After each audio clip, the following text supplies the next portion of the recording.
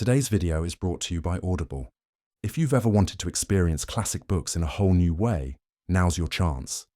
With Audible, you can listen to thousands of audiobooks, from timeless literature to modern bestsellers, anytime, anywhere. Start your free 30-day trial and support the channel by clicking the link in the description below. Thank you. A Catastrophe by H.G. Wells. Published 1895. The little shop was not paying. The realization came insensibly. Winslow was not the man for definite addition and subtraction and sudden discovery. He became aware of the truth in his mind gradually, as though it had always been there. A lot of facts had converged and led him there. There was that line of cretonne, 4 half pieces, untouched, save for half a yard sold to cover a stool. There were those shirting at 4 3/4 D. Bandersnatch, in the Broadway, was selling them at 2 3/4 D. Under cost, in fact. Surely Bandersnatch might let a man live. Those servants' caps, a selling line, needed replenishing, and that brought back the memory of Winslow's sole wholesale dealers, Helter, Skelter, and Grab. Why? How about their account? Winslow stood with a big green box on the counter before him when he thought of it. His pale grey eyes grew a little rounder. His pale, straggling moustache twitched. He had been drifting along, day after day. He went round to the ramshackle cash desk in the corner. It was Winslow's weakness to sell his goods over the counter, give his customers a duplicate bill, and then dodge into the desk to receive the money, as though he doubted his own honesty. His lank forefinger, with the prominent joints, ran down the bright little calendar, Clax Cotton's last for all time. 1, 2, 3. 3 weeks and a day, said Winslow, staring. March, only 3 weeks and a day. It can't be. Tea, dear, said Mrs. Winslow, opening the door with the glass window and the white blind that communicated with the parlour. 1 minute, said Winslow, and began unlocking the desk. An irritable old gentleman, very hot and red about the face, and in a heavy fur-lined coat, came in noisily. Mrs. Winslow vanished. Ugh, said the old gentleman. Pocket handkerchief. Yes, sir, said Winslow. About what price? Ugh, said the old gentleman. Pocket handkerchief, quig. Winslow began to feel flustered. He produced 2 boxes. These, sir, began Winslow. Sheed tin, said the old gentleman, clutching the stiffness of the linen. Wad to blow my nose, not hag it about. A cotton one, p'raps, sir, said Winslow. How much? Said the old gentleman over the handkerchief. 7pence, sir. There's nothing more I can show you? No ties? Braces? Damn, said the old gentleman, fumbling in his ticket pocket and finally producing half a crown. Winslow looked round for his metallic duplicate book, which he kept in various fixtures according to circumstances, and then he caught the old gentleman's eye. He went straight to the desk at once and got the change with an entire disregard of routine of the shop. Winslow was always more or less excited by a customer, but the open desk reminded him of his trouble. It did not come back to him all at once. He heard a fingernail softly tapping on the glass, and looking up, saw Minnie's eyes over the blind. It seemed like retreat opening. He shut and locked the desk and went into the back room to tea. But he was preoccupied. 3 weeks and a day. He took unusually large bites of his bread and butter and stared hard at the little pot of jam. He answered Minnie's conversational advances distractedly. The shadow of Helter, Skelter, and Grab lay upon the tea table. He was struggling with this new idea of failure, the tangible realization that was taking shape and substance, condensing, as it were, out of the misty uneasiness of many days. At present, it was simply one concrete fact. There were £39 left in the bank, and that day 3 weeks Messrs. Helter, Skelter, and Grab, those enterprising outfitters of young men, would demand their £80. After tea, there was a customer or so, small purchases, some muslin and buckram, dress protectors, tape, and a pair of Lyle hose. Then, knowing that black care was lurking in the dusky corners of the shop, he lit the 3 lamps early and set to refolding his cotton prints, the most vigorous and least meditative proceeding of which he could think. He could see Minnie's shadow in the other room as she moved about the table. She was busy turning an old dress. He had a walk after supper, looked in at the YMCA, but found no one to talk to, and finally went to bed. Minnie was already there. And there too, waiting for him, nudging him gently, until about midnight he was hopelessly awake, sat black care. He had 1 or 2 nights lately in that company, but this was much worse. First came Messrs. Helter, Skelter and Garb, and their demand for £80, an enormous sum when your original capital was only 170. They camped, as it were, before him, sat down and beleaguered him. He clutched feebly at the circumambient darkness for expedients. Suppose he had a sale, sold things for almost anything. He tried to imagine a sale miraculously successful in some unexpected manner, and mildly profitable, in spite of reductions below cost. Then Bandersnatch Limited, 101, 102, 103, 105, 106, 107. Broadway joined the siege, a long caterpillar of frontage, a battery of shop fronts, wherein things were sold at a farthing above cost. How could he fight such an establishment? Besides, what had he to sell? He began to review his resources. What taking line was there to bait the sale? Then straightway came those pieces of cretonne, yellow and black, with a bluish-green flower. Those discredited skirtings, prints without buoyancy, skirmishing haberdashery, some despairful 4-button gloves by an inferior maker, a hopeless crew. And that was his force against Bandersnatch, Helter, Skelter and Grab, and the pitiless world behind them. Whatever had made him think a mortal would buy such things? Why had he bought this and neglected that? He suddenly realized the intensity of his hatred for Helter, Skelter and Grab's salesmen. Then he drove towards an agony of self-reproach. He had spent too much on that cash desk. What real need was there of a desk? He saw his vanity of that desk in a lurid glow of self-discovery. And the lamps, £5. Then suddenly, with what was almost physical pain, he remembered the rent. He groaned and turned over, and there, dim in the darkness, was the hummock of Mrs. Winslow's shoulder. That set him off in another direction. He became acutely sensible of Minnie's want of feeling. Here he was, worried to death about business, and she sleeping like a little child. He regretted having married, with that infinite bitterness that only comes to the human heart in the small hours of the morning. That hummock of white seemed absolutely without helpfulness, a burden, a responsibility. What fools men were to marry.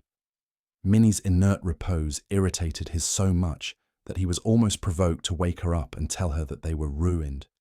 She would have to go back to her uncle. Her uncle had always been against him, and as for his own future, Winslow was exceedingly uncertain. A shop assistant who has once set up for himself finds the utmost difficulty in getting into a situation again. He began to figure himself crib hunting once more, going from this wholesale house to that, writing innumerable letters. How he hated writing letters. Sir, referring to your advertisement in the Christian World. He beheld an infinite vista of discomfort and disappointment, ending in a gulf. He dressed, yawning, and went down to open the shop. He felt tired before the day began. As he carried the shutters in, he kept asking himself what good he was doing. The end was inevitable, whether he bothered or not. The clear daylight smote into the place and showed how old and rough and splintered was the floor, how shabby the second-hand counter, how hopeless the whole enterprise. He had been dreaming these past 6 months of a bright shop, of a happy couple, of a modest but comely profit flowing in. He had suddenly awakened from his dream. The braid that bound his decent black coat, it was a trifle loose, caught against the catch of the shop door, and was torn away. This suddenly turned his wretchedness to wrath. He stood quivering for a moment, then, with a spiteful clutch, tore the braid looser and went into Minnie. "Here," he said with infinite reproach. "Look here. You might look after a chap a bit." "I didn't see it torn," said Minnie. "You never do," said Winslow with gross injustice, "until things are too late." Minnie looked suddenly at his face. "I'll sew it now, Sid, if you like." "Let's have breakfast first," said Winslow, "and do things at their proper time." He was preoccupied at breakfast, and Minnie watched him anxiously. His only remark was to declare his egg a bad one. It wasn't. It was flavoury, being one of those at 15 a shilling, but quite nice. He pushed it away from him, and then, having eaten a slice of bread and butter, admitted himself in the wrong by resuming the egg. "Sid," said Minnie, as he stood up to go into the shop again, "you're not well." "I'm well enough." He looked at her as though he hated her. "Then there's something else the matter. You aren't angry with me, Sid, are you, about that braid? Do tell me what's the matter. You were just like this at tea yesterday, and at supper time. It wasn't the braid then. And I'm likely to be." She looked interrogation. "Oh, what is the matter?" she said. It was too good a chance to miss, and he brought the evil news out with dramatic force. "Matter?" he said. "I'd done my best, and here we are. That's the matter. If I can't pay helter, skelter, and grab £80 this day 3 weeks. Pause. We shall be sold up. Sold up. That's the matter, Min. Sold up." "Oh, Sid," began Minnie. He slammed the door. For the moment he felt relieved of at least half his misery. He began dusting boxes that did not require dusting, and then reblocked a cretonne already faultlessly blocked. He was in a state of grim wretchedness, a martyr under the harrow of fate. At any rate, it should not be said he failed for want of industry, and how he had planned and contrived and worked, all to this end. He felt horrible doubts. Providence and Bandersnatch, surely they were incompatible. Perhaps he was being tried. That sent him off upon a new tack, a very comforting one. The martyr pose, the gold in the furnace attitude, lasted all the morning. At dinner, potato pie. He looked up suddenly and saw Minnie's face regarding him. Pale she looked, and a little red about the eyes. Something caught him suddenly with a queer effect upon his throat. All his thoughts seemed to wheel round into quite a new direction. He pushed back his plate and stared at her blankly. Then he got up, went round the table to her, she staring at him. He dropped on his knees beside her without a word. "Oh, Minnie," he said, and suddenly she knew it was peace, and put her arms about him, as he began to sob and weep. He cried like a little boy, slobbering on her shoulder that he was a knave to have married her, and brought her to this, that he hadn't the wits to be trusted with a penny, that it was all his fault, that he had hoped so, ending in a howl. And she, crying gently herself, patting his shoulders, said, "Shh," softly to his noisy weeping, and so soothed the outbreak. Then suddenly the crazy bell upon the shop door began, and Winslow had to jump to his feet and be a man again.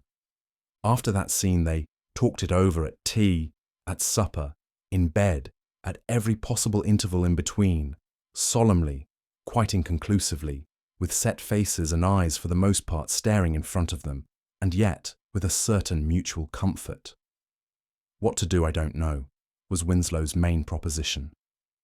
Minnie tried to take a cheerful view of service with a probable baby, but she found she needed all her courage, and her uncle would help her again, perhaps just at the critical time. It didn't do for folks to be too proud. Besides, something might happen, a favourite formula with her. One hopeful line was to anticipate a sudden afflux of customers. "Perhaps," said Minnie, You might get together 50. They know you well enough to trust you a bit. They debated that point. Once the possibility of helter, skelter, and grab giving credit was admitted, it was pleasant to begin sweating the acceptable minimum. For some half-hour over tea the second day after Winslow's discoveries, they were quite cheerful again, laughing even at their terrific fears. Even £20 to go on with might be considered enough.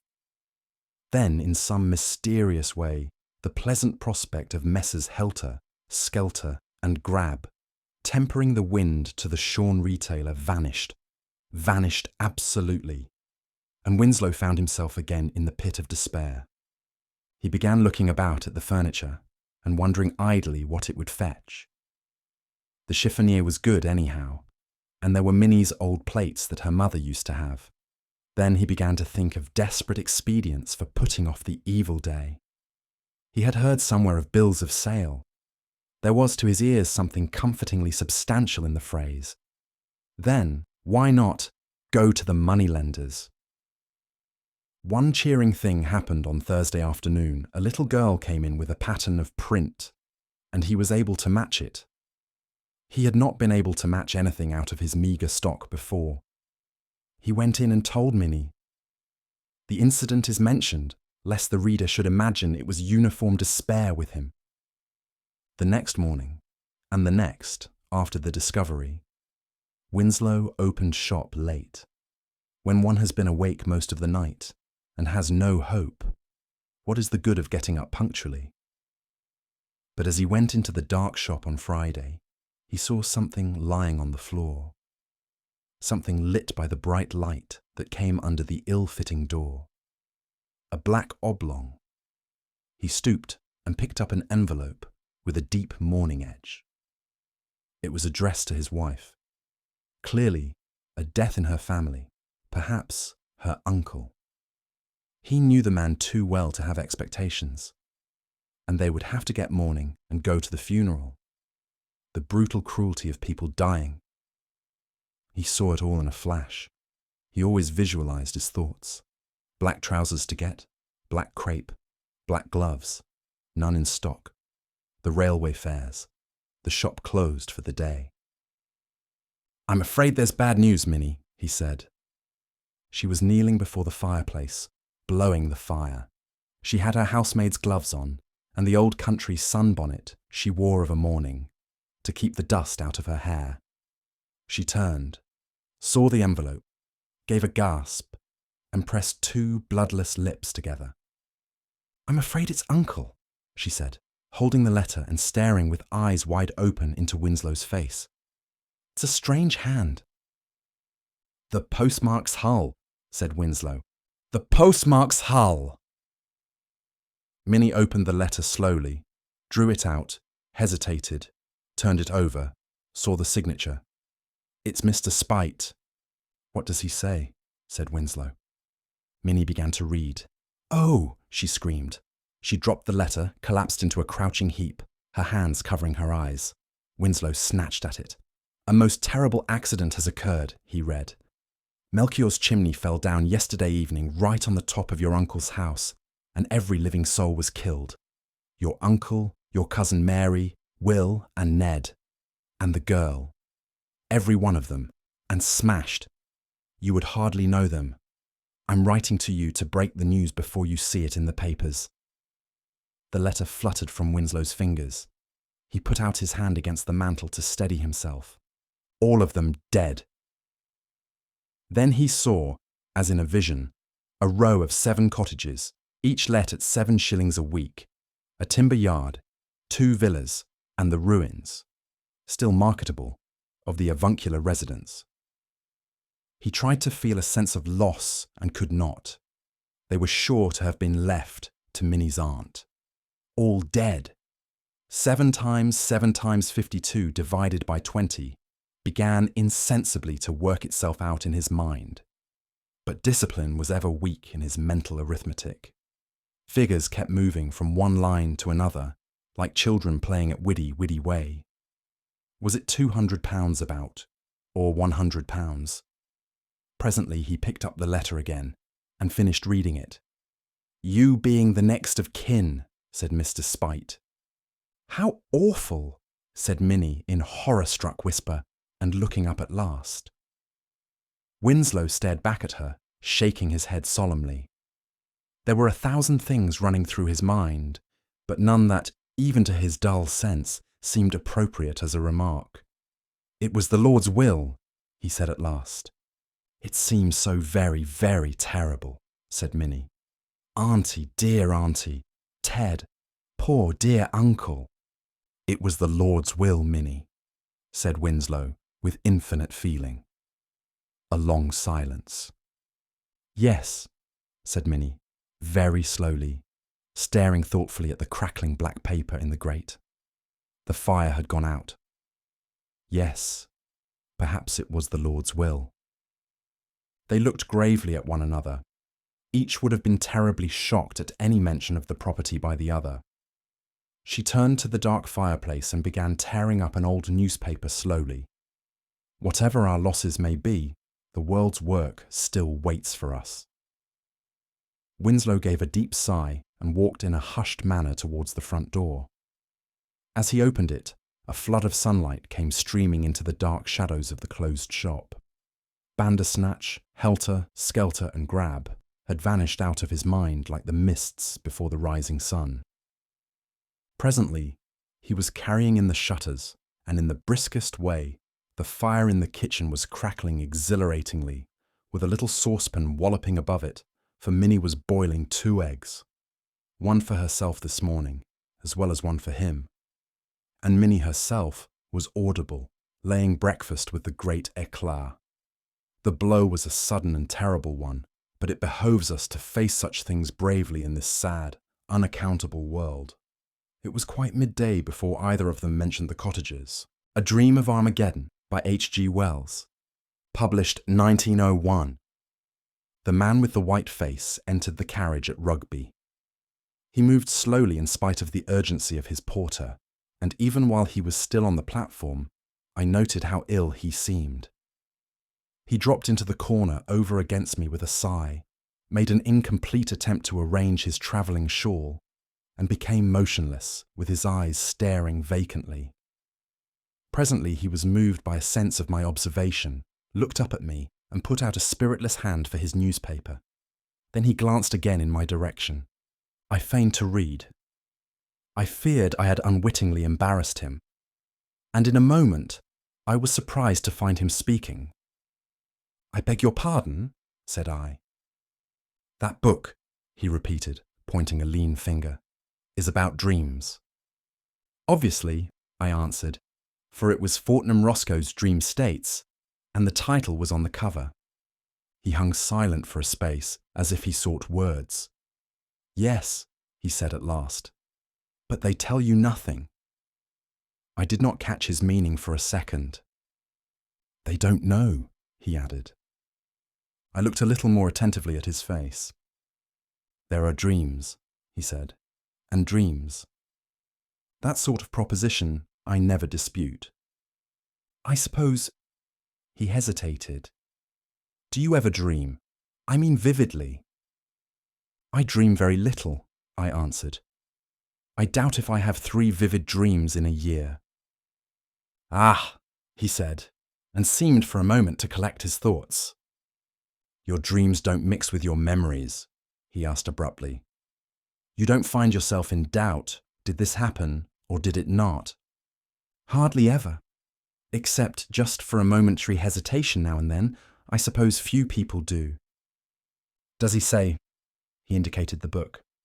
"Says it happens at times and gives the usual explanation about intensity of impression and the like to account for its not happening as a rule.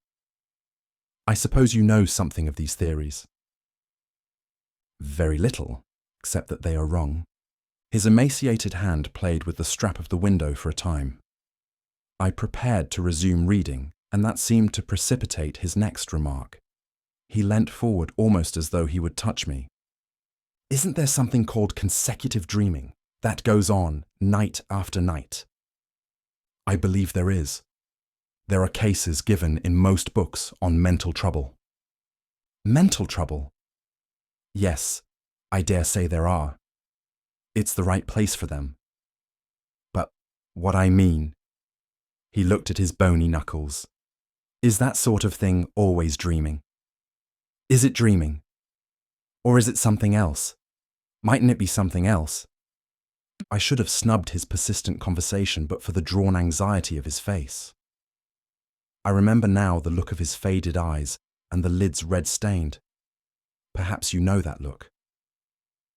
I'm not just arguing about a matter of opinion, he said. The thing's killing me. Dreams? If you call them dreams, night after night, vivid, so vivid, this, he indicated the landscape that went streaming by the window, seems unreal in comparison. I can scarcely remember who I am, what business I am on. He paused. Even now. The dream is always the same, do you mean? I asked. It's over, you mean. I died. Died?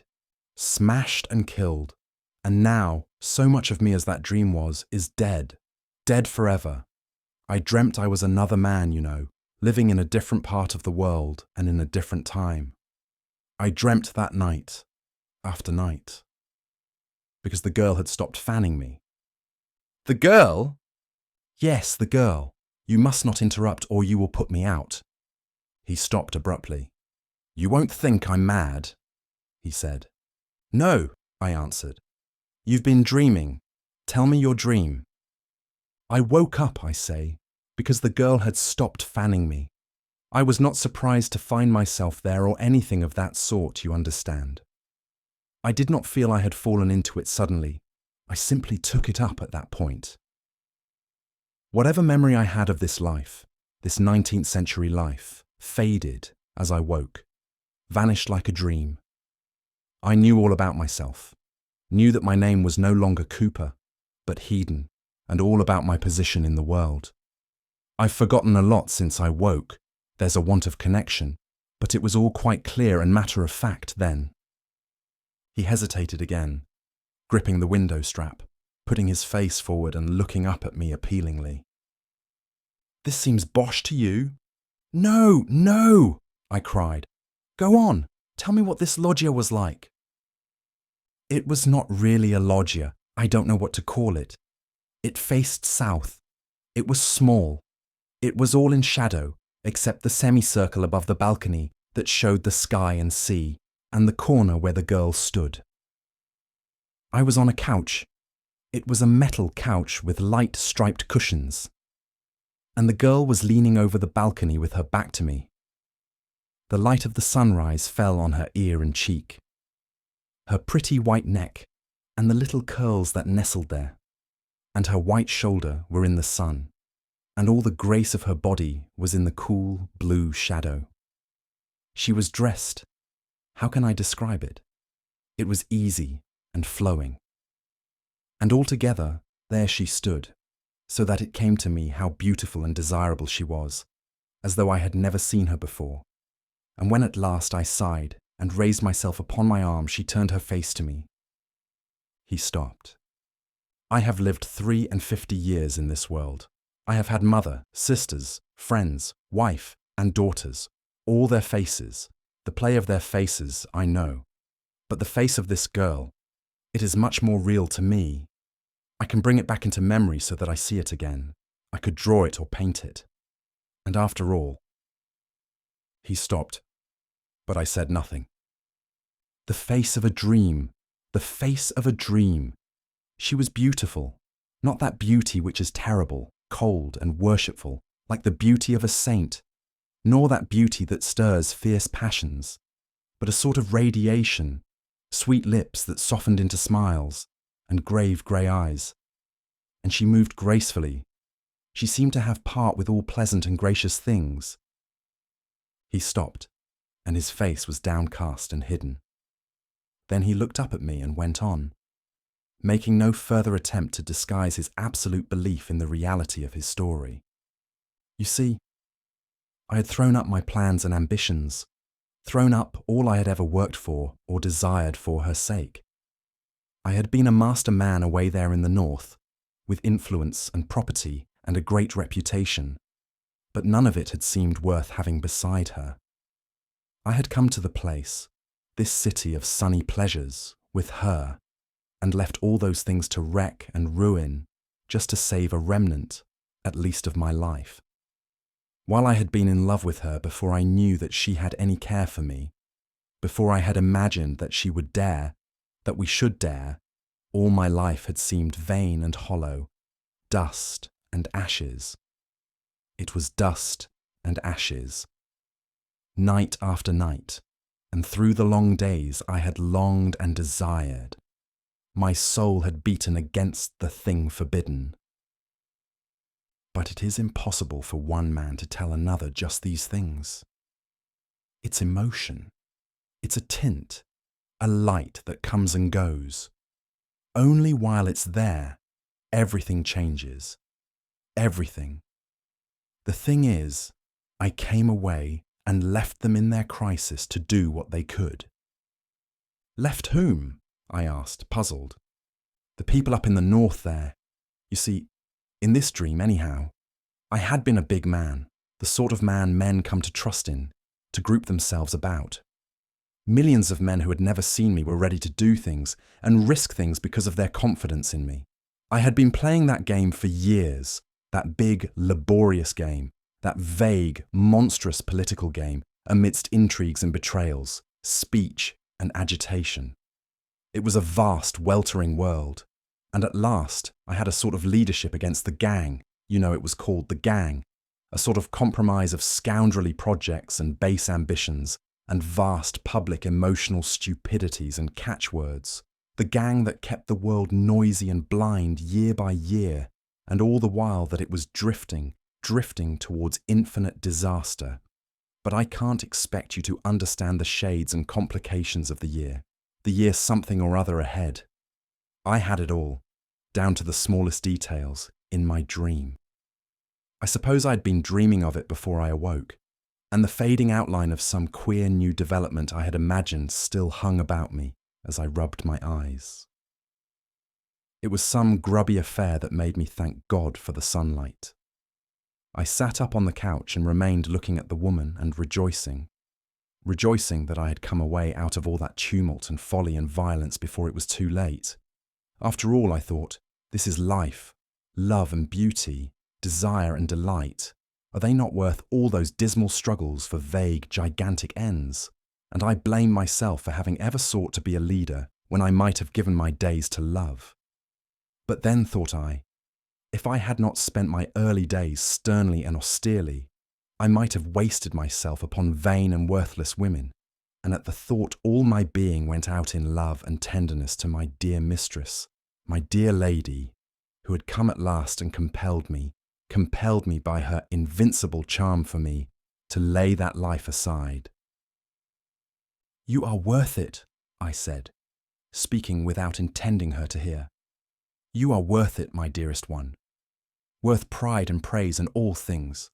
Love, to have you, is worth them all together." And at the murmur of my voice, she turned about. "Come and see," she cried. I can hear her now. "Come and see the sunrise upon Monte Solaro." I remember how I sprang to my feet and joined her at the balcony. She put a white hand upon my shoulder and pointed towards great masses of limestone, flushing, as it were, into life. I looked, but first I noted the sunlight on her face caressing the lines of her cheeks and neck. How can I describe to you the scene we had before us? We were at Capri. "I have been there," I said. "I have clambered up Monte Solaro and drunk Vero Capri, muddy stuff like cider, at the summit." "Ah," said the man with the white face. "Then perhaps you can tell me. You will know if this was indeed Capri, for in this life I have never been there. Let me describe it. We were in a little room, one of a vast multitude of little rooms, very cool and sunny, hollowed out of the limestone of a sort of cape, very high above the sea. The whole island, you know, was one enormous hotel, complex beyond explaining, and on the other side there were miles of floating hotels, and huge floating stages to which the flying machines came. They called it a pleasure city. Of course, there was none of that in your time. Rather, I should say, is none of that now. Of course. Now? Yes. Well, this room of ours was at the extremity of the cape, so that one could see east and west. Eastward was a great cliff, 1,000 feet high perhaps, coldly grey except for one bright edge of gold, and beyond it the Isle of the Sirens, and a falling coast that faded and passed into the hot sunrise. And when one turned to the west, distinct and near was a little bay, a little beach still in shadow. And out of that shadow rose Solaro, straight and tall, flushed and golden crested, like a beauty throned, and the white moon was floating behind her in the sky. And before us from east to west stretched the many-tinted sea all dotted with little sailing boats. To the eastward, of course, these little boats were grey and very minute and clear, but to the westward they were little boats of gold, shining gold, almost like little flames. And just below us was a rock with an arch worn through it.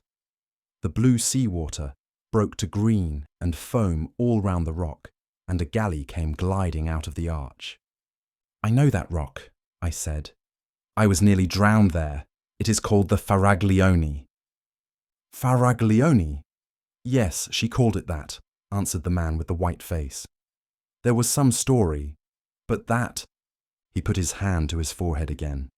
"No," he said, "I forget that story." "Well, that is the first thing I remember, the first dream I had. That little shaded room and the beautiful air and sky and that dear lady of mine, with her shining arms and her graceful robe, and how we sat and talked in half whispers to one another. We talked in whispers, not because there was anyone to hear, but because there was still such a freshness of mind between us that our thoughts were a little frightened, I think, to find themselves at last in words, and so they went softly.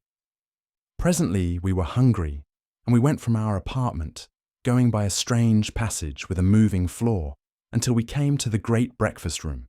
There was a fountain and music. A pleasant and joyful place it was, with its sunlight and splashing, and the murmur of plucked strings. And we sat and ate and smiled at one another, and I would not heed a man who was watching me from a table nearby. And afterwards we went on to the dancing hall, but I cannot describe that hall. The place was enormous, larger than any building you have ever seen, and in one place there was the old gate of Capri, caught into the wall of a gallery high overhead. Light girders, stems and threads of gold burst from the pillars like fountains, streamed like an aurora across the roof and interlaced like conjuring tricks. All about the great circle for the dancers there were beautiful figures, strange dragons, and intricate and wonderful grotesques bearing lights. The place was inundated with artificial light that shamed the newborn day. And as we went through the throng, the people turned about and looked at us, for all through the world my name and face were known, and how I had suddenly thrown up pride and struggled to come to this place. And they looked also at the lady beside me, though half the story of how at last she had come to me was unknown or mistold. And few of the men who were there I know, but judged me a happy man, in spite of all the shame and dishonour that had come upon my name. The air was full of music, full of harmonious scents, full of the rhythm of beautiful motions. Thousands of beautiful people swarmed about the hall, crowded the galleries, sat in a myriad recesses. They were dressed in splendid colours and crowned with flowers. Thousands danced about the great circle beneath the white images of the ancient gods. And glorious processions of youths and maidens came and went. We too danced, not the dreary monotonies of your days, of this time, I mean, but dances that were beautiful, intoxicating. And even now I can see my lady dancing joyously. She danced, you know, with a serious face. She danced with a serious dignity. And yet she was smiling at me and caressing me, smiling and caressing with her eyes. "The music was different," he murmured. It went. I cannot describe it, but it was infinitely richer and more varied than any music that has ever come to me awake. And then, it was when we had done dancing, a man came to speak to me. He was a lean, resolute man, very soberly clad for that place, and already I had marked his face watching me in the breakfasting hall, and afterwards as we went along the passage, I had avoided his eye. But now, as we sat in a little alcove, smiling at the pleasure of all the people who went to and fro across the shining floor, he came and touched me, and spoke to me so that I was forced to listen, and he asked that he might speak to me for a little time apart.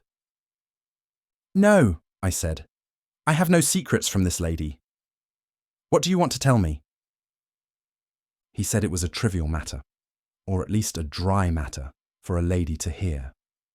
"Perhaps for me to hear," said I. He glanced at her, as though almost he would appeal to her. Then he asked me suddenly if I had heard of a great and avenging declaration that Evesham had made. Now Evesham had always before been the man next to myself in the leadership of that great party in the north. He was a forcible, hard and tactless man, and only I had been able to control and soften him. It was on his account even more than my own, I think, that the others had been so dismayed at my retreat. So this question about what he had done reawakened my old interest in the life I had put aside just for a moment. "I have taken no heed of any news for many days," I said. "What has Evesham been saying?" And with that the man began, nothing loath, and I must confess even I was struck by Evesham's reckless folly and the wild and threatening words he had used. And this messenger they had sent to me not only told me of Evesham's speech, but went on to ask counsel and to point out what need they had of me. While he talked, my lady sat a little forward and watched his face and mine. My old habits of scheming and organising reasserted themselves. I could even see myself suddenly returning to the north, and all the dramatic effect of it. All that this man said witnessed to the disorder of the party indeed, but not to its damage. I should go back stronger than I had come. And then I thought of my lady. You see, how can I tell you? There were certain peculiarities of our relationship. As things are, I need not tell you about that, which would render her presence with me impossible. I should have had to leave her. Indeed, I should have had to renounce her clearly and openly if I was to do all that I could do in the north. And the man knew that, even as he talked to her and me, knew it as well as she did, that my steps to duty were, first separation, then abandonment. At the touch of that thought, my dream of a return was shattered. I turned on the man suddenly, as he was imagining his eloquence was gaining ground with me. "What have I to do with these things now?" I said. "I have done with them. Do you think I am coquetting with your people in coming here?" "No," he said, "but—" "Why cannot you leave me alone? I have done with these things. I have ceased to be anything but a private man." "Yes," he answered, "but have you thought? This talk of war, these reckless challenges, these wild aggressions—" I stood up. "No," I cried. "I won't hear you. I took count of all those things. I weighed them, and I have come away." He seemed to consider the possibility of persistence. He looked from me to where the lady sat regarding us. "War," he said, as if he were speaking to himself, and then turned slowly from me and walked away. I stood, caught in the whirl of thoughts his appeal had set going. I heard my lady's voice. "Dear," she said, "but if they have need of you—" She did not finish her sentence. She let it rest there. I turned to her sweet face, and the balance of my mood swayed and reeled. "They want me only to do the thing they dare not do themselves," I said. "If they distrust Evesham, they must settle with him themselves." She looked at me doubtfully. "But war," she said. I saw a doubt on her face that I had seen before, a doubt of herself and me, the first shadow of the discovery that, seen strongly and completely, must drive us apart forever. Now I was an older mind than hers, and I could sway her to this belief or that. My dear one, I said, you must not trouble over these things. There will be no war. Certainly there will be no war. The age of wars is past. Trust me to know the justice of this case. They have no right upon me, dearest, and no one has a right upon me. I have been free to choose my life, and I have chosen this. But war, she said. I sat down beside her. I put an arm behind her and took her hand in mine. I set myself to drive that doubt away. I set myself to fill her mind with pleasant things again. I lied to her, and in lying to her, I lied also to myself. And she was only too ready to believe me, only too ready to forget. Very soon the shadow had gone again, and we were hastening to our bathing place in the Grotta del Bove Marino, where it was our custom to bathe every day. We swam and splashed one another, and in that buoyant water I seemed to become something lighter and stronger than a man. And at last we came out dripping and rejoicing and raced among the rocks. And then I put on a dry bathing dress, and we sat to bask in the sun. And presently I nodded, resting my head against her knee, and she put her hand upon my hair and stroked it softly, and I dozed. And behold, as it were with the snapping of the string of a violin, I was awakening, and I was in my own bed in Liverpool, in the life of today. Only for a time I could not believe that all these vivid moments had been no more than the substance of a dream. In truth, I could not believe it a dream for all the sobering reality of things about me. I bathed and dressed as it were by habit, and as I shaved, I argued why I of all men should leave the woman I loved to go back to fantastic politics in the hard and strenuous north. Even if Evesham did force the world back to war, what was that to me? I was a man, with the heart of a man, and why should I feel the responsibility of a deity for the way the world might go? You know, that is not quite the way I think about affairs, about my real affairs. I am a solicitor, you know, with a point of view. The vision was so real, you must understand, so utterly unlike a dream that I kept perpetually recalling little irrelevant details. Even the ornament of a book cover that lay on my wife's sewing machine in the breakfast room recalled with the utmost vividness the gilt line that ran about the seat in the alcove where I had talked with the messenger from my deserted party. Have you ever heard of a dream that had a quality like that? Like? So that afterwards you remembered little details you had forgotten. I thought. I had never noticed the point before, but he was right. Never, I said. That is what you never seem to do with dreams. No, he answered, but that is just what I did. I am a solicitor, you must understand, in Liverpool, and I could not help wondering what the clients and business people I found myself talking to in my office would think if I told them suddenly I was in love with a girl who would be born a couple of 100 years or so hence, and worried about the politics of my great-great-great-grandchildren.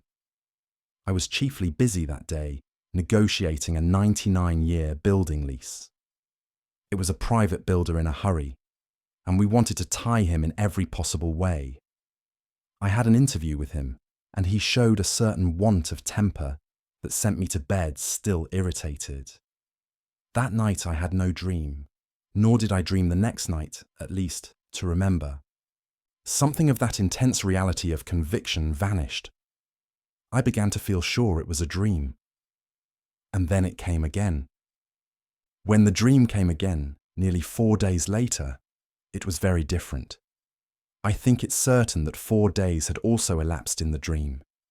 Many things had happened in the north, and the shadow of them was back again between us, and this time it was not so easily dispelled. I began, I know, with moody musings. Why, in spite of all, should I go back? Go back for all the rest of my days to toil and stress, insults and perpetual dissatisfaction, simply to save hundreds of millions of common people, whom I did not love, whom too often I could do no other than despise, from the stress and anguish of war and infinite misrule. And after all, I might fail.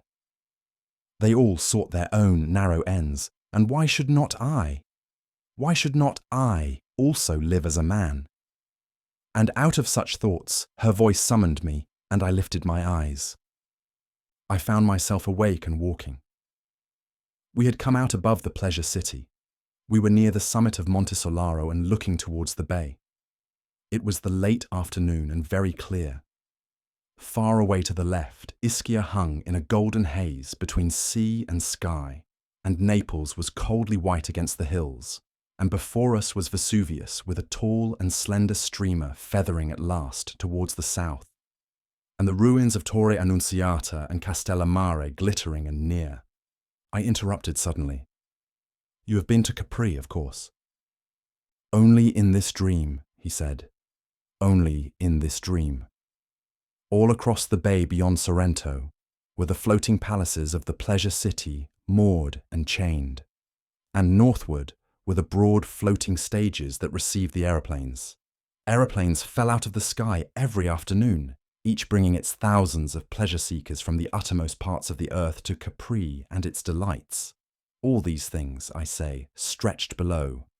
But we noticed them only incidentally because of an unusual sight that evening had to show.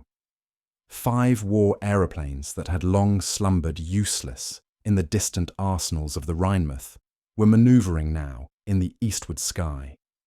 Evesham had astonished the world by producing them and others, and sending them to circle here and there. It was the threat material in the great game of bluff he was playing, and it had taken even me by surprise.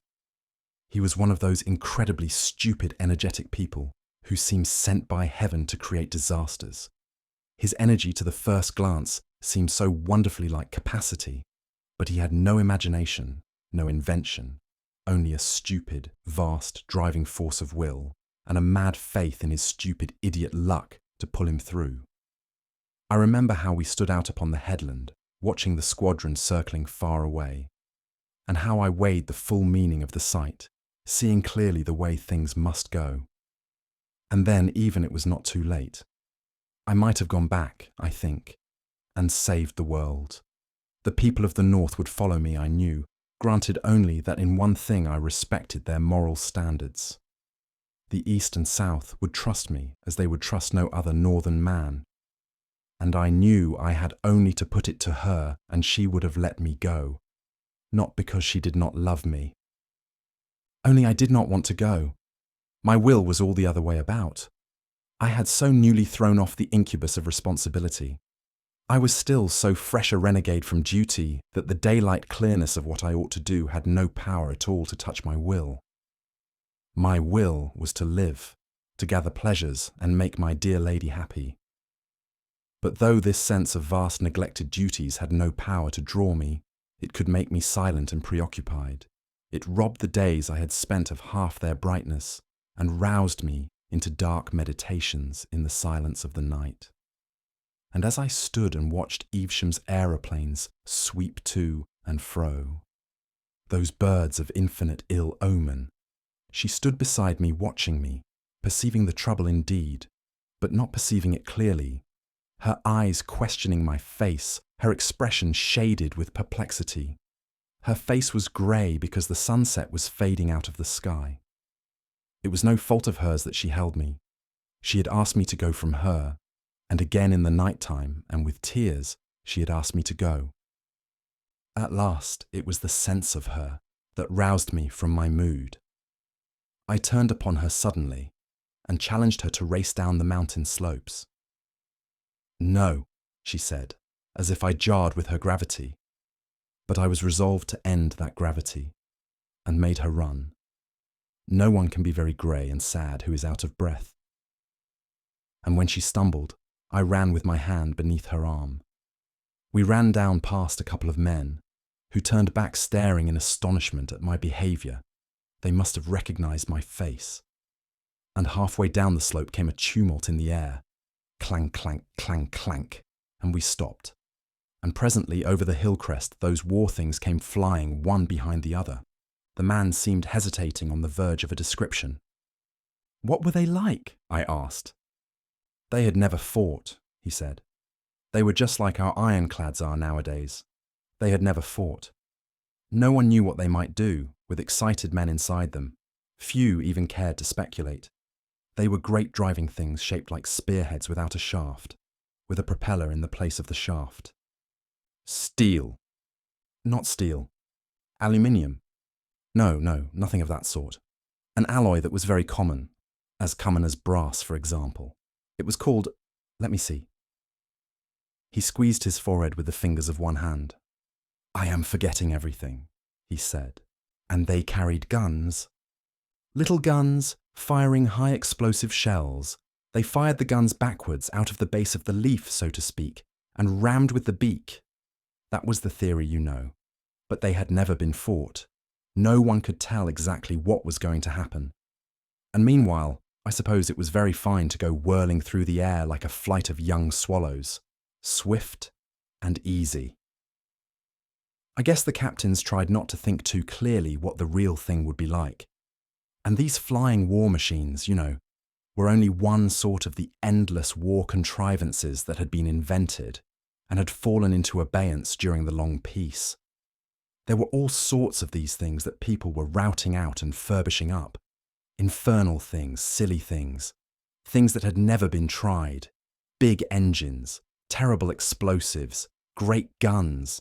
You know the silly way of these ingenious sort of men who make these things. They turn 'em out as beavers build dams, and with no more sense of the rivers they're going to divert and the lands they're going to flood. As we went down the winding stepway to our hotel again, in the twilight, I foresaw it all. I saw how clearly and inevitably things were driving for war in Evesham's silly, violent hands, and I had some inkling of what war was bound to be under these new conditions. And even then, though I knew it was drawing near the limit of my opportunity, I could find no will to go back. He sighed. That was my last chance. We didn't go into the city until the sky was full of stars, so we walked out upon the high terrace, to and fro, and she counselled me to go back. My dearest, she said, and her sweet face looked up to me. This is death. This life you lead is death. Go back to them. Go back to your duty. She began to weep, saying between her sobs and clinging to my arm as she said it, Go back. Go back. Then suddenly she fell mute, and glancing down at her face, I read in an instant the thing she had thought to do. It was one of those moments when one sees. No, I said. No? She asked, in surprise, and I think a little fearful at the answer to her thought. Nothing, I said. She'll send me back. Nothing. I have chosen. Love, I have chosen, and the world must go. Whatever happens, I will live this life. I will live for you. Nothing shall turn me aside. Nothing, my dear one, even if you died. Even if you died. Yes, she murmured softly. Then I also would die. And before she could speak again, I began to talk, talking eloquently, as I could do in that life, talking to exalt love, to make the life we were living seem heroic and glorious, and the thing I was deserting something hard and enormously ignoble, that it was a fine thing to set aside. I bent all my mind to throw that glamour upon it, seeking not only to convert her, but myself to that. We talked, and she clung to me, torn too between all that she deemed noble and all that she knew was sweet. And at last I did make it heroic, made all the thickening disaster of the world only a sort of glorious setting to our unparalleled love, and we two poor foolish souls strutted there at last, clad in that splendid delusion, drunken rather with that glorious delusion, under the still stars. And so my moment passed. It was my last chance. Even as we went to and fro there, the leaders of the South and East were gathering their resolve, and the hot answer that shattered Evesham's bluffing forever took shape and waited. And all over Asia and the ocean And the south, the air and the wires were throbbing with their warnings to prepare. Prepare. No one living, knew what war was. No one could imagine, with all these new inventions, what horror war might bring. I believe most people still believed it would be a matter of bright uniforms and shouting charges and triumphs and flags and bands, in a time when half the world drew its food supply from regions 10,000 miles away. The man with the white face paused. I glanced at him, and his face was intent on the floor of the carriage. A little railway station, a string of loaded trucks, a signal box, and the back of a cottage, shot by the carriage window, and a bridge passed with a clap of noise, echoing the tumult of the train. After that, he said, I dreamt often. For 3 weeks of nights that dream was my life.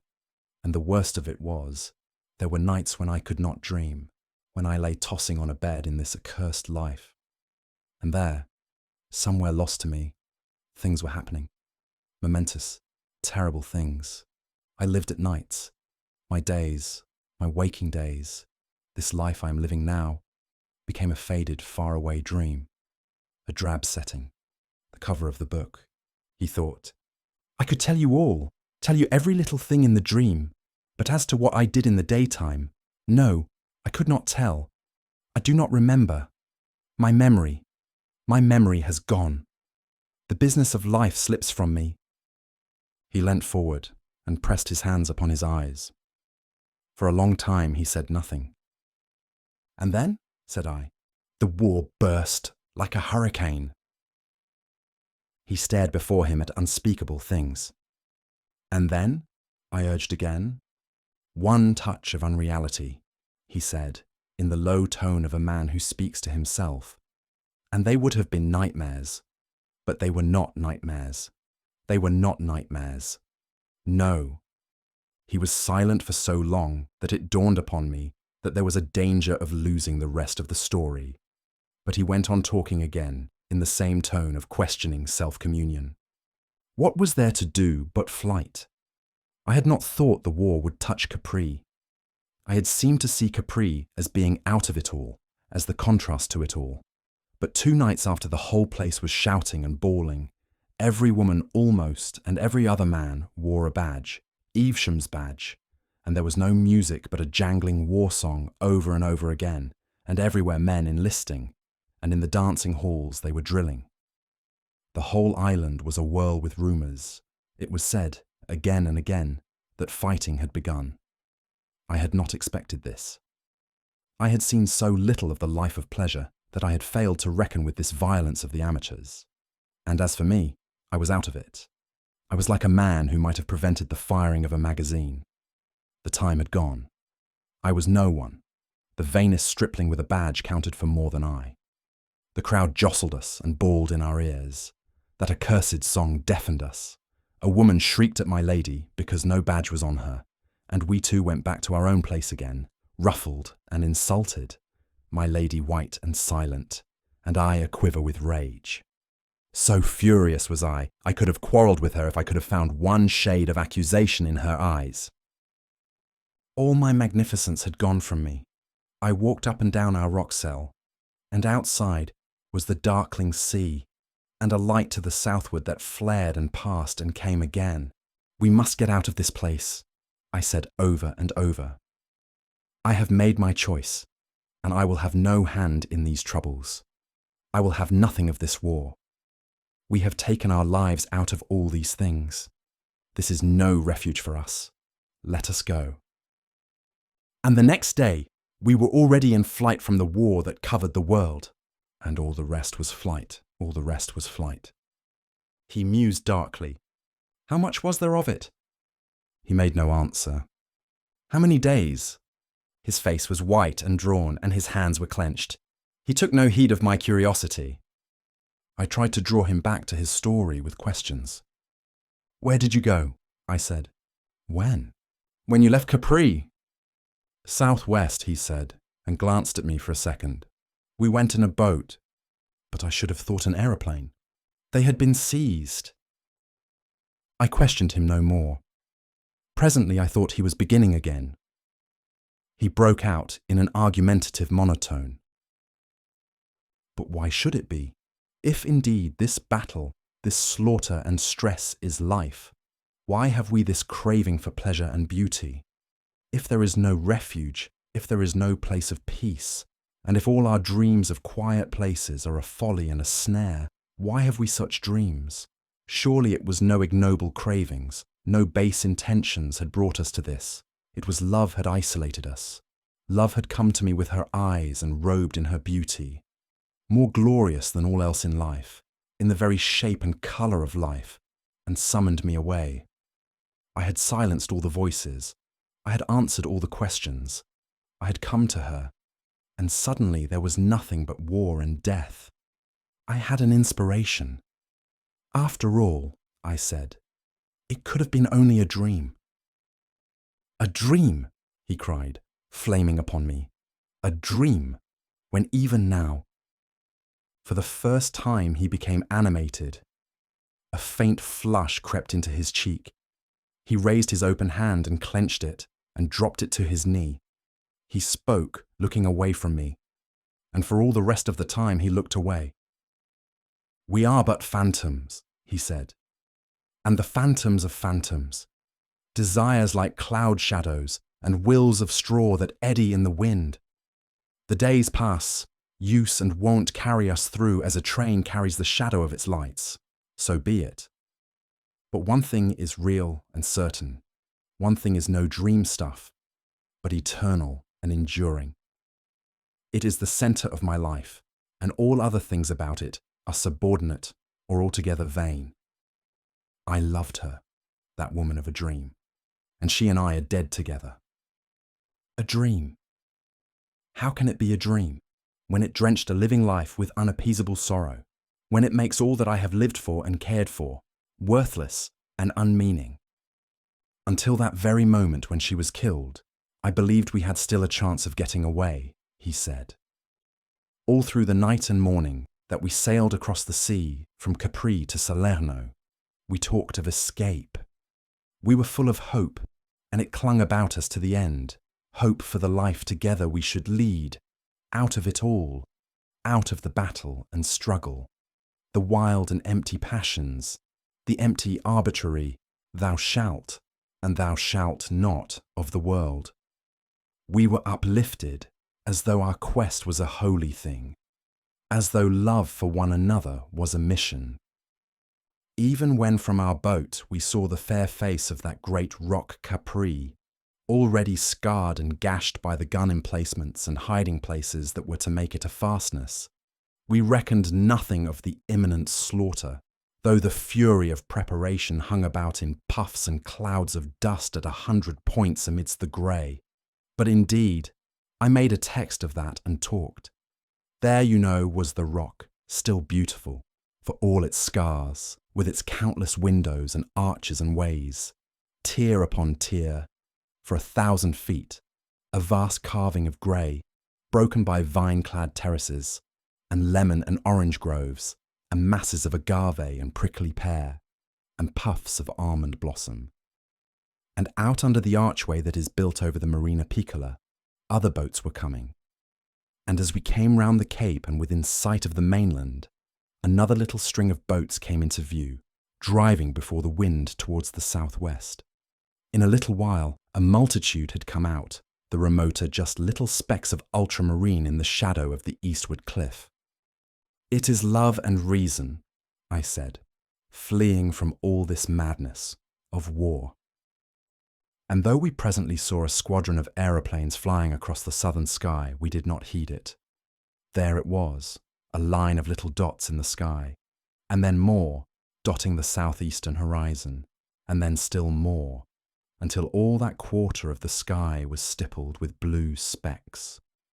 Now they were all thin little strokes of blue, and now one, and now a multitude would heel and catch the sun, and become short flashes of light.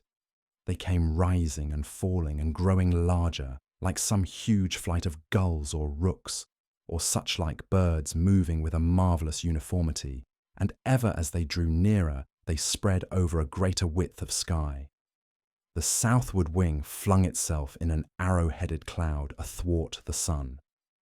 And then suddenly they swept round to the eastward and streamed eastward, growing smaller and smaller and clearer again until they vanished from the sky. And after that, we noted to the northward and very high Evesham's fighting machines hanging high over Naples like an evening swarm of gnats. It seemed to have no more to do with us than a flight of birds. Even the mutter of guns far away in the southeast seemed to us to signify nothing. Each day, each dream after that, we were still exalted, still seeking that refuge where we might live and love. Fatigue had come upon us, pain and many distresses. For though we were dusty and stained by our toilsome tramping, and half-starved, and with the horror of the dead men we had seen, and the flight of the peasants, for very soon a gust of fighting swept up the peninsula, with these things haunting our minds, it still resulted only in a deepening resolution to escape. Oh, but she was brave and patient. She who had never faced hardship and exposure had courage for herself, and me. We went to and fro seeking an outlet, over a country all commandeered and ransacked by the gathering hosts of war. Always we went on foot. At first there were other fugitives, but we did not mingle with them. Some escaped northward, some were caught in the torrent of peasantry that swept along the main roads. Many gave themselves into the hands of the soldiery and were sent northward. Many of the men were impressed, but we kept away from these things. We had brought no money to bribe a passage north, and I feared for my lady at the hands of these conscript crowds. We had landed at Salerno, and we had been turned back from Cava, and we had tried to cross towards Taranto by a pass over Mount Alburno. But we had been driven back for want of food, and so we had come down among the marshes by Paestum, where those great temples stand alone. I had some vague idea that by Paestum it might be possible to find a boat or something, and take once more to sea. And there it was, the battle overtook us. A sort of soul blindness had me. Plainly, I could see that we were being hemmed in, that the great net of that giant warfare had us in its toils. Many times we had seen the levies that had come down from the north going to and fro, and had come upon them in the distance amidst the mountains, making ways for the ammunition and preparing the mounting of the guns. Once we fancied they had fired at us, taking us for spies. At any rate, a shot had gone shuddering over us. Several times we had hidden in woods from hovering aeroplanes. But all these things do not matter now, these nights of flight and pain. We were in an open place near those great temples at Paestum, at last, on a blank, stony place dotted with spiky bushes, empty and desolate and so flat that a grove of eucalyptus far away showed to the feet of its stems. How I can see it! My lady was sitting down under a bush, resting a little, for she was very weak and weary, and I was standing up watching to see if I could tell the distance of the firing that came and went. They were still, fighting far from each other, with those terrible new weapons that had never before been used, guns that would carry beyond sight, and aeroplanes that would do. What they would do, no man could foretell. I knew that we were between the two armies, and that they drew together. I knew we were in danger, and that we could not stop there and rest. Though all these things were in my mind, they were in the background. They seemed to be affairs beyond our concern. Chiefly, I was thinking of my lady. An aching distress filled me. For the first time, she had owned herself beaten and had fallen a-weeping. Behind me, I could hear her sobbing, but I would not turn round to her because I knew she had need of weeping, and had held herself so far and so long for me. It was well, I thought, that she would weep and rest, and then we would toil on again, for I had no inkling of the thing that hung so near. Even now I can see her as she sat there, her lovely hair upon her shoulder, can mark again the deepening hollow of her cheek. "If we had parted," she said, "if I had let you go." No, said I. Even now I do not repent. I will not repent. I made my choice, and I will hold on to the end. And then, overhead in the sky, something flashed and burst, and all about us I heard the bullets making a noise like a handful of peas suddenly thrown. They chipped the stones about us, and whirled fragments from the bricks and past. He put his hand to his mouth, and then moistened his lips. At the flash, I had turned about. She stood up. She stood up, and moved a step towards me, as though she wanted to reach me. And she had been shot through the heart. He stopped and stared at me. I felt all that foolish incapacity an Englishman feels on such occasions. I met his eyes for a moment, and then stared out of the window. For a long space, we kept silence. When at last I looked at him, he was sitting back in his corner, his arms folded, and his teeth gnawing at his knuckles. He bit his nail suddenly and stared at it. I carried her, he said, towards the temples, in my arms, as though it mattered. I don't know why. They seemed a sort of sanctuary, They had lasted so long, I suppose. She must have died almost instantly, only I talked to her all the way. Silence again. I have seen those temples, I said abruptly, and indeed he had brought those still sunlit arcades of worn sandstone very vividly before me. It was the brown one, the big brown one. I sat down on a fallen pillar and held her in my arms. Silent after the first babble was over, and after a little while the lizards came out and ran about again, as though nothing unusual was going on, as though nothing had changed. It was tremendously still there, the sun high and the shadows still. Even the shadows of the weeds upon the entablature were still, in spite of the thudding and banging that went all about the sky. I seem to remember that the aeroplanes came up out of the south and that the battle went away to the west. One aeroplane was struck and overset and fell. I remember that, though it didn't interest me in the least. It didn't seem to signify. It was like a wounded gull, flapping for a time in the water. I could see it down the aisle of the temple, a black thing in the bright blue water. 3 or 4 times shells burst about the beach, and then that ceased. Each time that happened, all the lizards scuttled in and hid for a space. That was all the mischief done, except that once a stray bullet gashed the stone hard by, made just a fresh, bright surface. As the shadows grew longer, the stillness seemed greater. The curious thing, he remarked, with the manner of a man who makes a trivial conversation, is that I didn't think at all. I sat with her in my arms amidst the stones, in a sort of lethargy, stagnant. And I don't remember waking up. I don't remember dressing that day. I know I found myself in my office, with my letters all slit open in front of me, and how I was struck by the absurdity of being there, seeing that in reality I was in silence. Suddenly I perceived that we were running down the incline from Chalk Farm to Euston.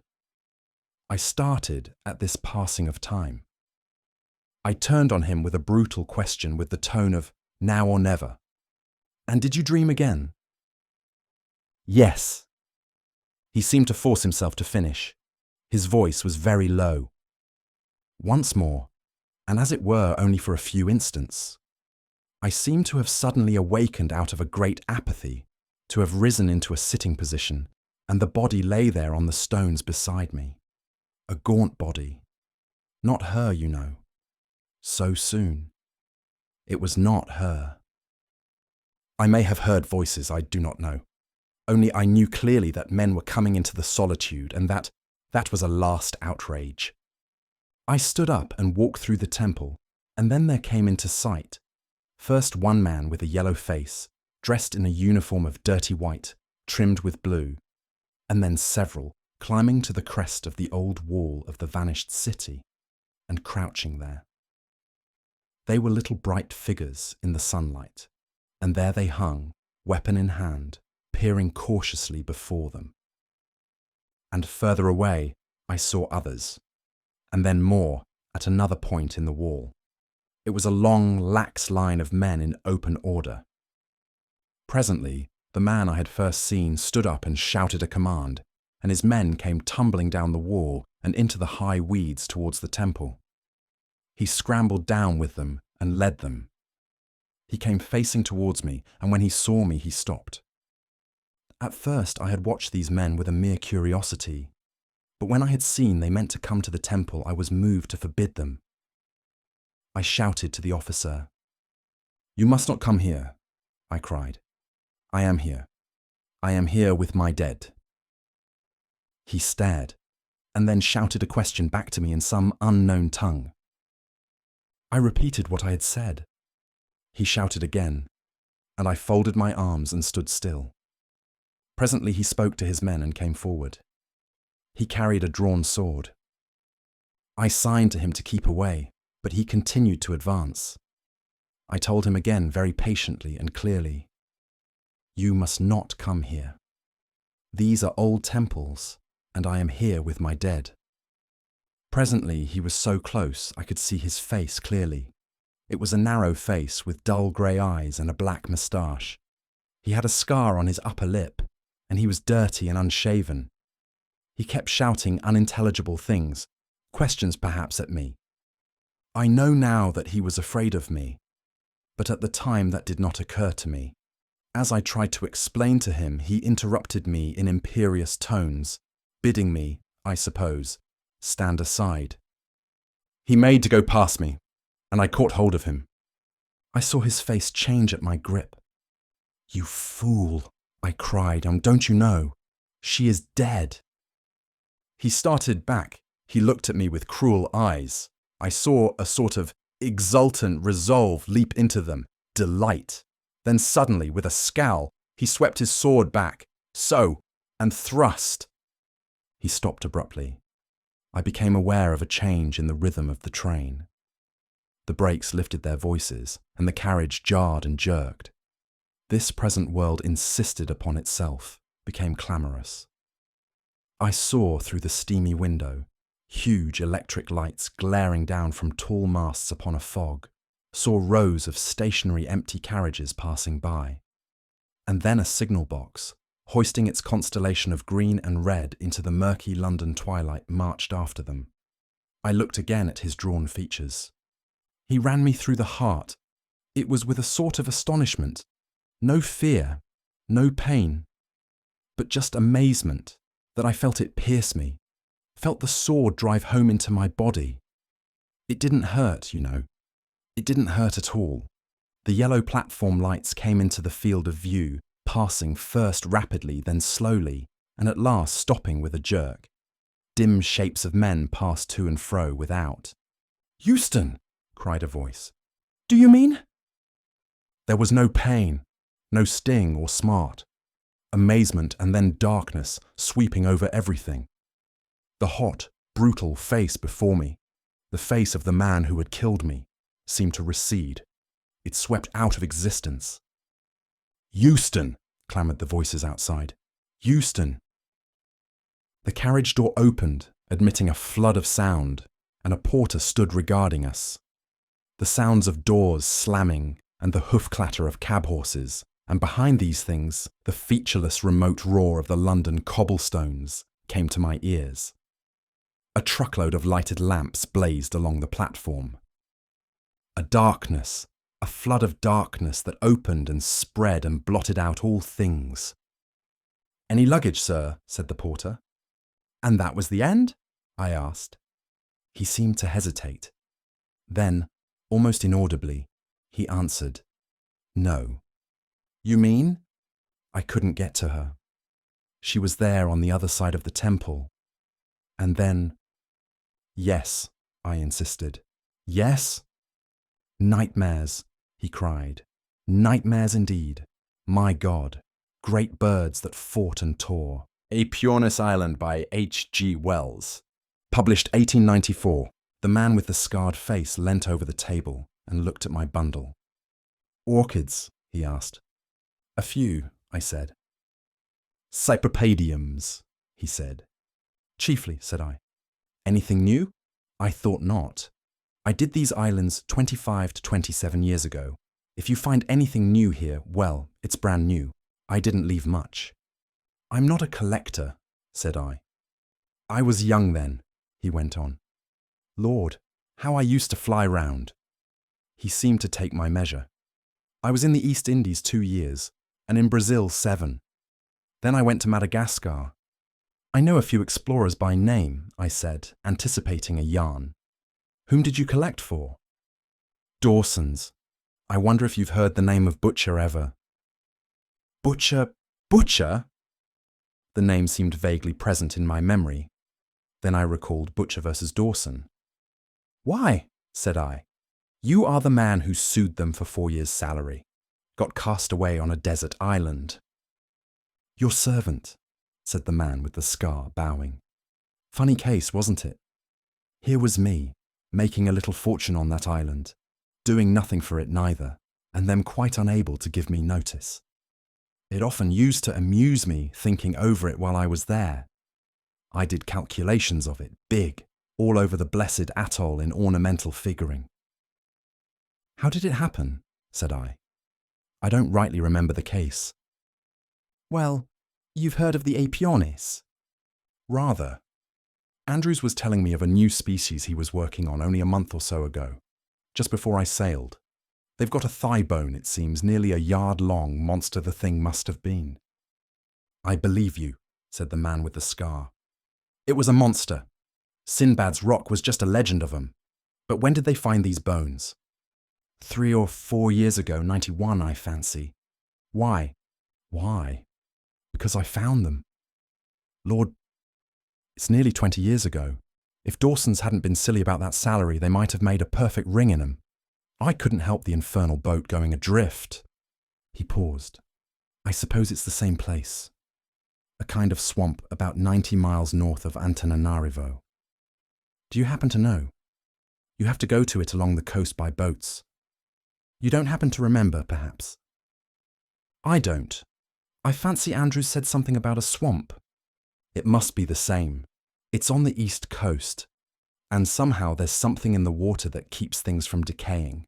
Like creosote, it smells. It reminded me of Trinidad. Did they get any more eggs? Some of the eggs I found were 1.5 feet long. The swamp goes circling round, you know, and cuts off this bit. It's mostly salt, too. Well, what a time I had of it. I found the things quite by accident. We went for eggs, me and 2 native chaps, in one of those rum canoes, all tied together, and found the bones at the same time. We had a tent and provisions for 4 days, and we pitched on one of the firmer places. To think of it brings that odd tarry smell back. Even now, it's funny work. You go probing into the mud with iron rods, you know. Usually the egg gets smashed. I wonder how long it is since these Epiornices really lived. The missionaries say the natives have legends about when they were alive, but I never heard any such stories myself. But certainly those eggs we got were as fresh as if they had been new laid fresh. Carrying them down to the boat, one of my chaps dropped one on a rock and it smashed. How I lammed into the beggar. But sweet it was, as if it was new laid, not even smelly, and its mother dead these 400 years perhaps. Said a centipede had bit him.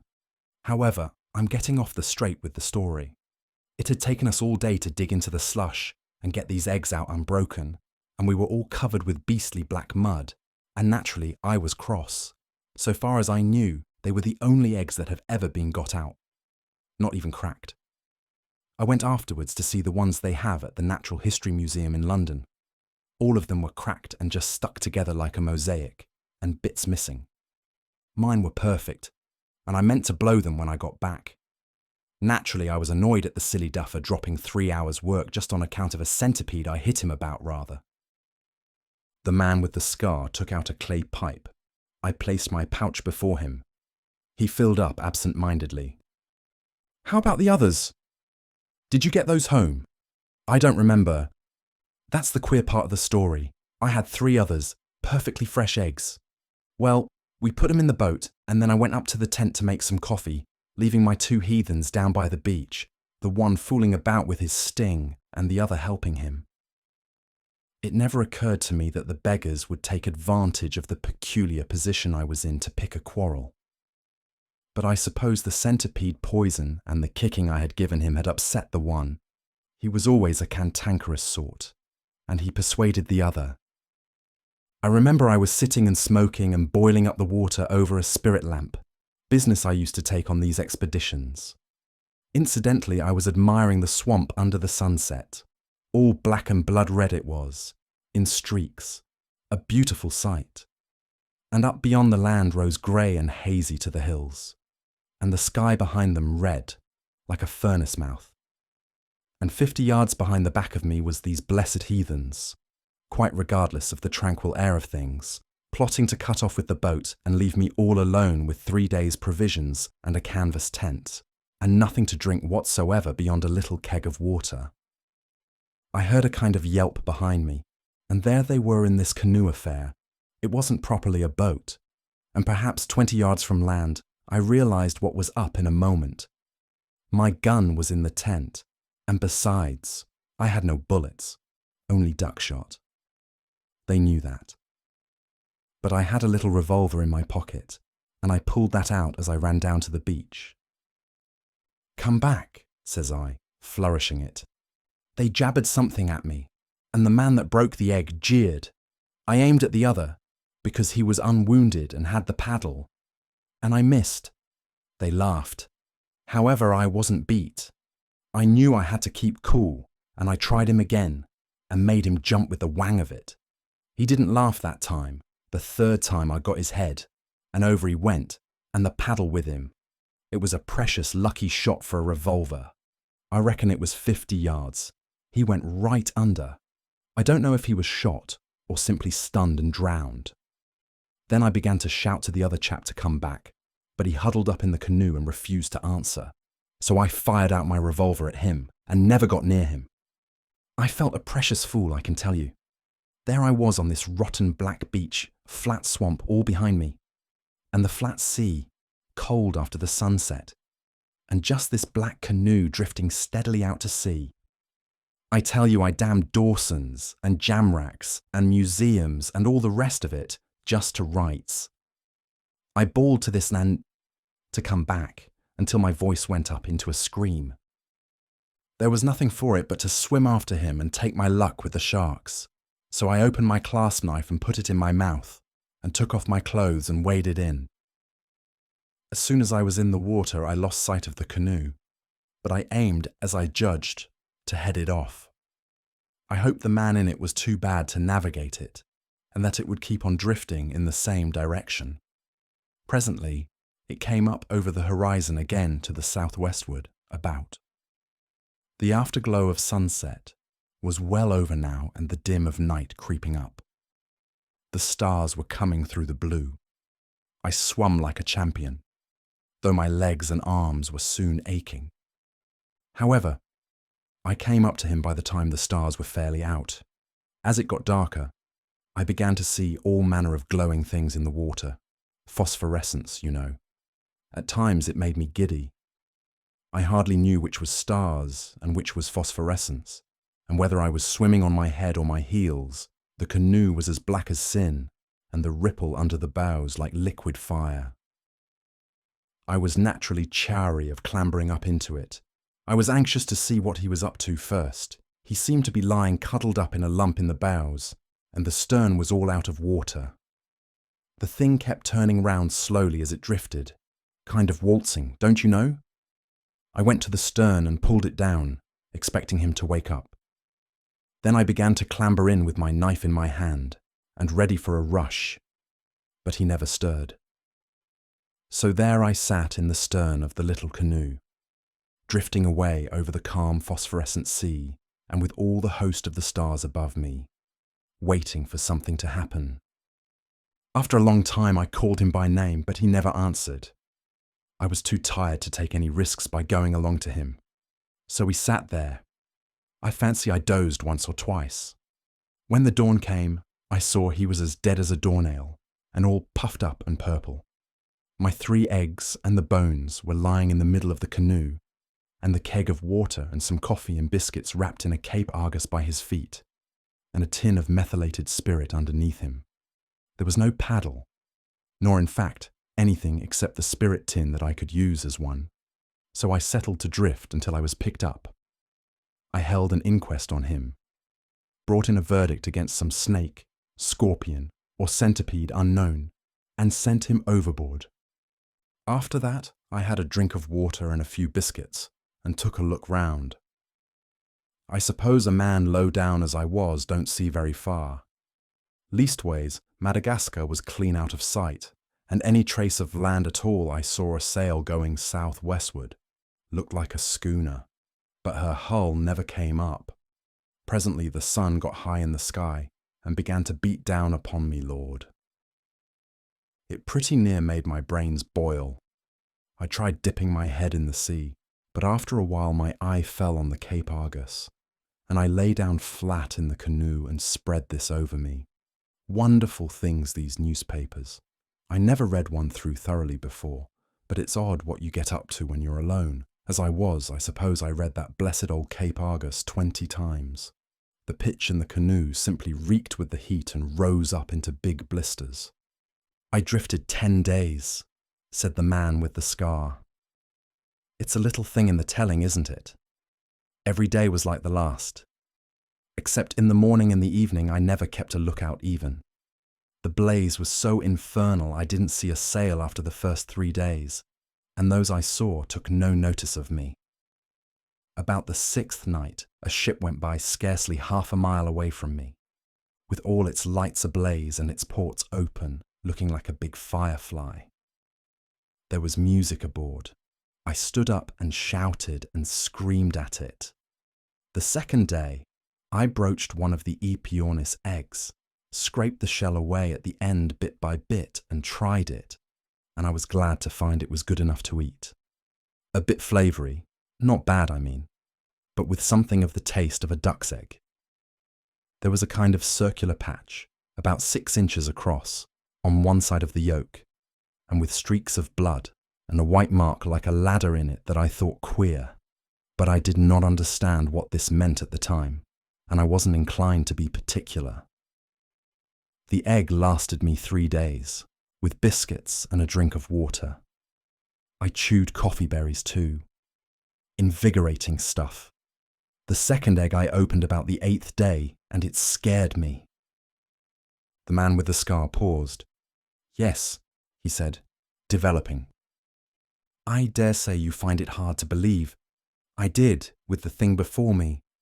There the egg had been, sunk in that cold black mud, perhaps 300 years, but there was no mistaking it. There was what is it? Embryo, with its big head and curved back, and its heart beating under its throat, and the yolk shriveled up and great membranes spreading inside of the shell and all over the yolk.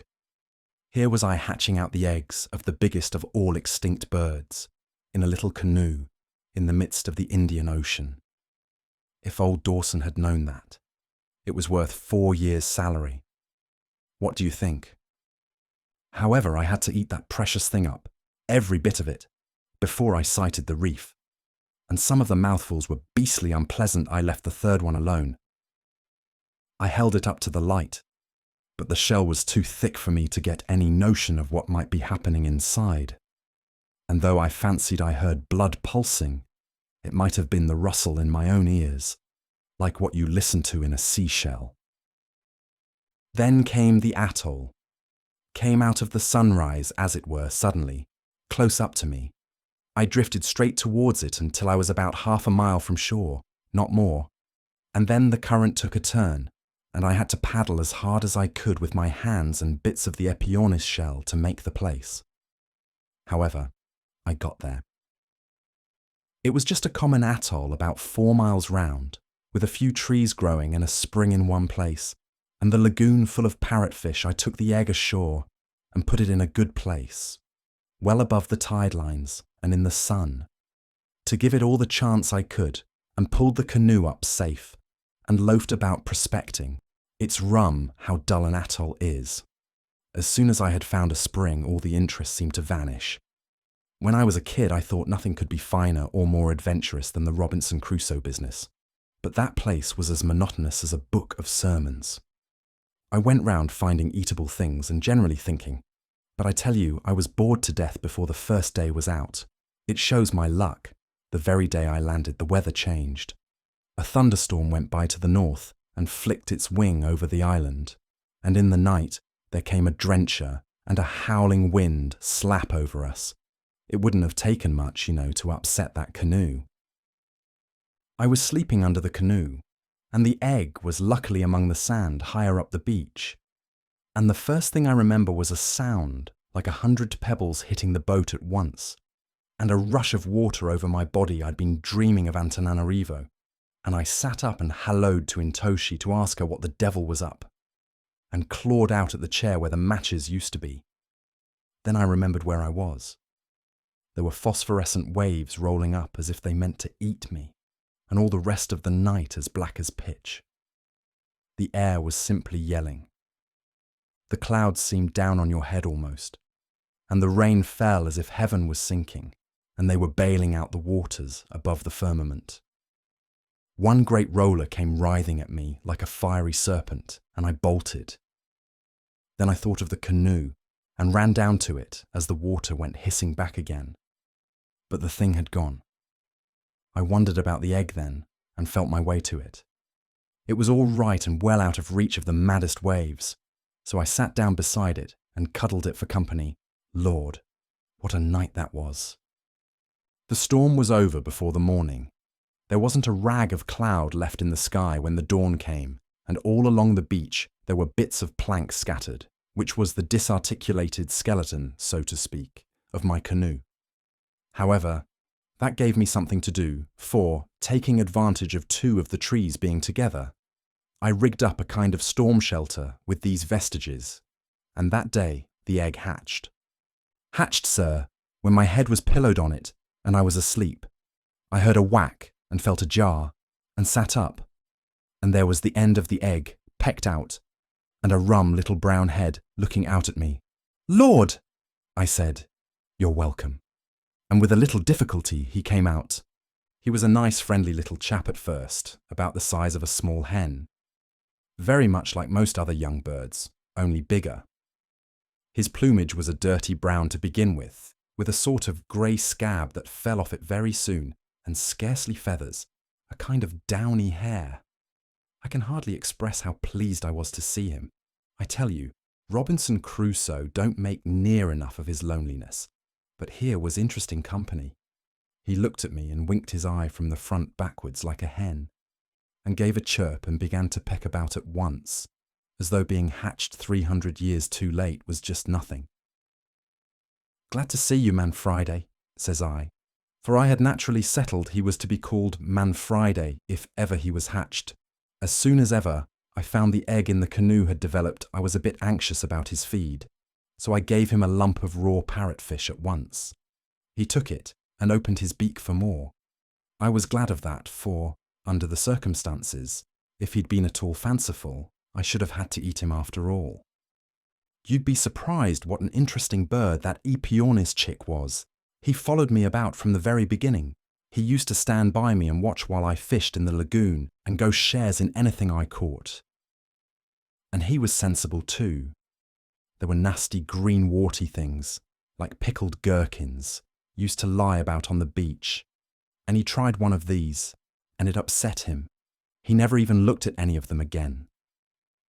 And he grew. You could almost see him grow, and as I was never much of a society man, his quiet, friendly ways suited me to a T. For nearly 2 years, we were as happy as we could be on that island. I had no business worries, for I knew my salary was mounting up at Dawson's. We would see a sail now and then, but nothing ever came near us. I amused myself too by decorating the island with designs worked in sea urchins and fancy shells of various kinds. I put Epionis Island all round the place very nearly, in big letters, like what you see done with coloured stones at railway stations in the old country, and mathematical calculations and drawings of various sorts. And I used to lie watching the blessed birds stalking round and growing growing, and think how I could make a living out of him by showing him about if I ever got taken off. After his first molt, he began to get handsome, with a crest and a blue wattle, and a lot of green feathers at the behind of him. And then I used to puzzle whether Dawsons had any right to claim him or not stormy weather. And in the rainy season we lay snug under the shelter I had made out of the old canoe, and I used to tell him lies about my friends at home. And after a storm, we would go round the island together to see if there was any drift. It was a kind of idyll, you might say. If only I had some tobacco, it would have been simply just like heaven. It was about the end of the second year our little paradise went wrong. Friday was then about 14 feet high to the bill of him, with a big, broad head like the end of a pickaxe, and two huge brown eyes with yellow rims, set together like a man's, not out of sight of each other like a hen's. His plumage was fine, none of the half-mourning style of your ostrich, more like a cassowary as far as colour and texture go.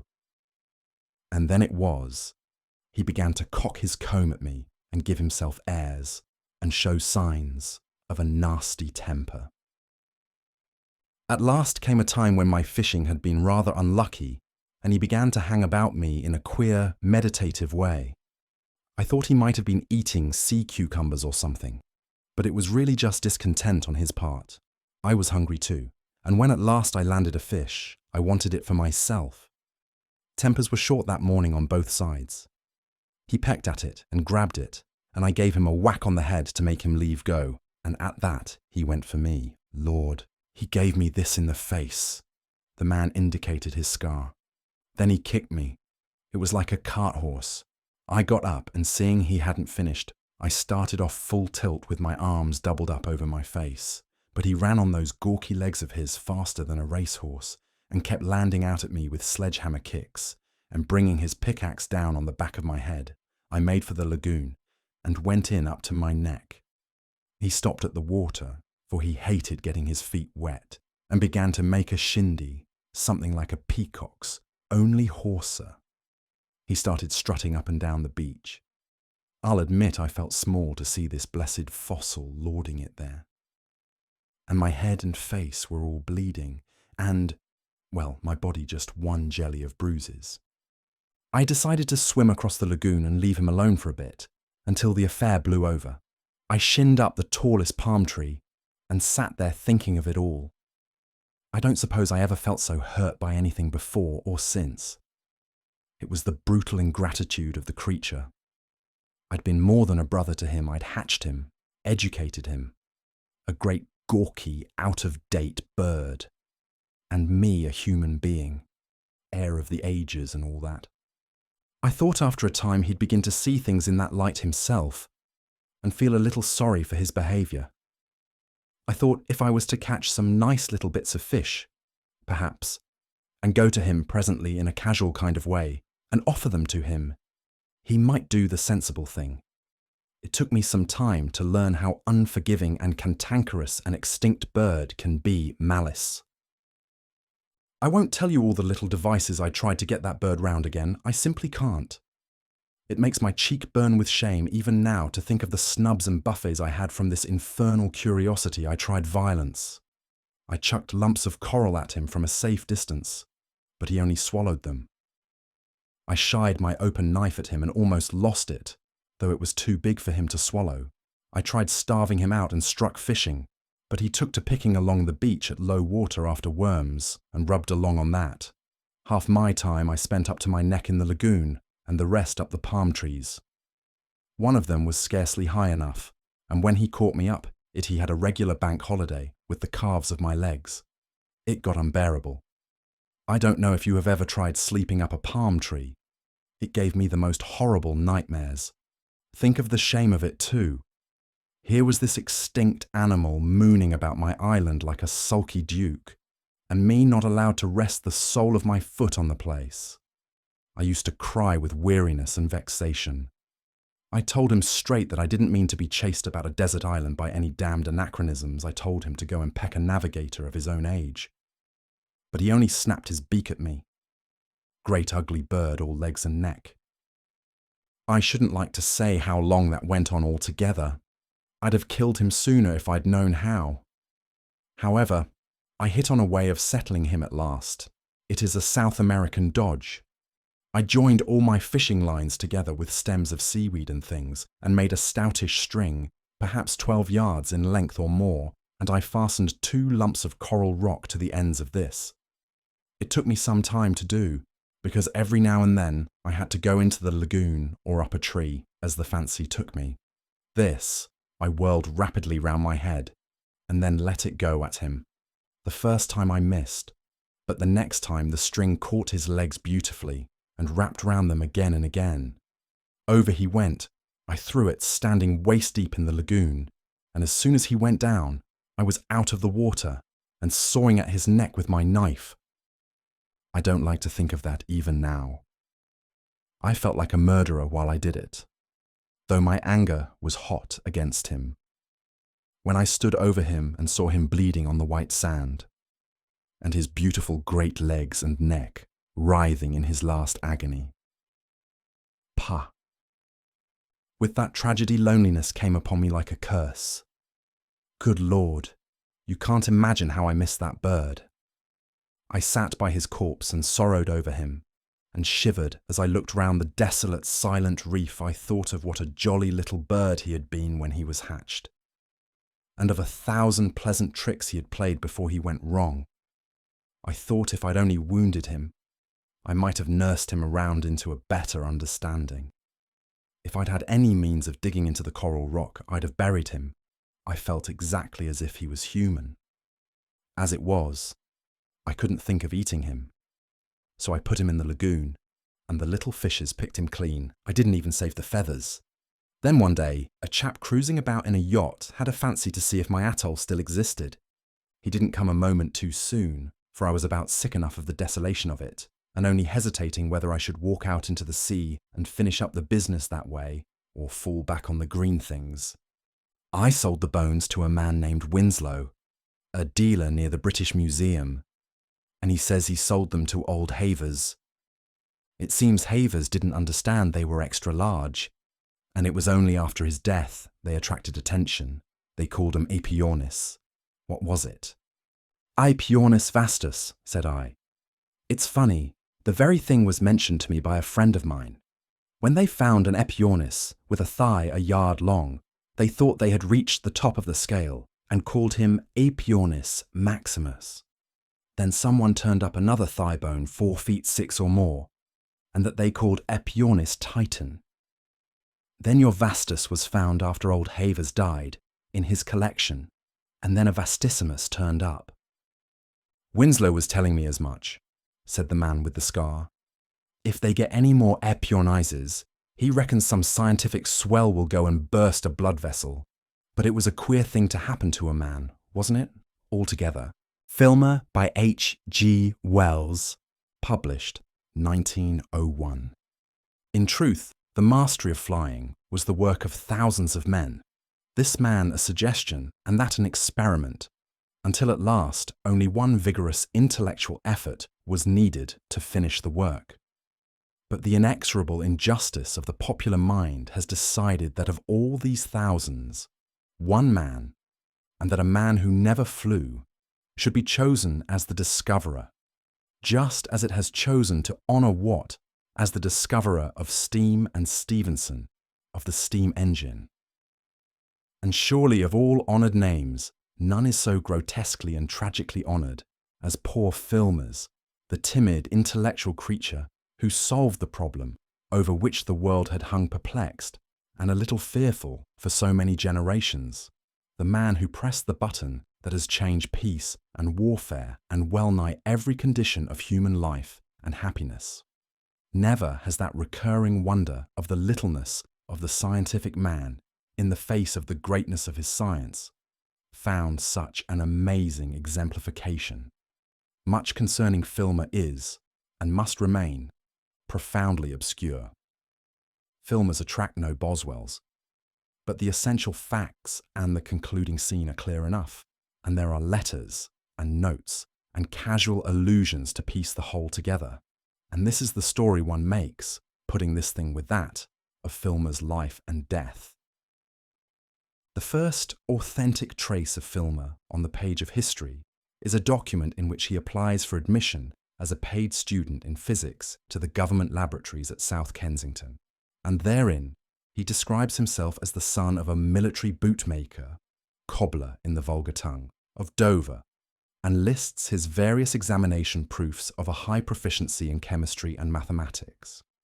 With a certain want of dignity, he seeks to enhance these attainments by a profession of poverty and disadvantages, and he writes of the laboratory as the jail of his ambitions, a slip which reinforces his claim to have devoted himself exclusively to the exact sciences. The document is endorsed in a manner that shows Filmer was admitted to this coveted opportunity, but until quite recently, no traces of his success in the government institution could be found. It has now, however, been shown that in spite of his professed zeal for research, Filmer, before he had held this scholarship a year, was tempted by the possibility of a small increase in his immediate income, to abandon it in order to become one of the 9 pence an hour computers employed by a well-known professor in his vicarious conduct of those extensive researches of his in solar physics. Researches which are still a matter of perplexity to astronomers. Afterwards, for the space of 7 years, save for the pass lists of the London University, in which he is seen to climb slowly to a double first-class BSc in mathematics and chemistry, there is no evidence of how Filmer passed his life. No one knows how or where he lived, though it seems highly probable that he continued to support himself by teaching while he prosecuted the studies necessary for this distinction. And then, oddly enough, one finds him mentioned in the correspondence of Arthur Hicks, the poet. "You remember Filmer?" Hicks writes to his friend Vance. "Well, he hasn't altered a bit. The same hostile mumble and the nasty chin. How can a man contrive to be always 3 days from shaving? And a sort of furtive air of being engaged in sneaking in front of one.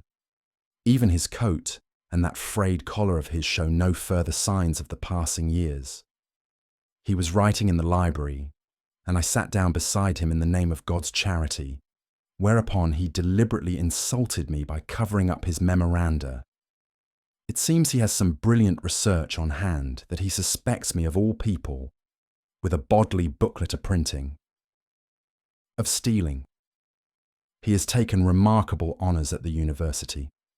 He went through them with a sort of hasty slobber, as though he feared I might interrupt him before he had told me all, and he spoke of taking his DSc as one might speak of taking a cab, and he asked what I was doing, with a sort of comparative accent, and his arm was spread nervously, positively a protecting arm, over the paper that hid the precious idea, his one hopeful idea.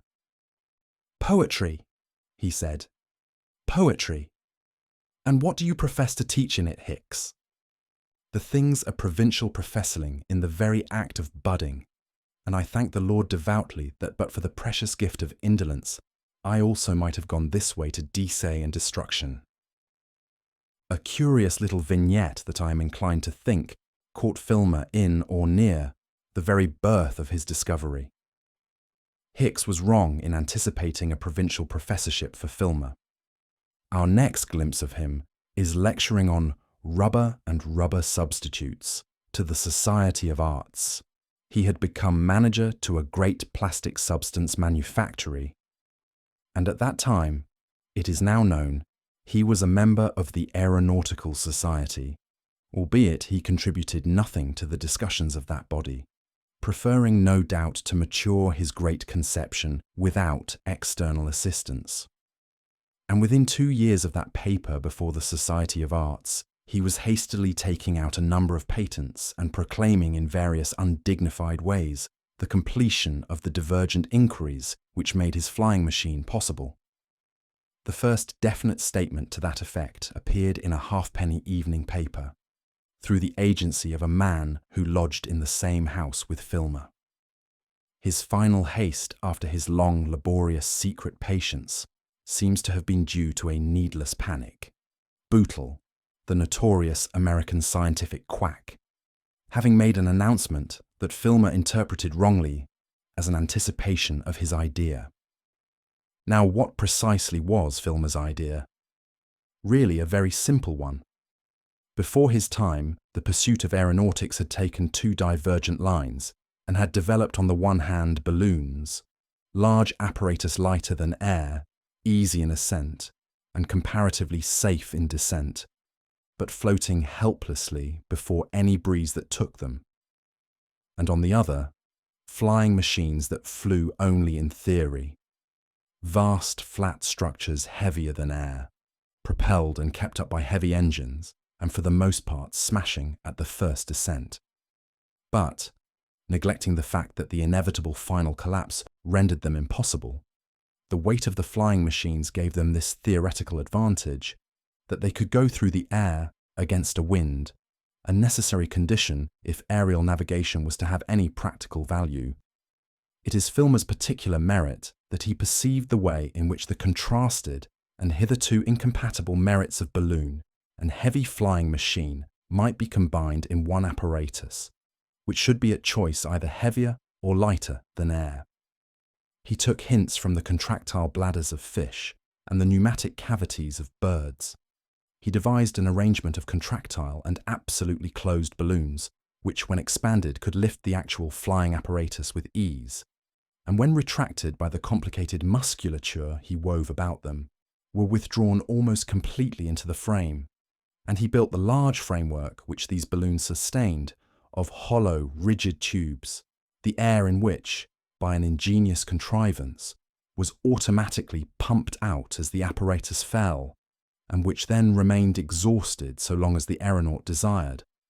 There were no wings or propellers to his machine, such as there had been to all previous aeroplanes, and the only engine required was the compact and powerful little appliance needed to contract the balloons.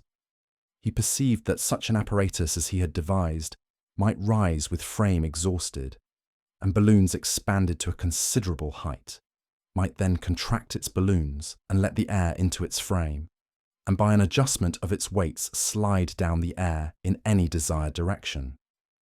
As it fell, it would accumulate velocity and at the same time lose weight, and the momentum accumulated by its downrush could be utilized by means of a shifting of its weights to drive it up in the air again as the balloons expanded.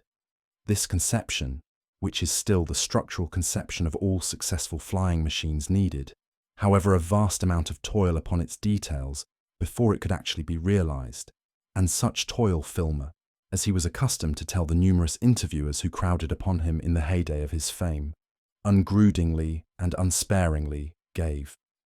His particular difficulty was the elastic lining of the contractile balloon. He found he needed a new substance, and in the discovery and manufacture of that new substance he had, as he never failed to impress upon the interviewers, performed a far more arduous work than even in the actual achievement of my seemingly greater discovery. But it must not be imagined that these interviews followed hard upon Filmer's proclamation of his invention. An interval of nearly 5 years elapsed, during which he timidly remained at his rubber factory. He seems to have been entirely dependent on his small income from this source, making misdirected attempts to assure a quite indifferent public that he really had invented what he had invented. He occupied the greater part of his leisure in the composition of letters to the scientific and daily press, and so forth, stating precisely the net result of his contrivances and demanding financial aid. That alone would have sufficed for the suppression of his letters. He spent such holidays as he could arrange in unsatisfactory interviews with the doorkeepers of leading London papers. He was singularly not adapted for inspiring hall porters with confidence, and he positively attempted to induce the War Office to take up his work with him. There remains a confidential letter from Major General Volifire to the Earl of Frogs. "The man's a crank and a bounder to boot," says the Major General in his bluff, sensible army way, and so left it open for the Japanese to secure, as they subsequently did, the priority in this side of warfare, a priority they still to our great discomfort retain.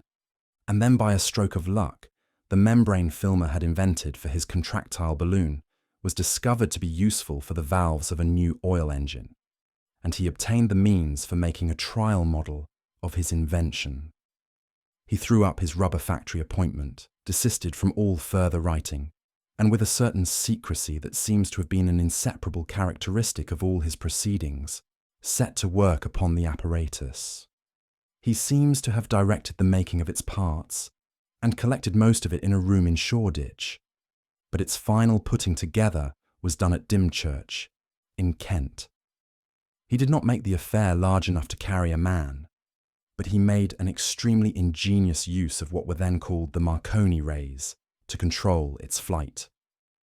The first flight of this first practicable flying machine took place over some fields near Burford Bridge, near Hythe, in Kent, and Filmer followed and controlled its flight upon a specially constructed motor tricycle.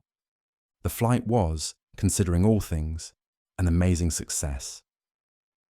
The apparatus was brought in a cart from Dymchurch to Burford Bridge, ascended there to a height of nearly 300 feet, swooped thence very nearly back to Dymchurch, came about in its sweep, rose again, circled, and finally sank uninjured in a field behind the Burford Bridge Inn.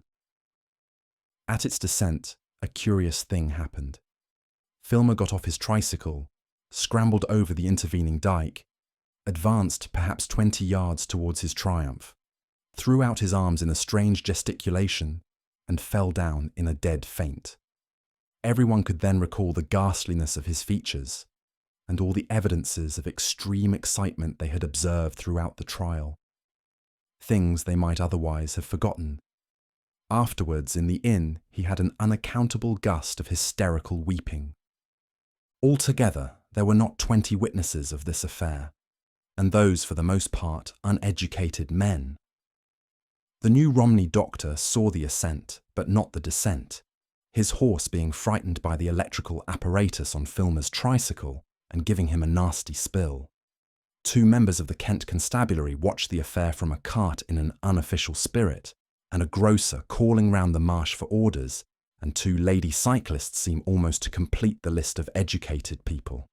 There were 2 reporters present, one representing a Folkestone paper, and the other being a 4th-class interviewer and symposium journalist, whose expenses down, Filmer, anxious as ever for adequate advertisement, and now quite realising the way in which adequate advertisement may be obtained, had paid. The latter was one of those writers who can throw a convincing air of unreality over the most credible events, and his half-facetious account of the affair appeared in the magazine page of a popular journal. But happily for Filmer, this person's colloquial methods were more convincing. He went to offer some further screed upon the subject to Banghurst, the proprietor of the new paper, and one of the ablest and most unscrupulous men in London journalism, and Banghurst instantly seized upon the situation. The interviewer vanishes from the narrative, no doubt very doubtfully remunerated, and Banghurst himself, double chin, grey twill suit, abdomen, voice, gestures and all, appears at Dymchurch, following his large, unrivalled journalistic nose. He had seen the whole thing at a glance, just what it was and what it might be. At his touch, as it were, Filmer's long-pent investigations exploded into fame. He instantly, and most magnificently, was a boom.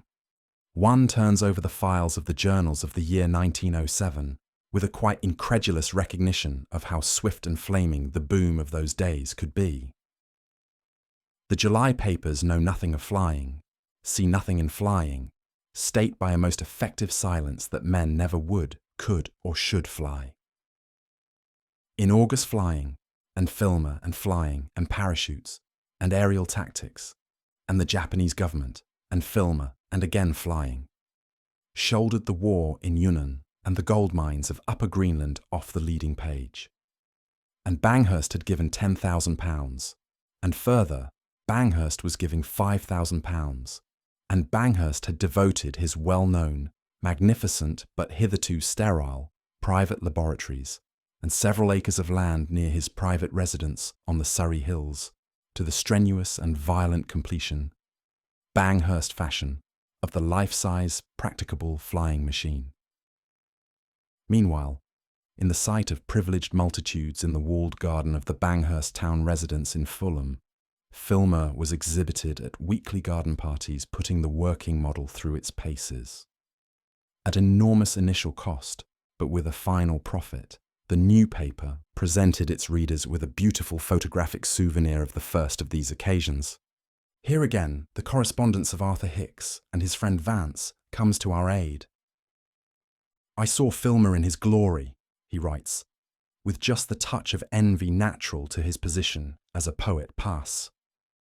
The man is brushed and shaved, dressed in the fashion of a Royal Institution afternoon lecturer, the very newest shape in frock coats and long patent shoes, and altogether in a state of extraordinary streakiness between an owlish great man and a scared, abashed, self-conscious bounder, cruelly exposed. He hasn't a touch of colour in the skin of his face.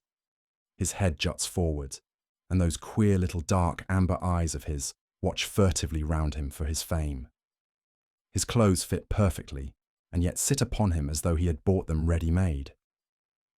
He speaks in a mumble still, but he says, you perceive indistinctly enormous, self-assertive things. He backs into the rear of groups by instinct if Banghurst drops the line for a minute, and when he walks across Banghurst's lawn, one perceives him a little out of breath and going jerky, and that his weak white hands are clenched. His is a state of tension, horrible tension, and he is the greatest discoverer of this or any age. The greatest discoverer of this or any age. What strikes one so forcibly about him is that he didn't somehow quite expect it ever, at any rate. Not at all like this. Banghurst is about everywhere, the energetic MC of his great little catch, and I swear he will have everyone down on his lawn there before he has finished with the engine. He had bagged the Prime Minister yesterday, and he, bless his heart, didn't look particularly outsize on the very first occasion. Conceive it. Filmer, our obscure, unwashed Filmer, the glory of British science. Duchesses crowd upon him. Beautiful, bold peeresses say in their beautiful, clear, loud voices, "Have you noticed how penetrating the great lady is becoming nowadays?" Oh, Mr. Filmer, how did you do it? Common men on the edge of things are too remote for the answer. One imagines something in the way of that interview. Toil ungrudgingly and unsparingly given, madam, and perhaps, I don't know, but perhaps a little special aptitude. So far, Hicks and the photographic supplement to the new paper is in sufficient harmony with the description. In one picture, the machine swings down towards the river, and the tower of Fulham Church appears below it through a gap in the elms. And in another, Filmer sits at his guiding batteries, and the great and beautiful of the earth stand around him, with Banghurst massed modestly but resolutely in the rear. The grouping is oddly apposite. Occluding much of Banghurst and looking with a pensive, speculative expression at Filmer, stands the Lady Mary Elkinghorn, still beautiful, in spite of the breath of scandal and her 38 years, the only person whose face does not admit a perception of the camera that was in the act of snapping them all. So much for the exterior facts of the story, but after all, they are very exterior facts. About the real interest of the business, one is necessarily very much in the dark. How was Filmer feeling at the time? How much was a certain unpleasant anticipation present inside that very new and fashionable frock coat? He was in the halfpenny, penny, sixpenny, and more expensive papers alike, and acknowledged by the whole world as the greatest discoverer of this or any age. He had invented a practicable flying machine, and every day, down among the Surrey hills, the life-sized model was getting ready. And when it was ready, it followed as a clear, inevitable consequence of his having invented and made it. Everybody in the world, indeed, seemed to take it for granted. There wasn't a gap anywhere in that serried front of anticipation, that he would proudly and cheerfully get aboard it, ascend with it, and fly. But we know now pretty clearly that simple pride and cheerfulness in such an act were singularly out of harmony with Filmer's private constitution. It occurred to no one at the time, but there the fact is. We can guess with some confidence now that it must have been drifting about in his mind a great deal during the day. And from a little note to his physician complaining of persistent insomnia, we have the soundest reason for supposing it dominated his nights. The idea that it would be, after all, in spite of his theoretical security, an abominably sickening, uncomfortable, and dangerous thing for him to flap about in nothingness 1,000 feet or so in the air. It must have dawned upon him quite early in the period of being the greatest discoverer of this or any age, the vision of doing this and that, with an extensive void below. Perhaps someone in his youth, he had looked down a great height or fallen down in some excessively uncomfortable way. Perhaps some habit of sleeping on the wrong side had resulted in that disagreeable falling nightmare one knows, and given him his horror. Of the strength of that horror, there remains now not a particle of doubt. Apparently he had never weighed this duty of flying in his earlier days of research. The machine had been his end, but now things were opening out beyond his end, and particularly this giddy whirl up above there. He was a discoverer, and he had discovered. But he was not a flying man, and it was only now that he was beginning to perceive clearly that he was expected to fly. Yet however much the thing was present in his mind, he gave no expression to it until the very end, and meanwhile he went to and fro from Banghurst's magnificent laboratories, and was interviewed and lionized, and wore good clothes, and ate good food, and lived in an elegant flat, enjoying a very abundant feast of such good, coarse, wholesome fame and success as a man, starved for all his years as he had been starved, might be reasonably expected to enjoy. After a time, the weekly gatherings in Fulham ceased. The model had failed one day just for a moment to respond to Filmer's guidance, or he had been distracted by the compliments of an archbishop. At any rate, it suddenly dug its nose into the air just a little too steeply as the archbishop was sailing through a Latin quotation for all the world, like an archbishop in a book, and it came down in the Fulham Road, within 3 yards of a bus horse. It stood for a second perhaps, astonishing, and in its attitude astonished. Then it crumpled, shivered into pieces, and the bus horse was incidentally killed. Filmer lost the end of the archiepiscopal compliment. He stood up and stared as his invention swooped out of sight and reach of him. His long white hands still gripped his useless apparatus. The archbishop followed his skyward stare with an apprehension unbecoming in an archbishop. Then came the crash and the shouts and uproar from the road to relieve Filmer's tension. "My God," he whispered and sat down. Everyone else almost was staring to see where the machine had vanished or rushing into the house. The making of the big machine progressed all the more rapidly for this.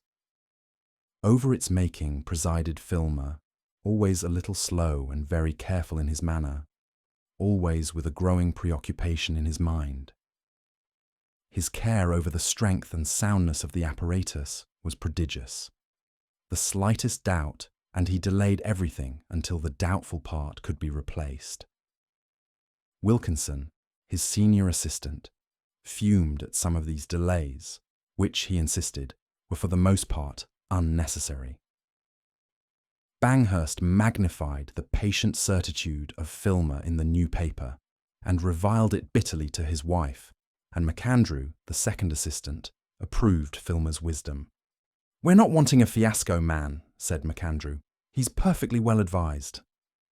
And whenever an opportunity arose, Filmer would expound to Wilkinson and MacAndrew just exactly how every part of the flying machine was to be controlled and worked, so that in effect they would be just as capable, and even more capable, when at last the time came, of guiding it through the skies. Now I should imagine that if Filmer had seen fit at this stage to define just what he was feeling, and to take a definite line in the matter of his assent, he might have escaped that painful ordeal quite easily. If he had had it clearly in his mind, he could have done endless things. He would surely have found no difficulty with a specialist to demonstrate a weak heart, or something gastric or pulmonary to stand in his way. That is the line I am astonished he did not take. Or he might, had he been man enough, have declared simply and finally that he did not intend to do the thing. But the fact is, though the dread was hugely present in his mind, the thing was by no means sharp and clear. I fancy that all through this period, he kept telling himself that when the occasion came, he would find himself equal to it. He was like a man just gripped by a great illness, who says he feels a little out of sorts and expects to be better presently. Meanwhile, he delayed the completion of the machine and let the assumption that he was going to fly it take root and flourish exceedingly about him. He even accepted anticipatory compliments on his courage, and barring this secret squeamishness, there can be no doubt he found all the praise and distinction and fuss he got a delightful and even intoxicating draught. The Lady Mary Elkinghorn made things a little more complicated for him.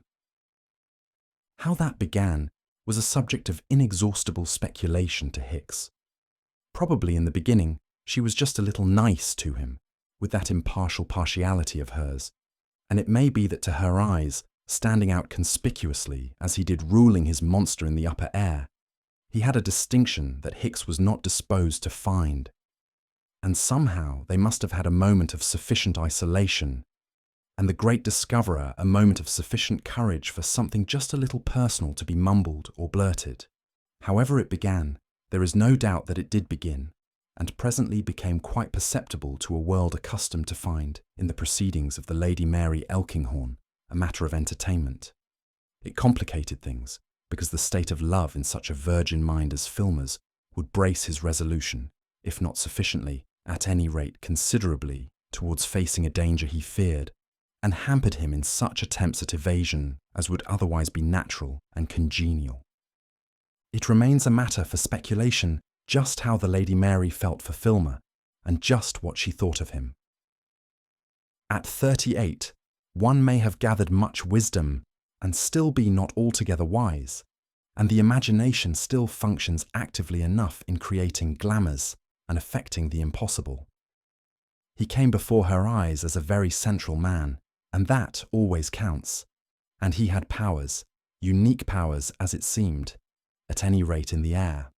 The performance with the model had just a touch of the quality of a potent incantation, and women have ever displayed an unreasonable disposition to imagine that when a man has powers, he must necessarily have power. Given so much, and what was not good in Filmer's manner and appearance became an added merit. He was modest, he hated display, but given an occasion where true qualities are needed, then one would see. The late Mrs. Bampton thought it wise to convey to Lady Mary her opinion that Filmer, all things considered, was rather a grub. "He's certainly not a sort of man I have ever met before," said the Lady Mary with a quite unruffled serenity, and Mrs. Bampton, after a swift, imperceptible glance at that serenity, decided that so far as saying anything to Lady Mary went, she had done as much as could be expected of her, but she said a great deal to other people. And at last, without any undue haste or unseemliness, the day dawned, the great day, when Banghurst had promised his public, the world in fact, that flying should be finally attained and overcome. Filmer saw it dawn, watched even in the darkness before it dawned, watched its stars fade and the grey and pearly pinks give place at last to the clear blue sky of a sunny, cloudless day. He watched it from the window of his bedroom in the new-built wing of Banghurst's Tudor house.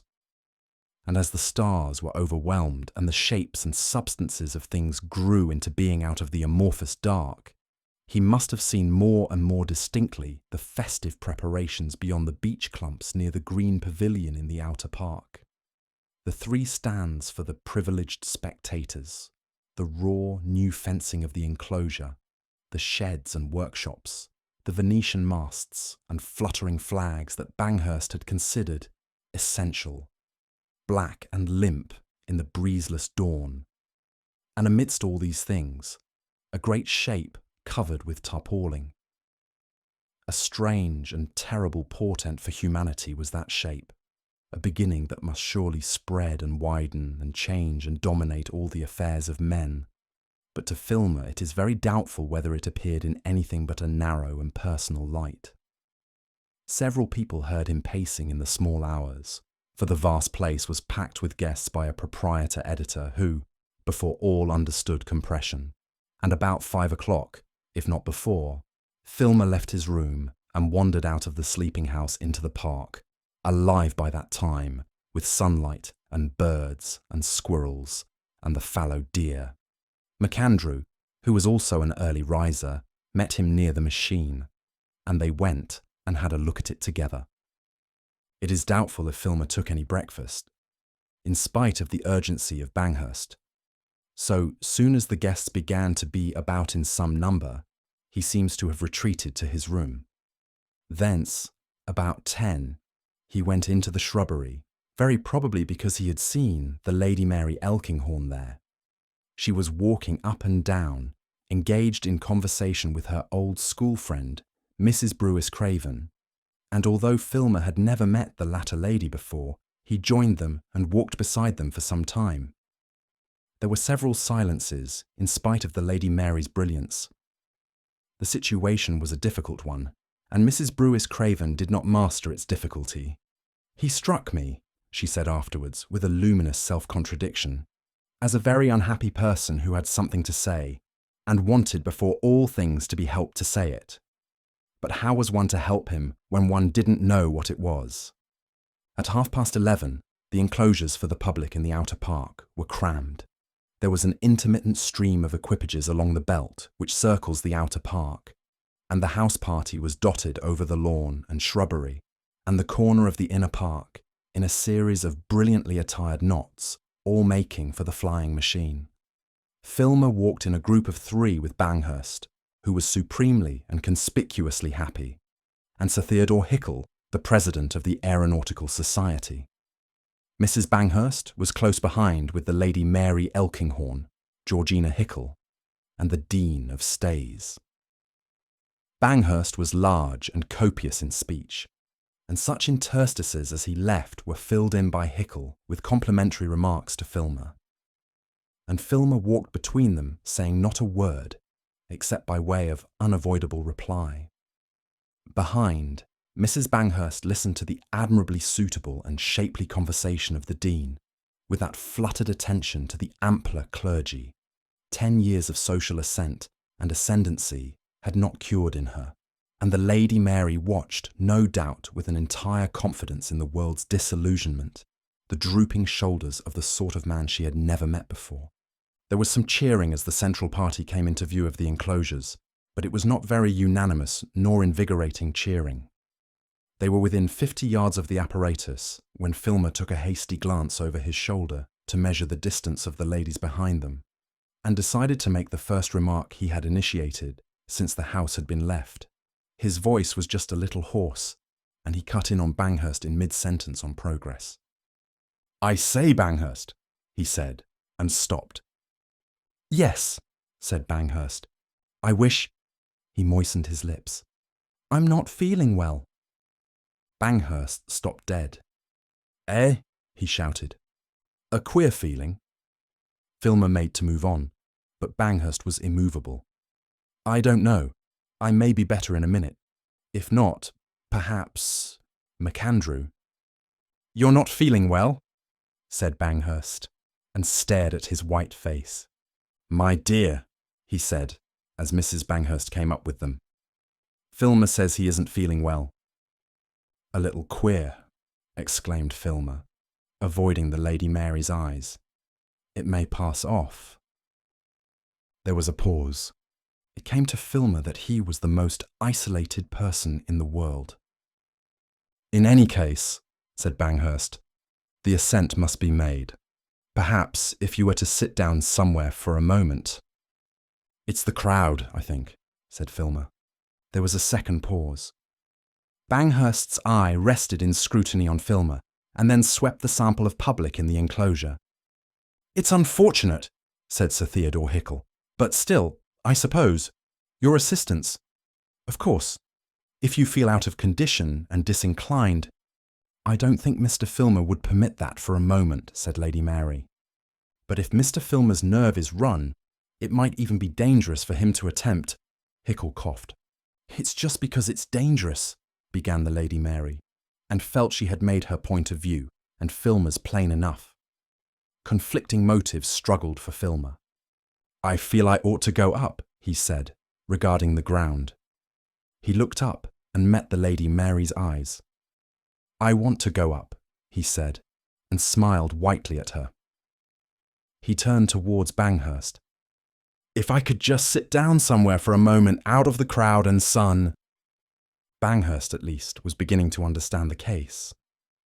Come into my little room in the green pavilion, he said. It's quite cool there. He took Filmer by the arm. Filmer turned his face to the Lady Mary Elkinghorn again. I shall be all right in 5 minutes, he said. I'm tremendously sorry. The Lady Mary Elkinghorn smiled at him. I couldn't think, he said to Hickle, and obeyed the compulsion of Banghurst's pull. The rest remained watching the two recede. He is so fragile, said the Lady Mary. He's certainly a highly nervous type, said the Dean, whose weakness it was to regard the whole world, except married clergymen with enormous families, as neurotic. Of course, said Hickle, it isn't absolutely necessary for him to go up because he has invented. How could he avoid it? Asked the Lady Mary, with the faintest shadow of scorn. It's certainly most unfortunate if he's going to be ill now, said Mrs. Banghurst a little severely.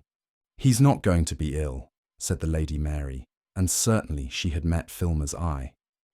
You'll be all right, said Banghurst as they went towards the pavilion.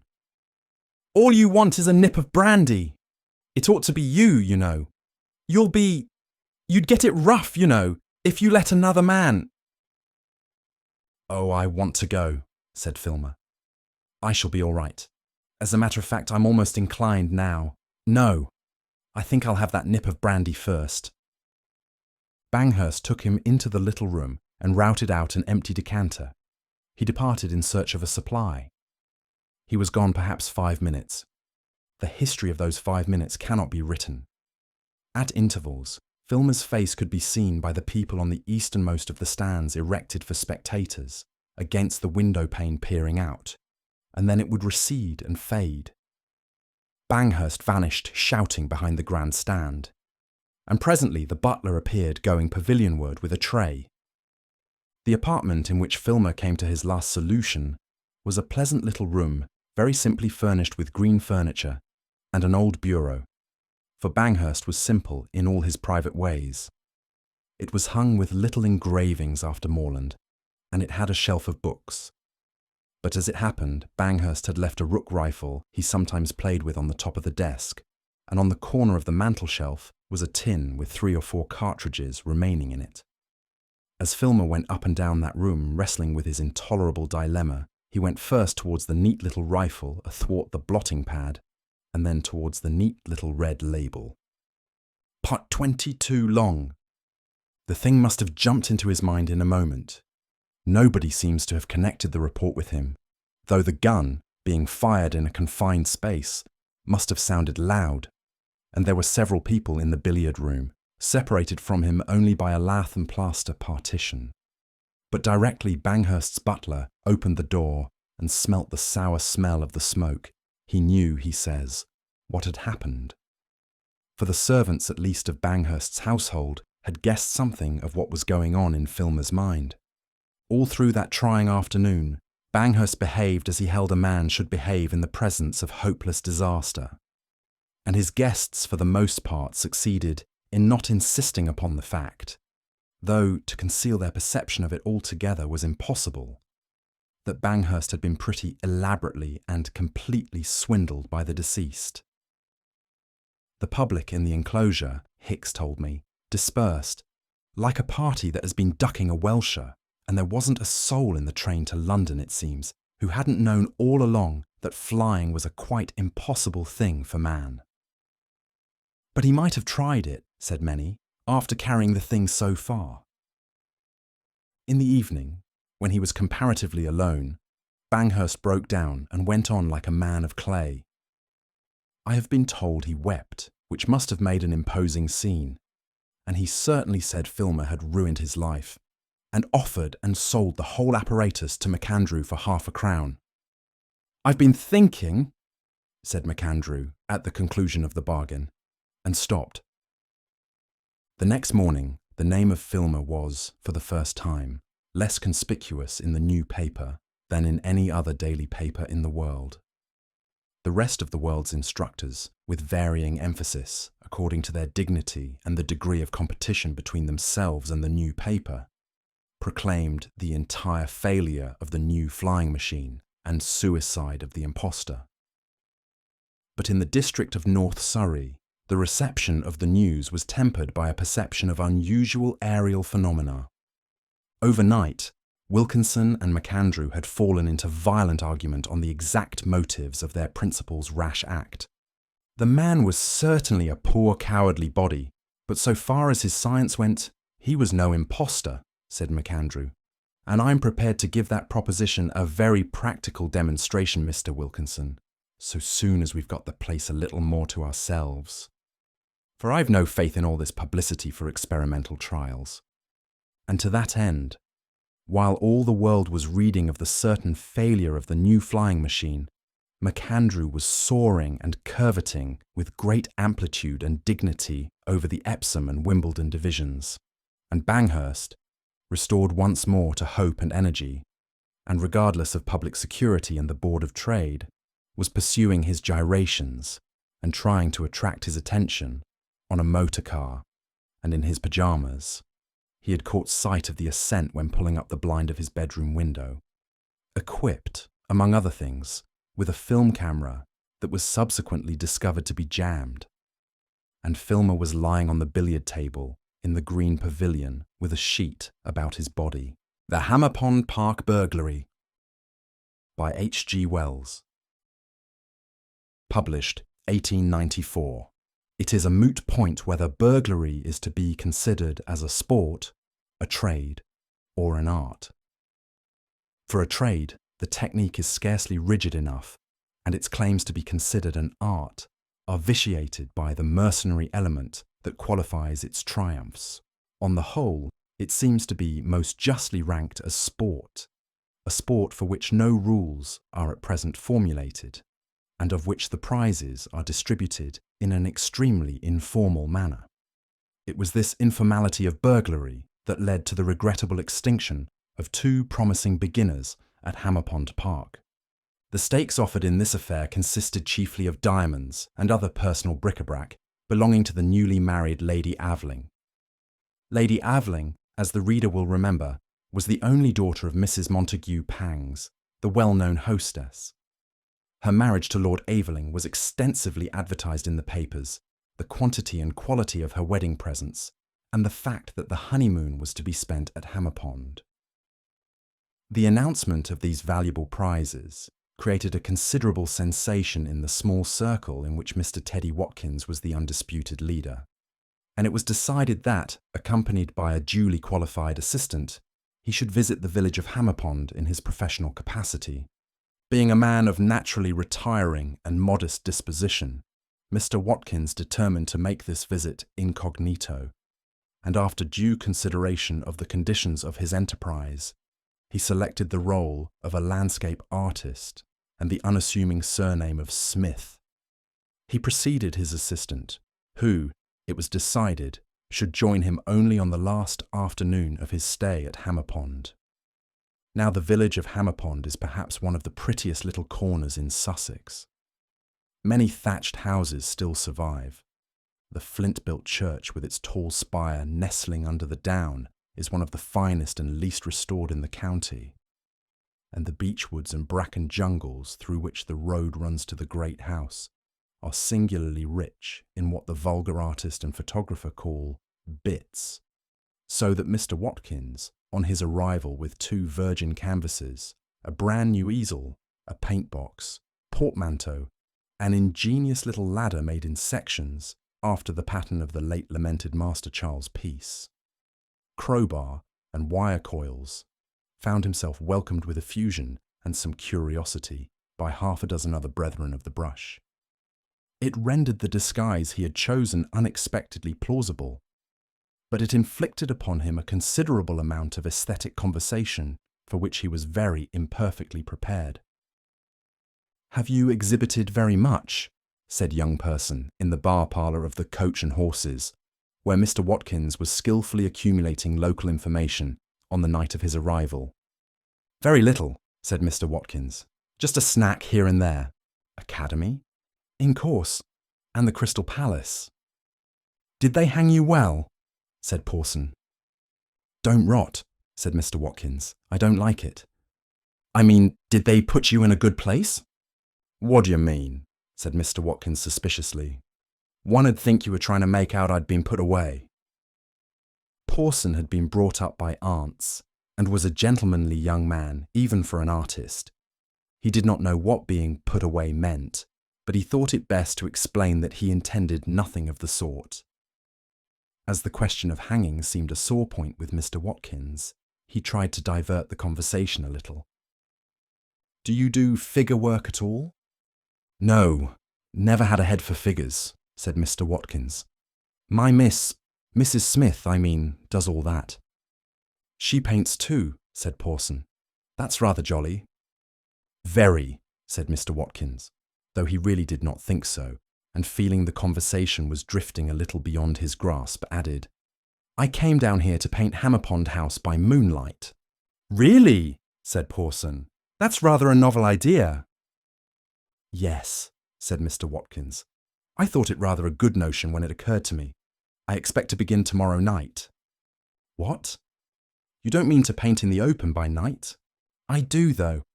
But how will you see your canvas?" "Have a bloomin' copse," began Mr. Watkins, rising too quickly to the question, and then realising this, bawled to Miss Durgan for another glass of cheer. "I'm going to have a thing called a dark lantern," he said to Pawson. "But it's about new moon now," objected Pawson. "There won't be any moon." "There'll be the house," said Watkins. "At any rate, I'm going, you see, to paint the house first and the moon afterwards." "Oh," said Pawson, too staggered to continue the conversation. "They do say," said old Durgan, the landlord, who had maintained a respectful silence during the technical conversation, "as there's no less than 3 policemen from Aylesworth on duty every night in the house. Count of this Lady Aveling and her jewellery. 1 and 1 Fower and 6 last night. Off second footman. Tossing." Towards sunset next day, Mr. Watkins, virgin canvas, easel, and a very considerable case of other appliances in hand, strolled up the pleasant pathway through the beechwoods to Hammerpond Park, and pitched his apparatus in a strategic position commanding the house.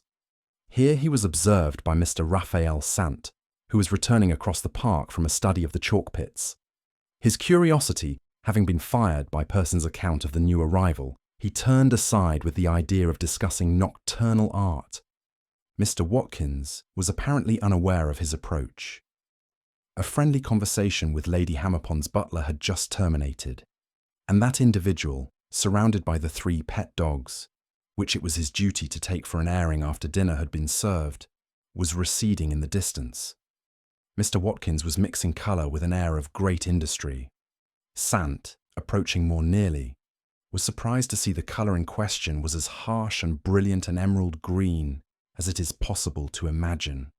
Having cultivated an extreme sensibility to colour from his earliest years, he drew the air in sharply between his teeth at the very first glimpse of this brew. Mr. Watkins turned round. He looked annoyed. "What on earth are you going to do with that beastly green?" said Sant. Mr. Watkins realised that his zeal to appear busy in the eyes of the butler had evidently betrayed him into some technical error. He looked at Sant and hesitated. "Pardon my rudeness," said Sant, "but really that green is altogether too amazing. It came as a shock. What do you mean to do with it?" Mr. Watkins was collecting his resources. Nothing could save the situation but decision. "If you come here interrupting my work," he said, "I'm going to paint your face with it." Sant retired, for he was a humorist and a peaceful man. Going down the hill, he met Pawson and Wainwright. "Either that man is a genius, or he is a dangerous lunatic," said he. "Just go up and look at his green." And he continued his way, his countenance brightened by a pleasant anticipation of a cheerful affray round an easel in the gloaming, and the shedding of much green paint. But to Person and Wainwright, Mr. Watkins was less aggressive and explained that the green was intended to be the first coating of his picture. It was, he admitted in response to a remark, an absolutely new method invented by himself. But subsequently he became more reticent.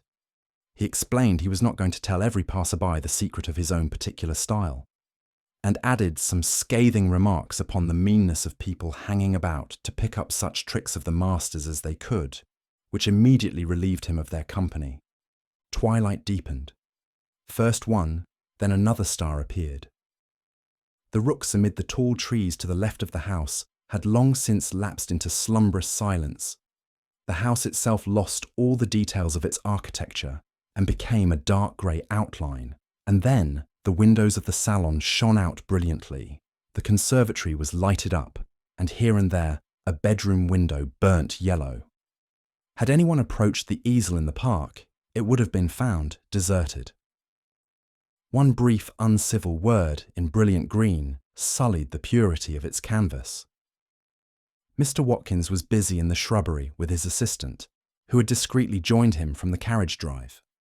Mr. Watkins was inclined to be self-congratulatory upon the ingenious device by which he had carried all his apparatus boldly, and in the sight of all men, right up to the scene of operations. "That's the dressing room," he said to his assistant, "and as soon as the maid takes the candle away and goes down to supper, we'll call in.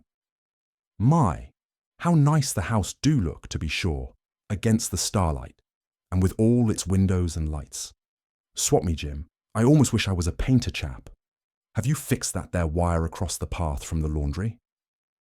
He cautiously approached the house until he stood below the dressing-room window and began to put together his folding ladder. He was much too experienced a practitioner to feel any unusual excitement. Jim was reconnoitering the smoking room. Suddenly, close beside Mr. Watkins in the bushes, there was a violent crash and a stifled curse. Someone had tumbled over the wire which his assistant had just arranged. He heard feet running on the gravel pathway beyond. Mr. Watkins, like all true artists, was a singularly shy man, and he incontinently dropped his folding ladder and began running circumspectly through the shrubbery. He was indistinctly aware of two people hot upon his heels, and he fancied that he distinguished the outline of his assistant in front of him. In another moment he had vaulted the low stone wall bounding the shrubbery and was in the open park. Two thuds on the turf followed his own leap. It was a close chase in the darkness through the trees. Mr. Watkins was a loosely built man and in good training, and he gained hand over hand upon the hoarsely panting figure in front. Neither spoke, but as Mr. Watkins pulled up alongside, a qualm of awful doubt came over him. The other man turned his head at the same moment and gave an exclamation of surprise. "It's not Jim," thought Mr. Watkins, and simultaneously the stranger flung himself, as it were, at Watkins's knees, and they were forthwith grappling on the ground together. "Lend a hand, Bill," cried the stranger as the third man came up. And Bill did. 2 hands, in fact, and some accentuated feet. The fourth man, presumably Jim, had apparently turned aside and made off in a different direction. At any rate, he did not join the trio. Mr. Watkins' memory of the incidents of the next 2 minutes is extremely vague. He has a dim recollection of having his thumb in the corner of the mouth of the first man and feeling anxious about its safety, and for some seconds at least, he held the head of the gentleman answering to the name of Bill to the ground by the hair. He was also kicked in a great number of different places, apparently by a vast multitude of people. Then the gentleman who was not Bill got his knee below Mr. Watkins's diaphragm and tried to curl him up upon it. When his sensations became less entangled, he was sitting upon the turf, and 8 or 10 men, the night was dark, and he was rather too confused to count, standing round him, apparently waiting for him to recover.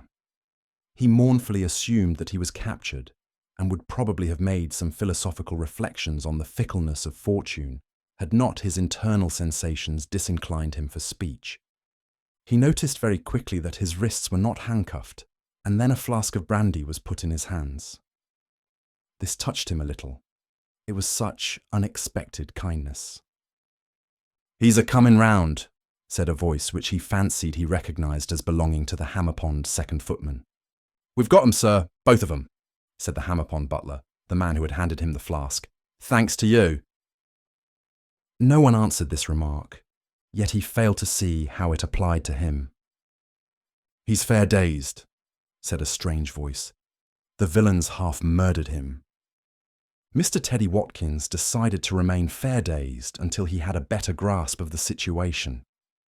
He perceived that two of the black figures round him stood side by side with a dejected air, and there was something in the carriage of their shoulders that suggested to his experienced eye hands that were bound together. Two. In a flash he rose to his position. He emptied the little flask and staggered, obsequious hands assisting him, to his feet. There was a sympathetic murmur. "Shake hands, sir, shake hands," said one of the figures near him. "Permit me to introduce myself. I am very greatly indebted to you. It was the jewels of my wife, Lady Aveling, which attracted these scoundrels to the house."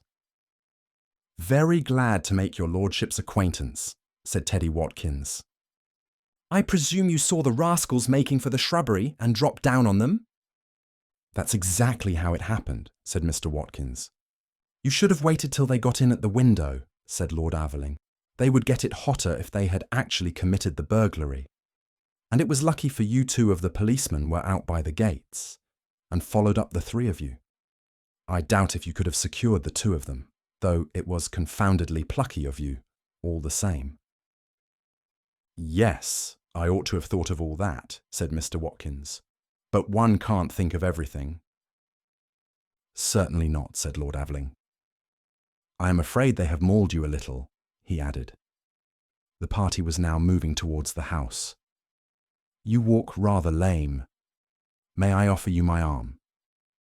And instead of entering Hammerpond House by the dressing-room window, Mr. Watkins entered it, slightly intoxicated and inclined now to cheerfulness again, on the arm of a real live peer and by the front door. "This," thought Mr. Watkins, "is burgling in style."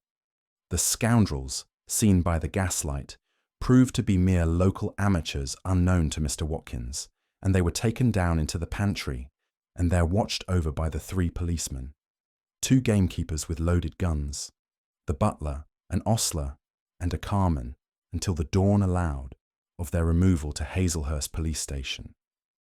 Mr. Watkins was made much of in the salon. They devoted a sofa to him, and would not hear of a return to the village that night. Lady Aveling was sure he was brilliantly original, and said her idea of Turner was just such another rough, half-inebriated, deep-eyed, brave and clever man. Someone brought up a remarkable little folding ladder that had been picked up in the shrubbery and showed him how it was put together. They also described how wires had been found in the shrubbery, evidently placed there to trip up unwary pursuers. It was lucky he had escaped these snares. And they showed him the jewels. Mr. Watkins had the sense not to talk too much, and in any conversational difficulty fell back on his internal pains. At last he was seized with stiffness in the back and yawning. Everyone suddenly awoke to the fact that it was a shame to keep him talking after his affray, so he retired early to his room, the little red room next to Lord Aveling's suite.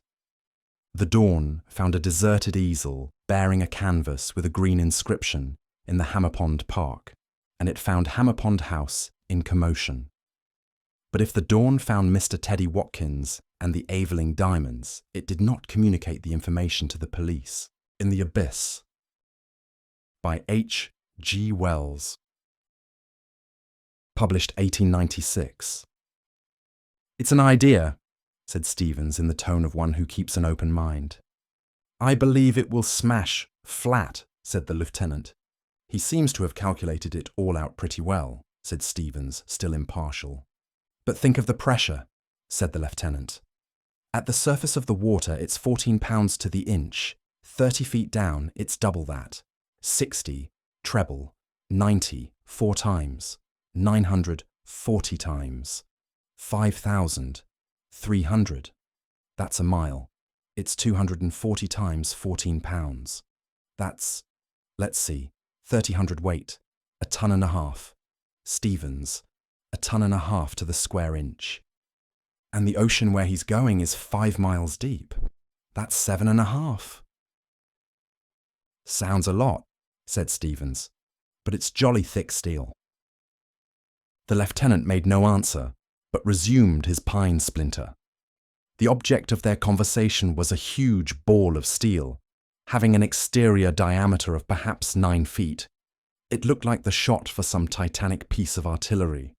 It was elaborately nested in a monstrous scaffolding built into the framework of the vessel, and the gigantic spars that were presently to sling it overboard gave the stern of the ship an appearance that had raised the curiosity of every decent sailor who had sighted it, from the Pool of London to the Tropic of Capricorn.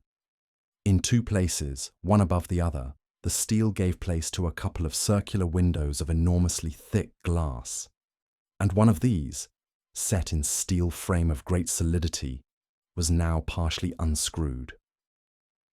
Both the men had seen the interior of this globe for the first time that morning.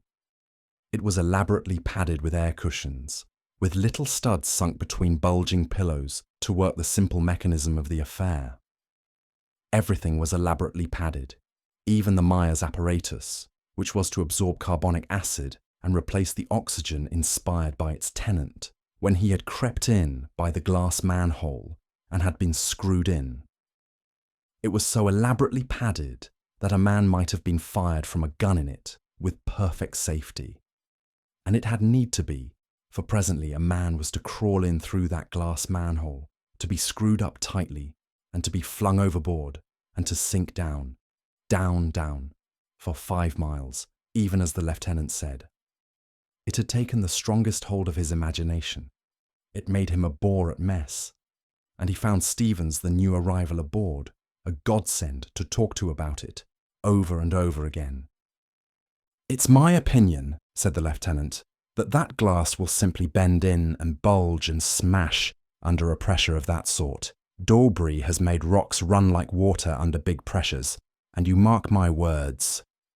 If the glass did break in, said Stevens, what then? The water would shoot in like a jet of iron. Have you ever felt a straight jet of high-pressure water? It would hit as hard as a bullet. It would simply smash him and flatten him. It would tear down his throat and into his lungs. It would blow in his ears. What a detailed imagination you have, protested Stevens, who saw things vividly. It's a simple statement of the inevitable, said the lieutenant. And the globe? Would just give out a few little bubbles, and it would settle down comfortably against the day of judgment, among the oozes and the bottom clay, with poor Elstead spread over his own smashed cushions like butter over bread. He repeated this sentence as though he liked it very much. Like butter over bread, he said. Having a look at the jigger, said a voice, and Elstead stood behind them, spick and span in white, with a cigarette between his teeth and his eyes smiling out of the shadow of his ample hat brim. What's that about bread and butter, Weybridge? Grumbling as usual about the insufficient pay of naval officers. It won't be more than a day now before I start. We are to get the slings ready today. This clean sky and gentle swell is just the kind of thing for swinging off 12 tons of lead and iron, isn't it? It won't affect you much, said Weybridge. No. 70 or 80 feet down, and I shall be there in 12 seconds. There's not a particle moving, though the wind shriek itself hoarse up above, and the water lifts halfway to the clouds. Number down there. He moved to the side of the ship, and the other 2 followed him. All 3 leant forward on their elbows and stared down into the yellow-green water. Peace, said Elstead, finishing his thought aloud. "Are you dead certain that clockwork will act?" asked Weybridge presently. "It has worked 35 times, said Elstead. "It's bound to work." "But if it doesn't? Why shouldn't it?" "I wouldn't go down in that confounded thing," said Weybridge, "for £20,000. "Cheerful chap you are," said Elstead, and spat sociably at a bubble below. "I don't understand yet how you mean to work the thing," said Stevens. "In the first place, I'm screwed into the sphere," said Elstead, "and when I've turned the electric light off on 3 times to show I'm cheerful, I'm swung out over the stern by that crane, with all those big lead sinkers slung below me. The top lead weight has a roller carrying 100 fathoms of strong cord rolled up, and that's all that joins the sinkers to the sphere, except the slings that will be cut when the affair is dropped. We use cord rather than wire rope, because it's easier to cut and more buoyant. Necessary points, as you will see. Through each of these lead weights, you notice there is a hole, and an iron rod will be run through that, and will project 6 feet on the lower side. If that rod is rammed up from below, it knocks up a lever and sets the clockwork in motion at the side of the cylinder on which the cord wins. Very well. The whole affair is lowered gently into the water and the slings are cut. The sphere floats. With the air in it, it's lighter than water. But the lead weights go down straight and the cord runs out. When the cord is all paid out, the sphere will go down too, pulled down by the cord. "But why the cord?" asked Stevens. "Why not fasten the weights directly to the sphere?" "Because of the smash down below. The whole affair will go rushing down, mile after mile, at a headlong pace at last. It would be knocked to pieces on the bottom if it wasn't for that cord. But the weights will hit the bottom, and directly they do, the buoyancy of the sphere will come into play. It will go on sinking slower and slower, come to stop at last, and then begin to float upward again. That's where the clockwork comes in. Directly the weights smash against the sea bottom, the rod will be knocked through and will kick up the clockwork, and the cord will be rewound on the reel. I shall be lugged down to the sea bottom. There I shall stay for half an hour, with the electric light on, looking about me. Then the clockwork will release a spring knife. The cord will be cut, and up I shall rush again, like a soda water bubble. The cord itself will help the flotation." "And if you should chance to hit a ship," said Weybridge. "I should come up at such a pace. I should go clean through it," said Elstead, "like a cannonball. You needn't worry about that. And suppose some nimble crustacean should wriggle into your clockwork?"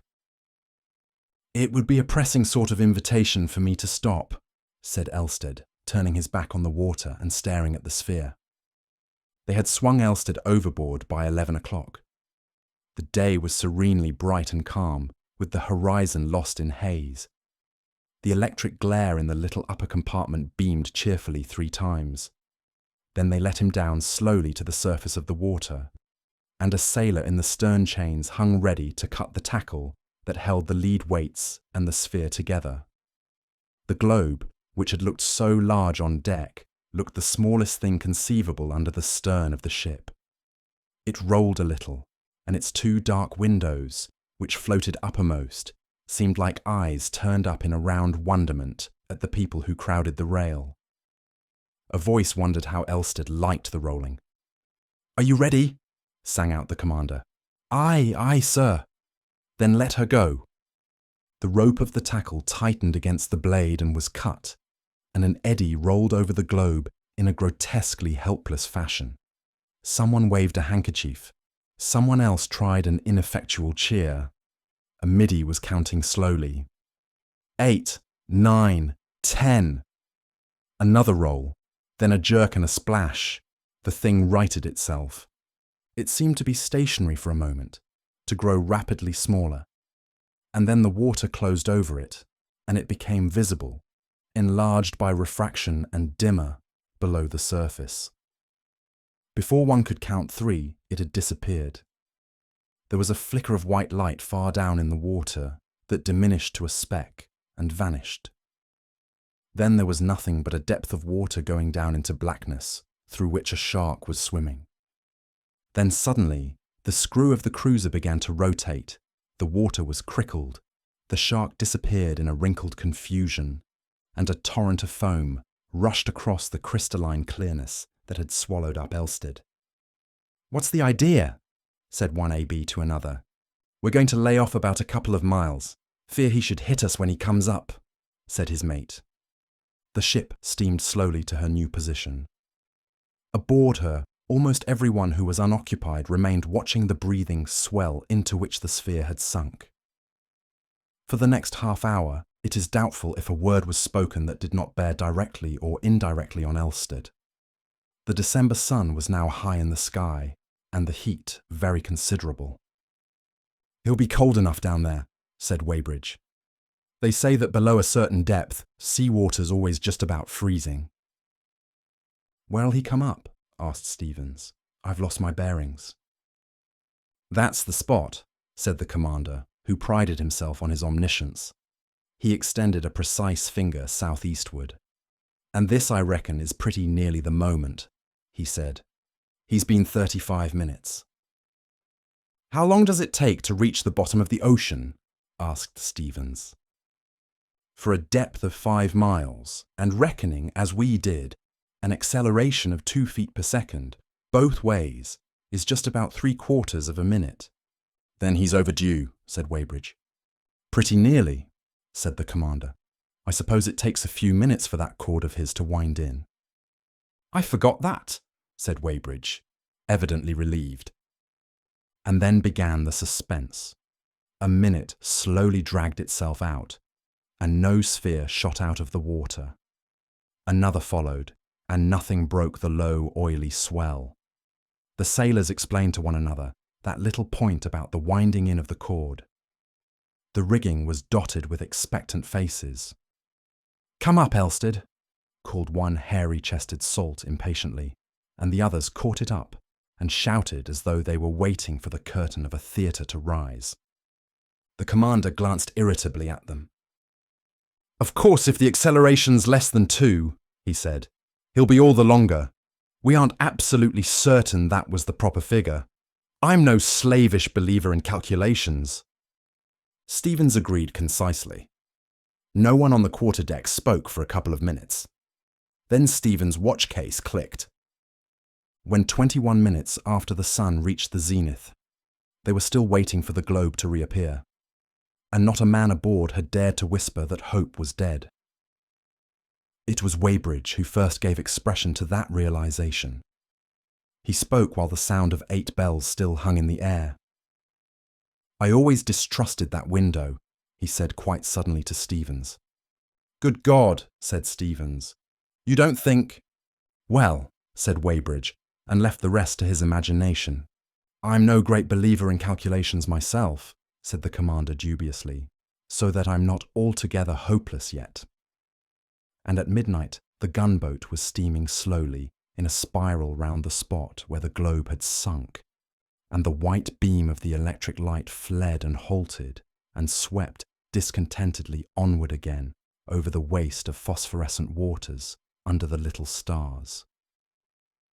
"If his window hasn't burst and smashed him," said Weybridge, "then it's a cursed sight worse, for his clockwork has gone wrong, and he's alive now, 5 miles under our feet, down there in the cold and dark, anchored in that little bubble of his, where never a ray of light has shone or a human being lived since the waters were gathered together. He's there without food, feeling hungry and thirsty and scared, wondering whether he'll starve or stifle. Which will it be? The Myers apparatus is running out, I suppose. How long do they last?" "Good heavens," he exclaimed. "What little things we are! What daring little devils! Down there, miles and miles of water, and all this empty water about us and this sky. Gulfs!" He threw his hands out, and as he did so, a little white streak swept noiselessly up the sky, travelled more slowly, stopped, became a motionless dot, as though a new star had fallen up into the sky.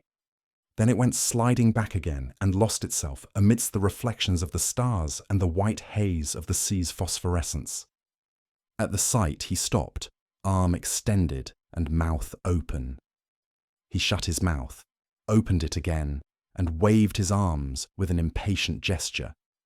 Then he turned, shouted, "Elstead ahoy!" to the first watch, and went at a run to Lindley and the searchlight. "I saw him," he said. "Starboard there. His light's on, and he's just shot out of the water. Bring the light round. We ought to see him drifting when he lifts on the swell." But they never picked up the explorer until dawn. Then they almost ran him down. The crane was swung out, and a boat's crew hooked the chain to the sphere. When they had shipped the sphere, they unscrewed the manhole and peered into the darkness of the interior. For the electric light chamber was intended to illuminate the water about the sphere, and was shut off entirely from its general cavity. The air was very hot within the cavity, and the india rubber at the lip of the manhole was soft. There was no answer to their eager questions, and no sound of movement within. Elstead seemed to be lying motionless, crumpled in the bottom of the globe. The ship's doctor crawled in and lifted him out to the men outside. For a moment or so, they did not know whether Elstead was alive or dead. His face, in the yellow light of the ship's lamps, glistened with perspiration. They carried him down to his own cabin. He was not dead, they found, but in a state of absolute nervous collapse, and besides cruelly bruised. For some days, he had to lie perfectly still. It was a week before he could tell his experiences. Almost his first words were that he was going down again. The sphere would have to be altered, he said, in order to allow him to throw off the cord if need be, and that was all. He had the most marvellous experience. "You thought I should find nothing but ooze," he said. "You laughed at my explorations, and I've discovered a new world." He told his story in disconnected fragments, and chiefly from the wrong end, so that it is impossible to retell it in his words. But what follows is the narrative of his experience. "It began atrociously," he said. "Before the cord ran out, the thing kept rolling over. He felt like a frog in a football. He could see nothing but the crane and the sky overhead, with an occasional glimpse of people on the ship's rail. He couldn't tell a bit which way the thing would roll next. Suddenly, he would find his footing going up and try to step, and over he went rolling, head over heels, and just anyhow, on the padding. Any other shape would have been more comfortable, but no other shape was to be relied upon under the huge pressure of the nethermost abyss. Suddenly the swaying ceased, the globe righted, and when he had picked himself up, he saw the water all about him greeny blue, with an attenuated light filtering down from above, and a shoal of little floating things went rushing up past him, as it seemed to him, towards the light. And even as he looked, it grew darker and darker, until the water above was as dark as the midnight sky, albeit of greener shade, and the water below black. And little transparent things in the water developed a faint glint of luminosity and shot past him in faint greenish streaks. And the feeling of falling, it was just like the start of a lift, he said, only it kept on. One has to imagine what that means, that keeping on. It was then of all times that Elstead repented of his adventure. He saw the chances against him in an altogether new light.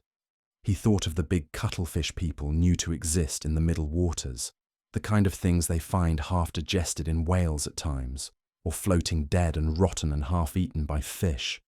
Suppose one caught hold and wouldn't let go, and had the clockwork really been sufficiently tested? But whether he wanted to go on or go back mattered not the slightest now. In 50 seconds, everything was as black as night outside, except where the beam from his light struck through the waters and picked out every now and then some fish or scrap of sinking matter. They flashed by too fast for him to see what they were. Once he thinks he passed a shark, and then the sphere began to get hot by friction against the water. They had underestimated this, it seems. The first thing he noticed was that he was perspiring, and then he heard a hissing growing louder under his feet and saw a lot of little bubbles, very little bubbles they were, rushing upward like a fan through the water outside. Steam. He felt the window, and it was hot. He turned on the minute glow lamp that lit his own cavity, looked at the padded watch by the studs, and saw he had been travelling now for 2 minutes.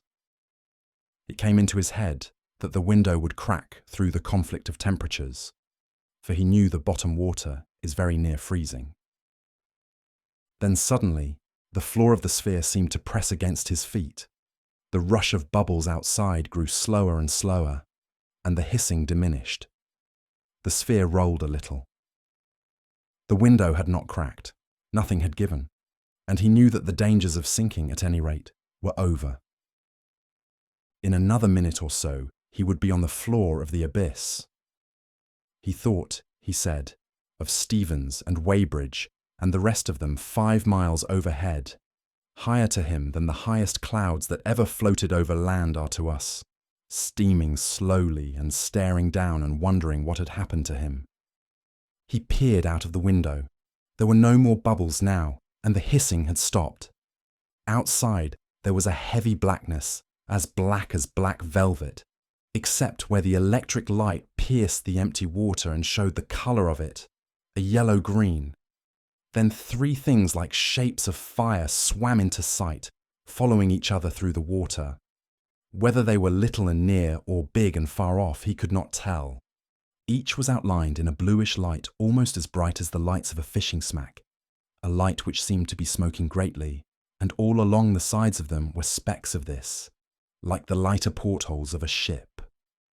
Their phosphorescence seemed to go out as they came into the radiance of his lamp, and he saw then that they were little fish of some strange sort, with huge heads, vast eyes, and dwindling bodies and tails. Their eyes were turned towards him, and he judged they were following him down. He supposed they were attracted by his glare. Presently, others of the same sort joined them. As he went on down, he noticed that the water became of a pallid colour, and that little specks twinkled in his ray like motes in a sunbeam. This was probably due to the clouds of ooze and mud that the impact of his leaden sinkers had disturbed. By the time he was drawn down to the lead weights, he was in a dense fog of white that his electric light failed altogether to pierce for more than a few yards, and many minutes elapsed before the hanging sheets of sediment subsided to any extent. Then, lit by his light and by the transient phosphorescence of a distant shoal of fishes, he was able to see under the huge blackness of the superincumbent water an undulating expanse of greyish-white ooze, broken here and there by tangled thickets of a growth of sea lilies, waving hungry tentacles in the air. Farther away were the graceful, translucent outlines of a group of gigantic sponges. About this floor, there were scattered a number of bristling, flattish tufts of rich purple and black, which he decided must be some sort of sea urchin, and small, large-eyed or blind things, having a curious resemblance, some to woodlice and others to lobsters, crawled sluggishly across the track of the light and vanished into the obscurity again, leaving furrowed trails behind them. Then suddenly the hovering swarm of little fishes veered about and came towards him as a flight of starlings might do. They passed over him like a phosphorescent snow, and then he saw behind them some larger creature advancing towards the sphere. At first, he could see it only dimly, a faintly moving figure remotely suggestive of a walking man, and then it came into the spray of light that the lamp shot out. As the glare struck it, it shut its eyes, dazzled. He stared in rigid astonishment. It was a strange vertebrated animal. Its dark purple head was dimly suggestive of a chameleon, but it had such a high forehead and such a brain case as no reptile ever displayed before. The vertical pitch of its face gave it a most extraordinary resemblance to a human being. 2 large and protruding eyes projected from sockets in chameleon fashion, and it had a broad reptilian mouth with horny lips beneath its little nostrils. In the position of the ears were two huge gill covers, and out of these floated a branching tree of coralline filaments, almost like the tree-like gills that very young rays and sharks possess. But the humanity of the face was not the most extraordinary thing about the creature. It was a biped. Its almost globular body was poised on a tripod of two frog-like legs and a long, thick tail, and its forelimbs, which grotesquely caricatured the human hand, much as a frog's do, carried a long shaft of bone tipped with copper. The colour of the creature was variegated. Its head, hands and legs were purple, but its skin, which hung loosely upon it, even as clothes might do, was a phosphorescent grey, and it stood there blinded by the light. At last, this unknown creature of the abyss blinked its eyes open, and shading them with its disengaged hand, opened its mouth and gave vent to a shouting noise, articulate almost as speech might be, that penetrated even the steel case and padded jacket of the sphere. How a shouting may be accomplished without lungs, Elstead does not profess to explain. It then moved sideways out of the glare into the mystery of shadow that bordered it on either side, and Elstead felt rather than saw that it was coming towards him. Fancying the light had attracted it, he turned the switch that cut off the current. In another moment, something soft dabbed upon the steel, and the globe swayed. Then the shouting was repeated, and it seemed to him that a distant echo answered it. The dabbing recurred, and the whole globe swayed and ground against the spindle over which the wire was rolled. He stood in the blackness and peered out into the everlasting night of the abyss, and presently he saw, very faint and remote, other phosphorescent quasi-human forms hurrying towards him. Hardly knowing what he did, he felt about in his swaying prison for the stud of the exterior electric light, and came by accident against his own small glow lamp in its padded recess. The sphere twisted, and then threw him down. He heard shouts, like shouts of surprise, and when he rose to his feet, he saw two pairs of stalked eyes peering into the lower window and reflecting his light.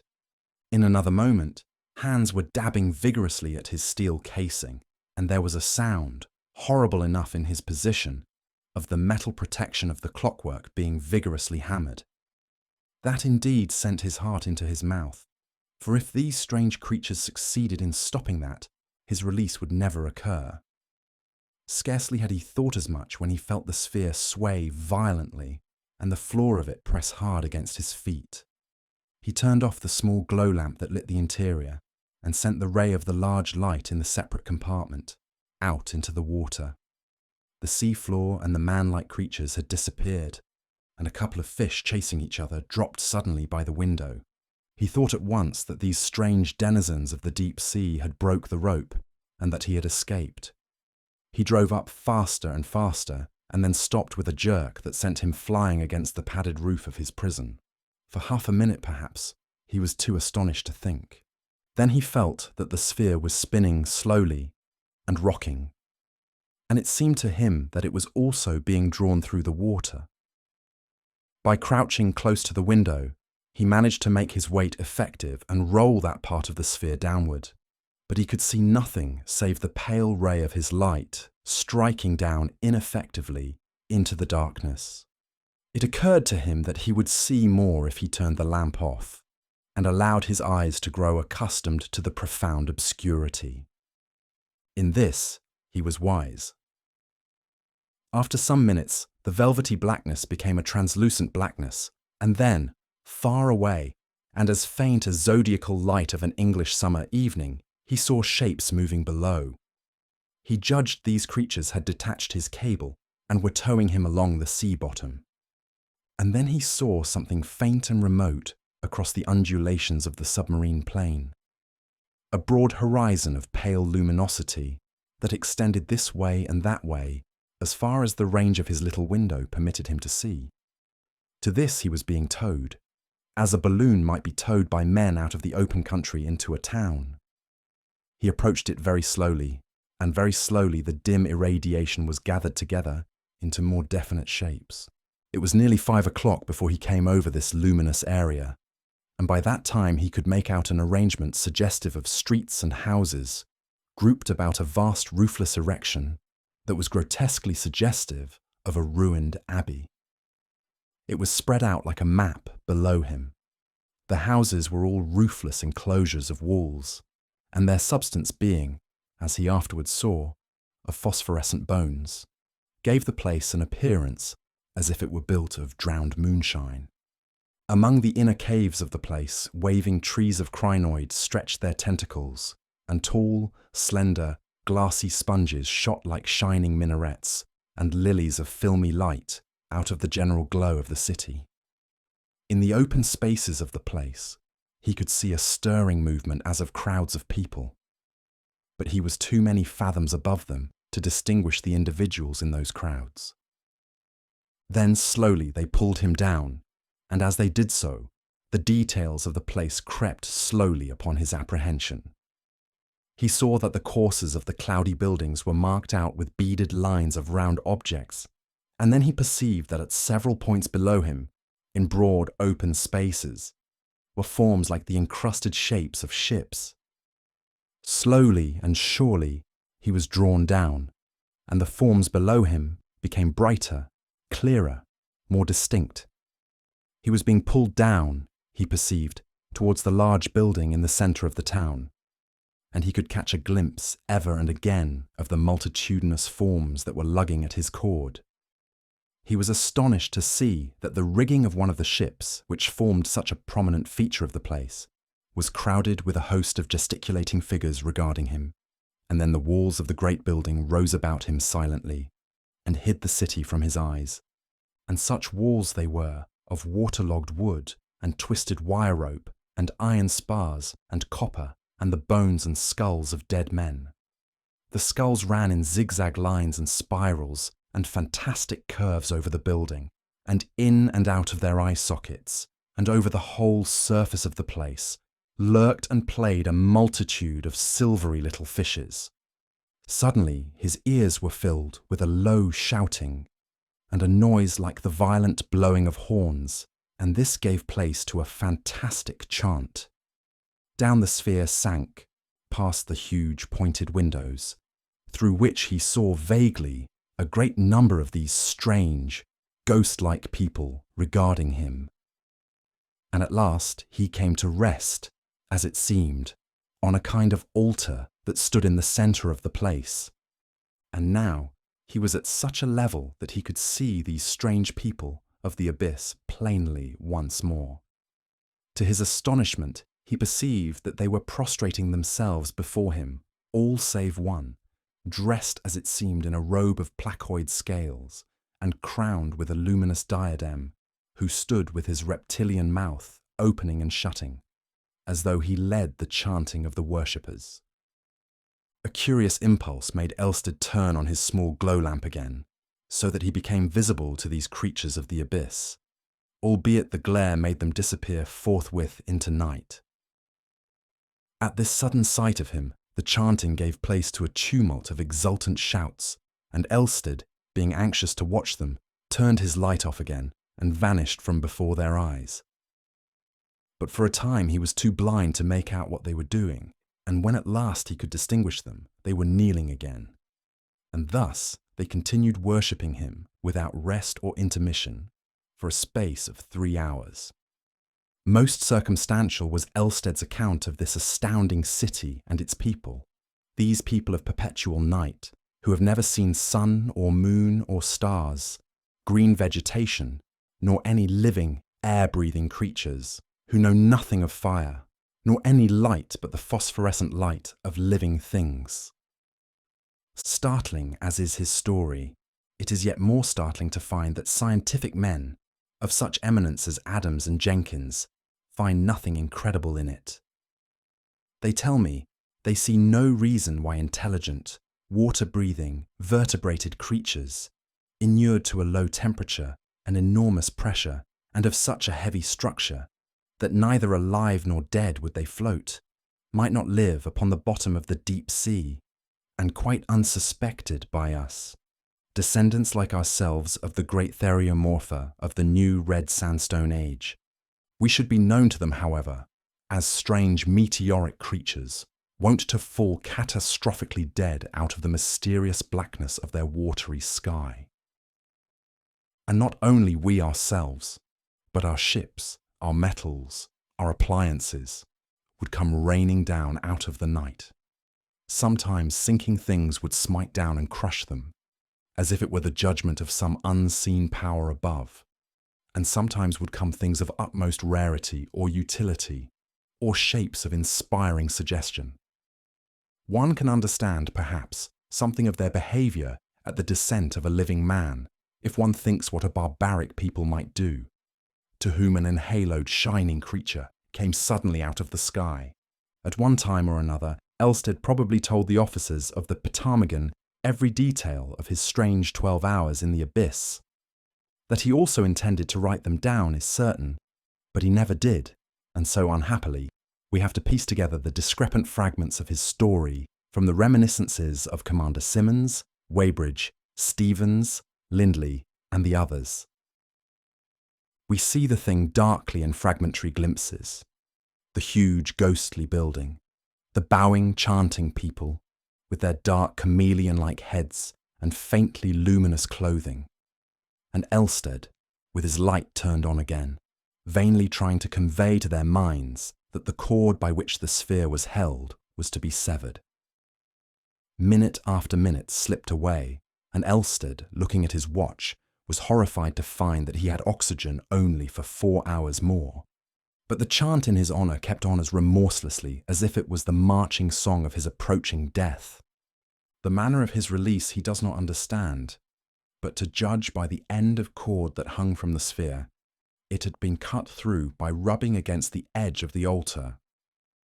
Abruptly the sphere rolled over, and he swept up, out of their world, as an ethereal creature clothed in a vacuum would sweep through our own atmosphere back to its native ether again. He must have torn out of their sight as a hydrogen bubble hastens upwards from our air. A strange ascension it must have seemed to them.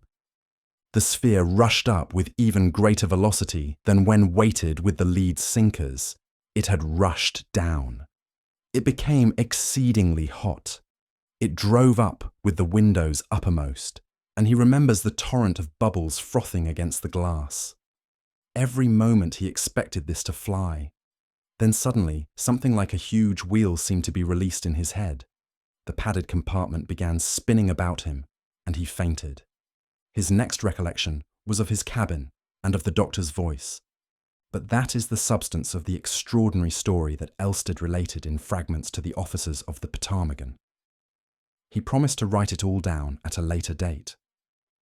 His mind was chiefly occupied with the improvement of his apparatus, which was effected at Rio. It remains only to tell that on February 2nd, 1896, he made his second descent into the ocean abyss, with the improvements his first experience suggested. What happened, we shall probably never know. He never returned. The Ptarmigan beat about over the point of his submersion, seeking him in vain for 13 days. Then she returned to Rio, and the news was telegraphed to his friends. So the matter remains for the present, but it is hardly probable that no further attempt will be made to verify his strange story of these hitherto unsuspected cities of the deep sea. In the Avu Observatory by H. G. Wells, published 1894.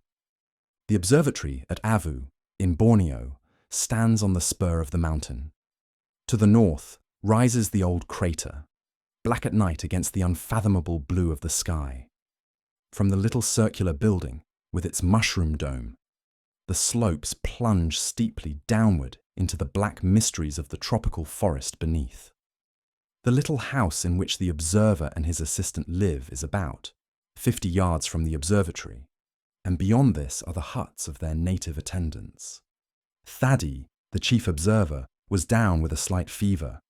His assistant, Woodhouse, paused for a moment in silent contemplation of the tropical night before commencing his solitary vigil.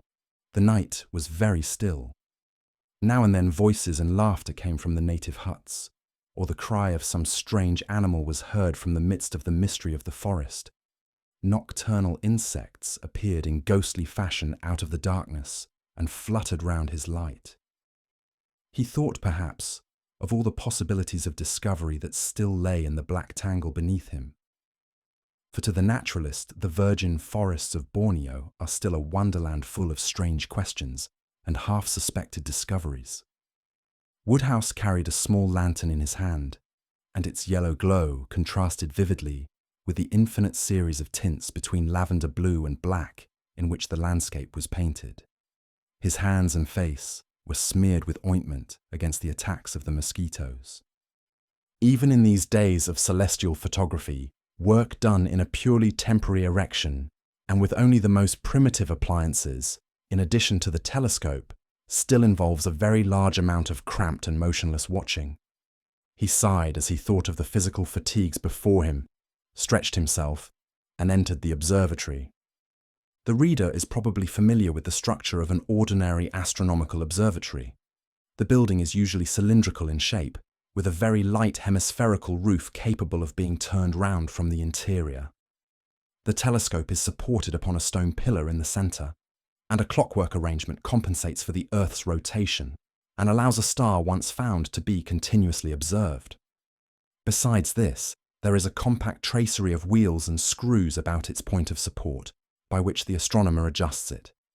There is, of course, a slit in the movable roof which follows the eye of the telescope in its survey of the heavens.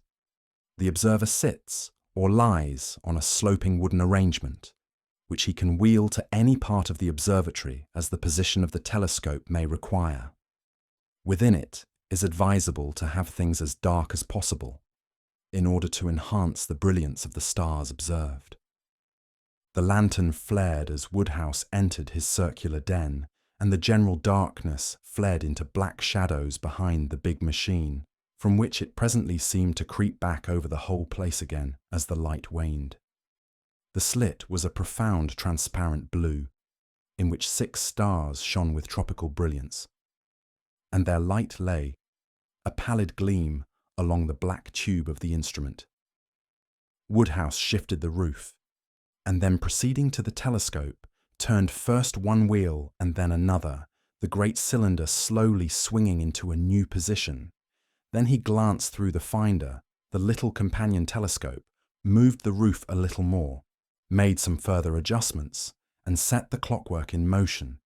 He took off his jacket, for the night was very hot, and pushed into position the uncomfortable seat to which he was condemned for the next 4 hours. Then with a sigh, he resigned himself to his watch upon the mysteries of space. There was no sound now in the observatory, and the lantern waned steadily. Outside, there was the occasional cry of some animal in alarm or pain, or calling to its mate, and the intermittent sounds of the Malay and Dayak servants. Presently one of the men began a queer chanting song, in which the others joined at intervals.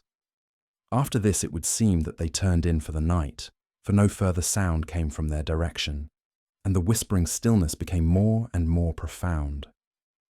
The clockwork ticked steadily. The shrill hum of a mosquito explored the place, and grew shriller in indignation at Woodhouse's ointment.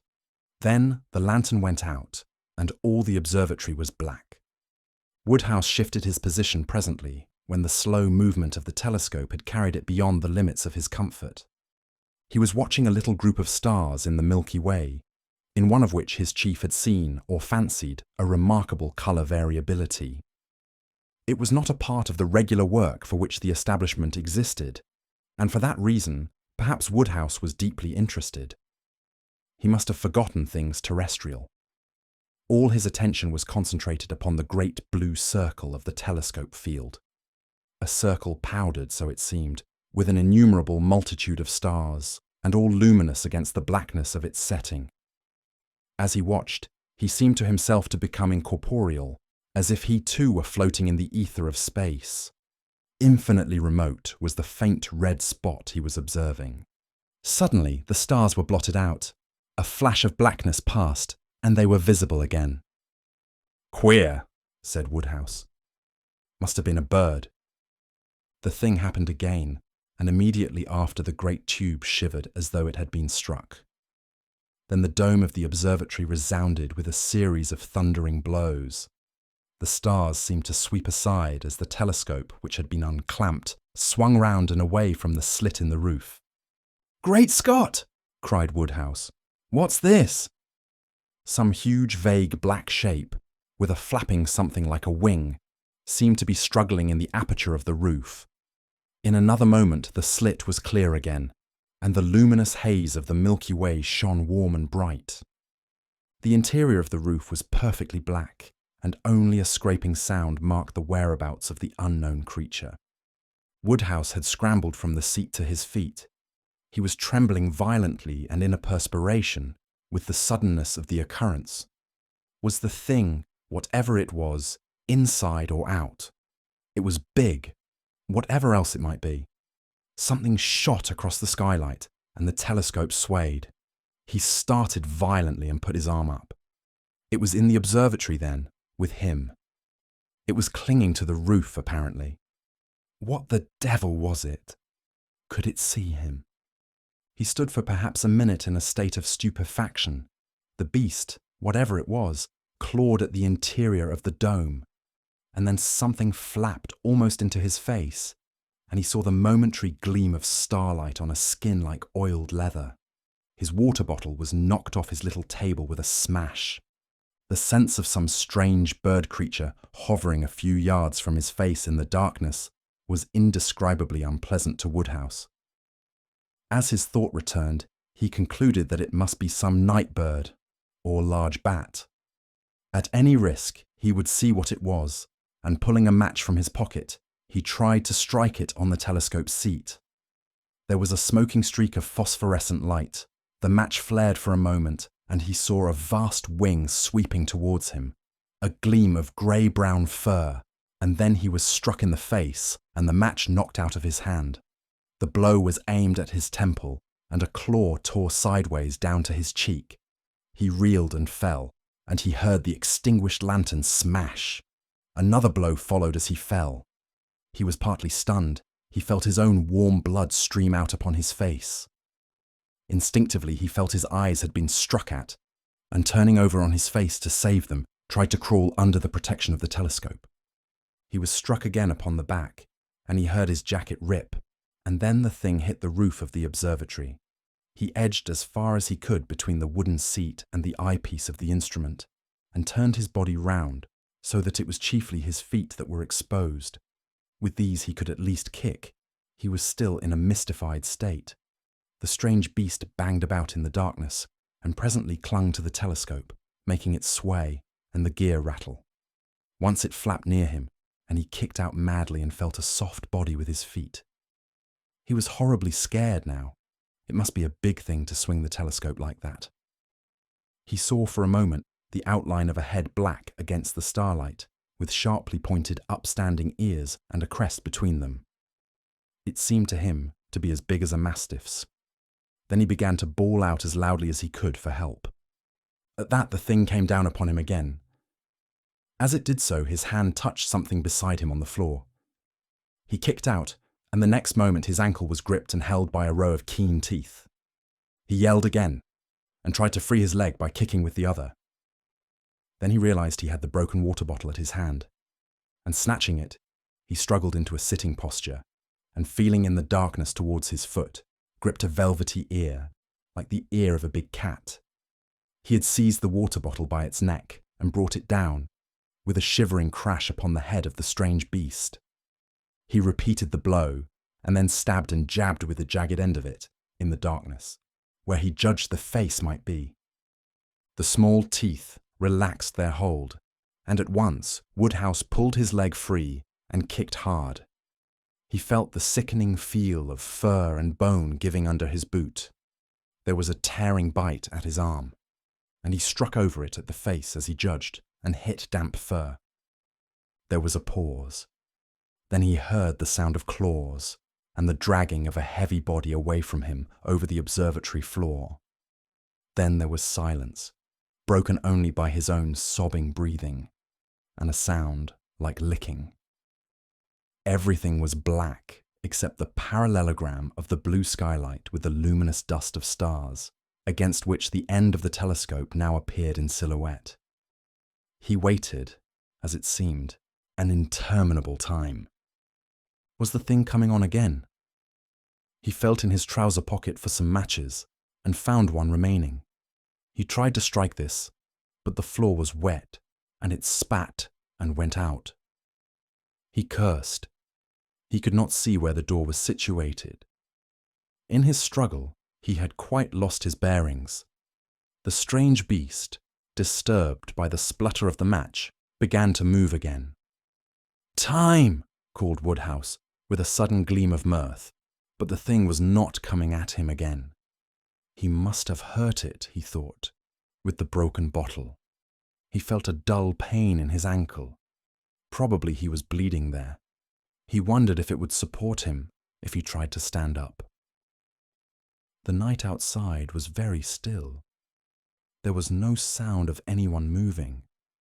The sleepy fools had not heard those wings battering upon the dome, nor his shouts. It was no good wasting strength in shouting. The monster flapped its wings and startled him into a defensive attitude. He hit his elbow against the seat, and it fell over with a crash. He cursed this, and then he cursed the darkness. Suddenly, the oblong patch of starlight seemed to sway to and fro. Was he going to faint? It would never do to faint. He clenched his fists and set his teeth to hold himself together.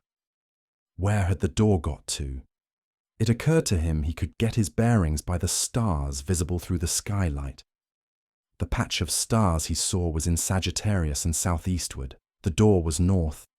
Or was it north by west? He tried to think. If he could get the door open, he might retreat. It might be the thing was wounded. The suspense was beastly. "Look here," he said. "If you don't come on, I shall come at you." Then the thing began clambering up the side of the observatory, and he saw its black outline gradually blot out the skylight.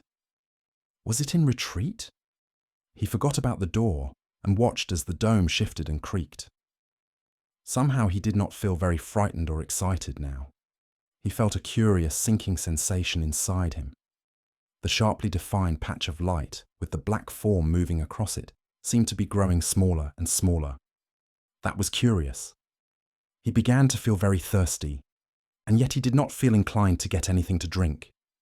He seemed to be sliding down a long funnel. He felt a burning sensation in his throat, and then he perceived it was broad daylight, and that one of the Dyak servants was looking at him with a curious expression. Then there was the top of Thaddeus' face upside down. Funny fellow Thaddeus to go about like that. Then he grasped the situation better and perceived that his head was on Thaddeus' knee, and Thaddeus was giving him brandy.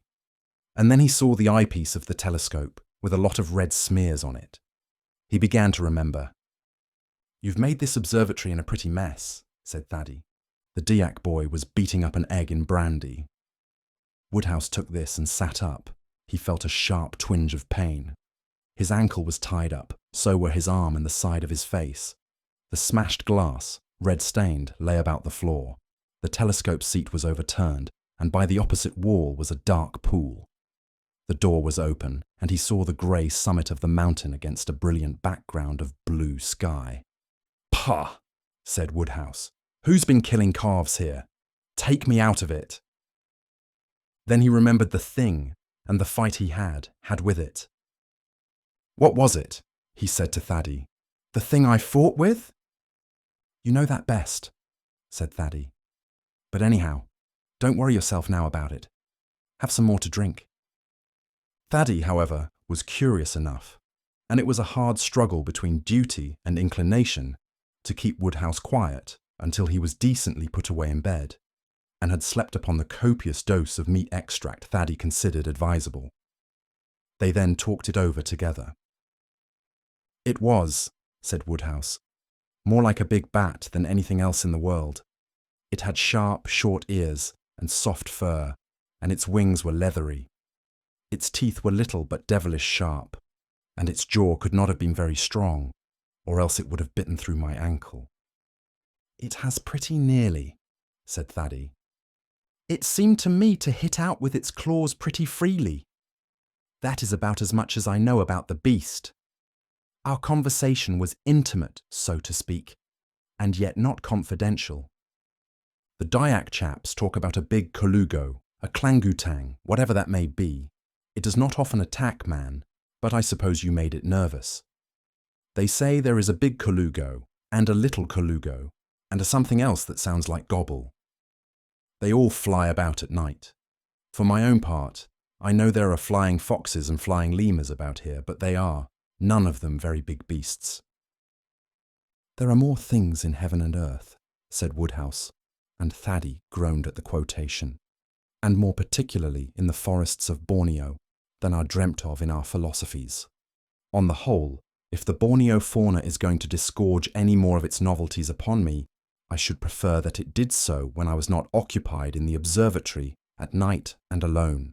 Little Mother Up the Morderberg by H.G. Wells, published 1910. I think I mentioned, when I was telling how I sailed my first aeroplane, that I made a kind of record at Arosa by falling down 3 separate crevasses on 3 successive days. That was before Little Mother followed me out there. When she came, I could see at a glance she was tired and jaded and worried, and so, instead of letting her fret about in the hotel and get into a wearing tangle of gossip, I packed her and 2 knapsacks up and started off on a long, refreshing, easy-going walk northward until a blister on her foot stranded us at the Maganrua Hotel on the Sneejoch. She was for going on, blister or no blister.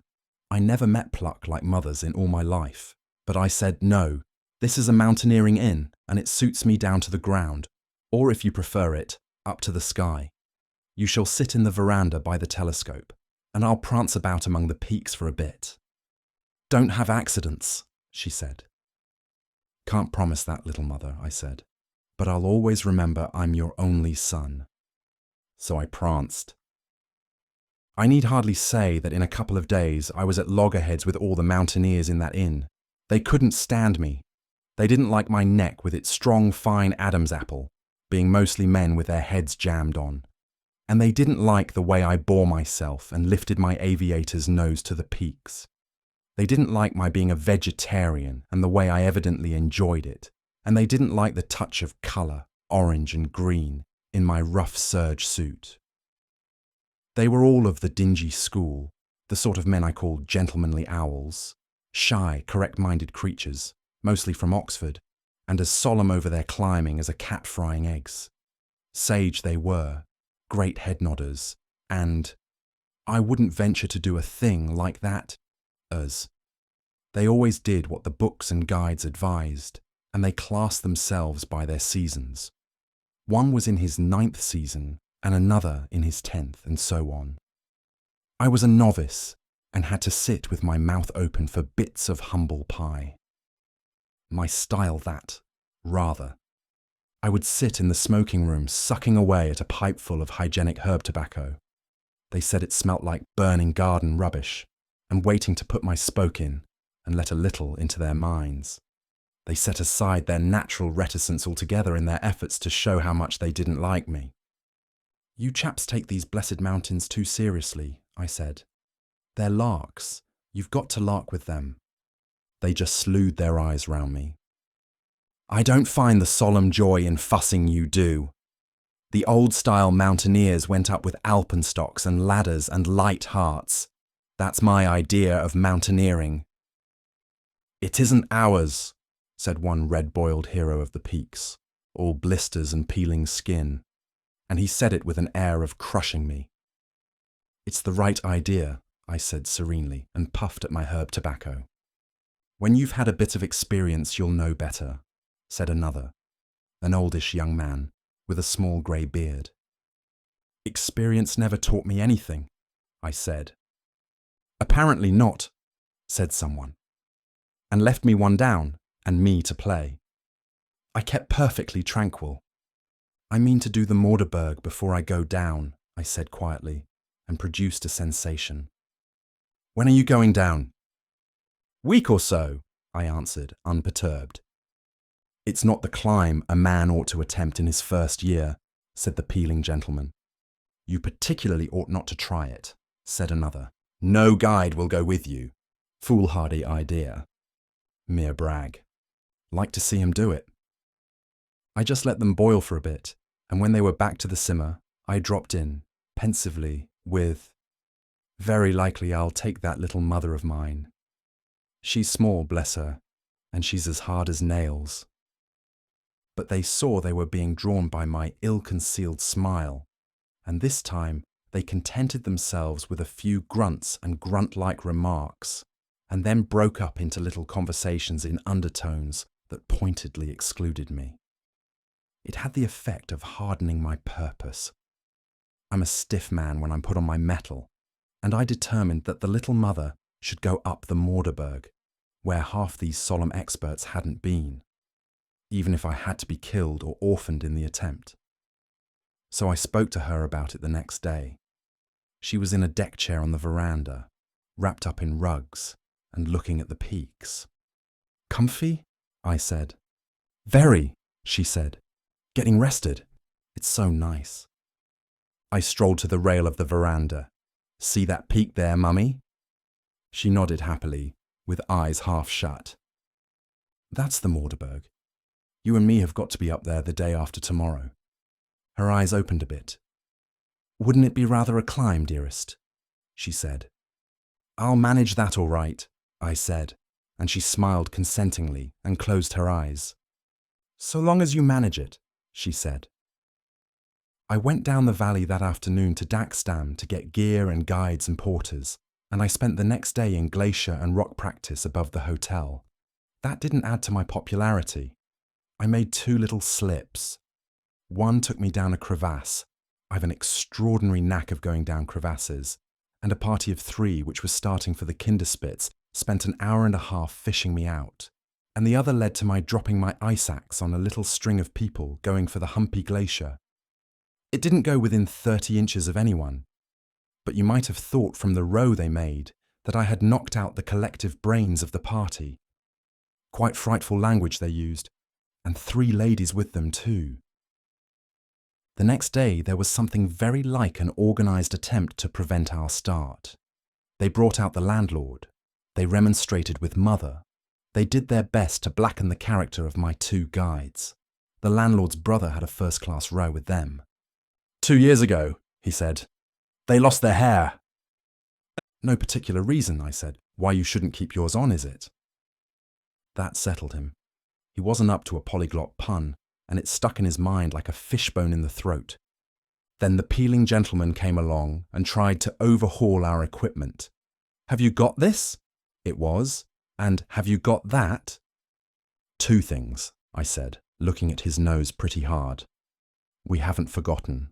One's blue veils and the other Vaseline." I've still a bright little memory of the start.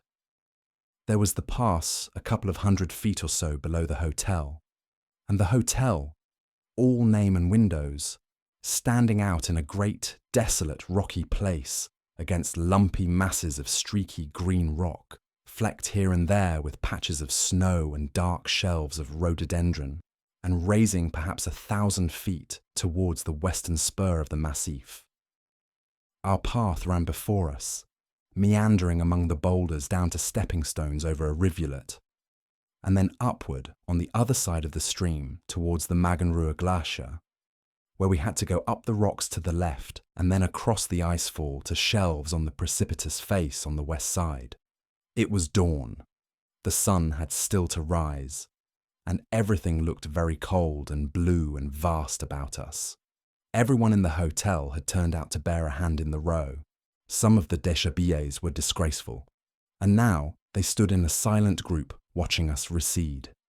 The last word I caught was, "They'll have to come back." "We'll come back all right," I answered. "Never fear."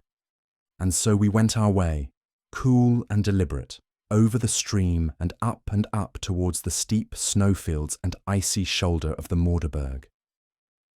I remember that we went in absolute silence for a time, and then how suddenly the landscape gladdened with sunrise, and in an instant, as if speech had thawed, All our tongues were babbling. I had one or two things in the baggage that I hadn't cared for the people at the inn to see, and I had made no effort to explain why I had 5 porters with the load of 2.5. But when we came to the icefall, I showed my hand a little and unslung a stout twine hammock for the martyr. We put her in this with a rug round her and sewed her in with a few stitches.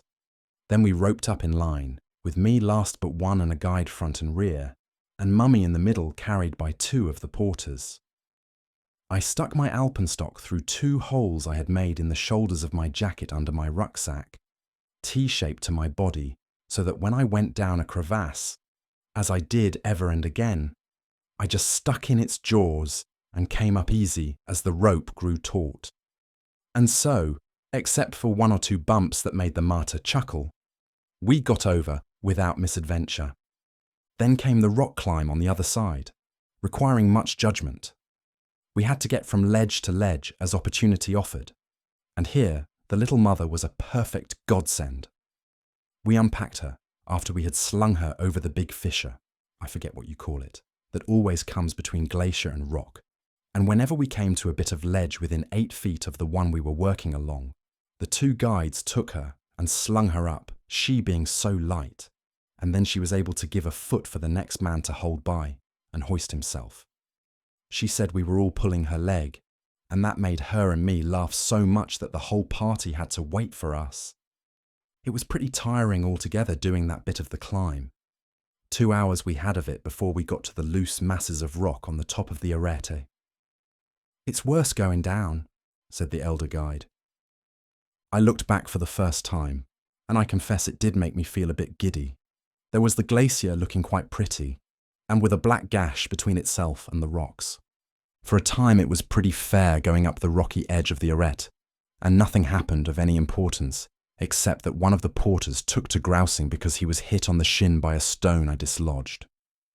"Fortunes of war," I said. But he didn't seem to see it, and when I just missed him with a second, he broke out into a long, whining discourse, in what I suppose he thought was German. I couldn't make head or tail of it. "He said you might have killed him," said Little Mother. "They say," I quoted. "What say they? Let them say." I was for stopping and filling him up with a feed, but the elder guide wouldn't have it. We had already lost time, he said, and the traverse round the other face of the mountain would be more and more subject to avalanches as the sun got up. So we went on. As we went round the corner to the other face, I turned towards the hotel. It was the meanest little oblong spot by now, and made a derisive gesture or so for the benefit of anyone at the telescope. We did get 1 rock avalanche that reduced the hindmost guide to audible prayer, but nothing hit us except a few bits of snow. The rest of the fall was a couple of yards and more from us. We were on rock just then and overhung. Before and afterwards, we were edging along steps in an ice slope cut by the foremost guide and touched up by the porters. The avalanche was much more impressive before it came in sight, banging and thundering overhead, and it made a tremendous uproar in the blue deeps beneath, but in actual transit it seemed a mean show, mostly of stones smaller than I am. "All right," said the guide. "Toned up," I answered. "You suppose it is safe, dear?" asked the little mother. "Safe as Trafalgar Square," I said. "Hop along, mummykins." Which she did with remarkable agility. The traverse took us onto old snow at last, and here we could rest for lunch, and pretty glad we were both of lunch and rest. But here the trouble with the guides and porters thickened. They were already a little ruffled about my animating way with loose rocks, and now they kicked up a tremendous shindy because instead of the customary brandy we had brought non-alcoholic ginger cordial.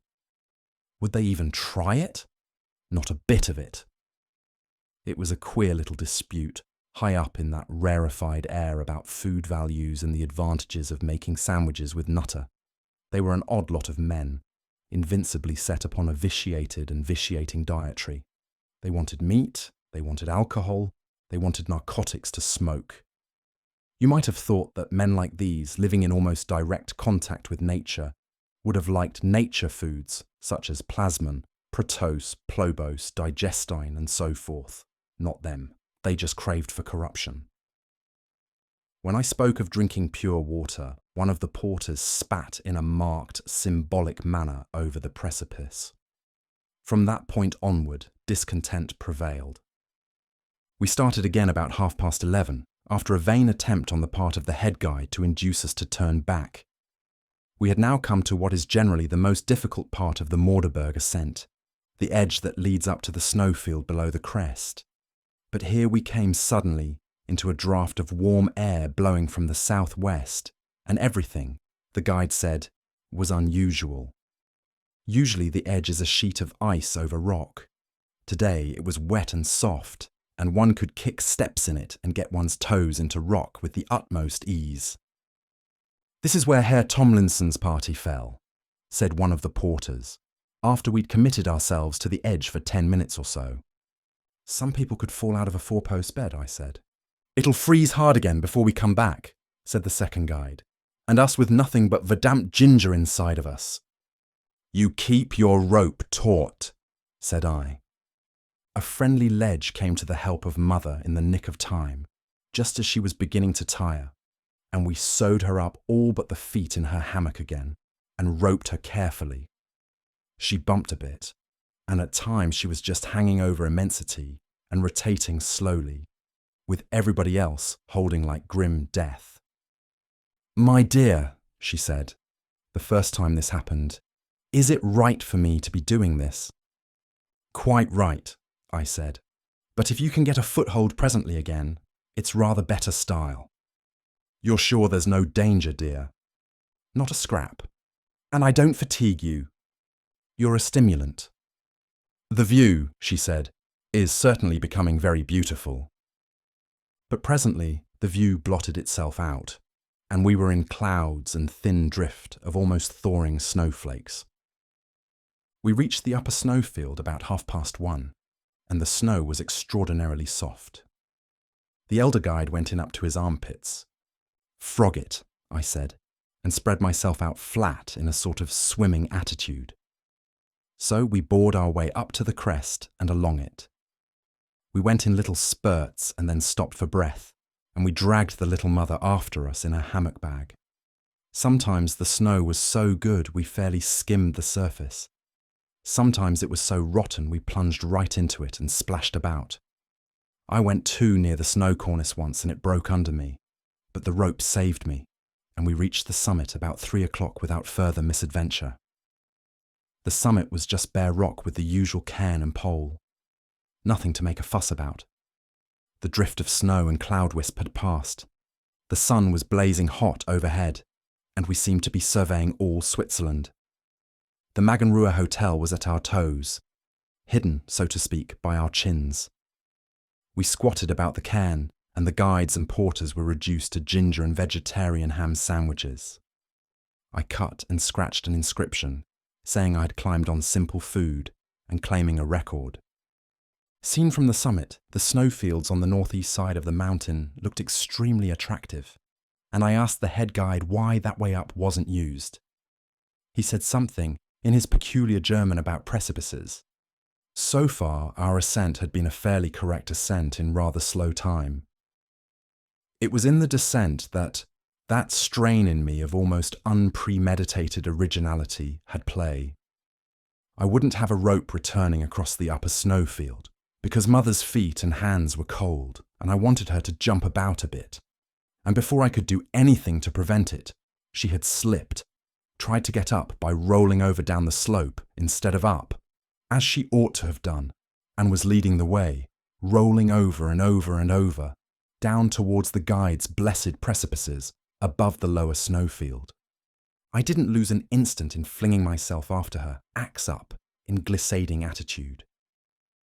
I'm not clear what I meant to do, but I fancy the idea was to get in front of her and put on the brake. I did not succeed anyhow. In 20 seconds I had slipped, and was sitting down and going down out of my own control altogether. Now, most great discoveries are the result of accident, and I maintain that in that instant Mother and I discovered 2 distinct and novel ways of coming down a mountain.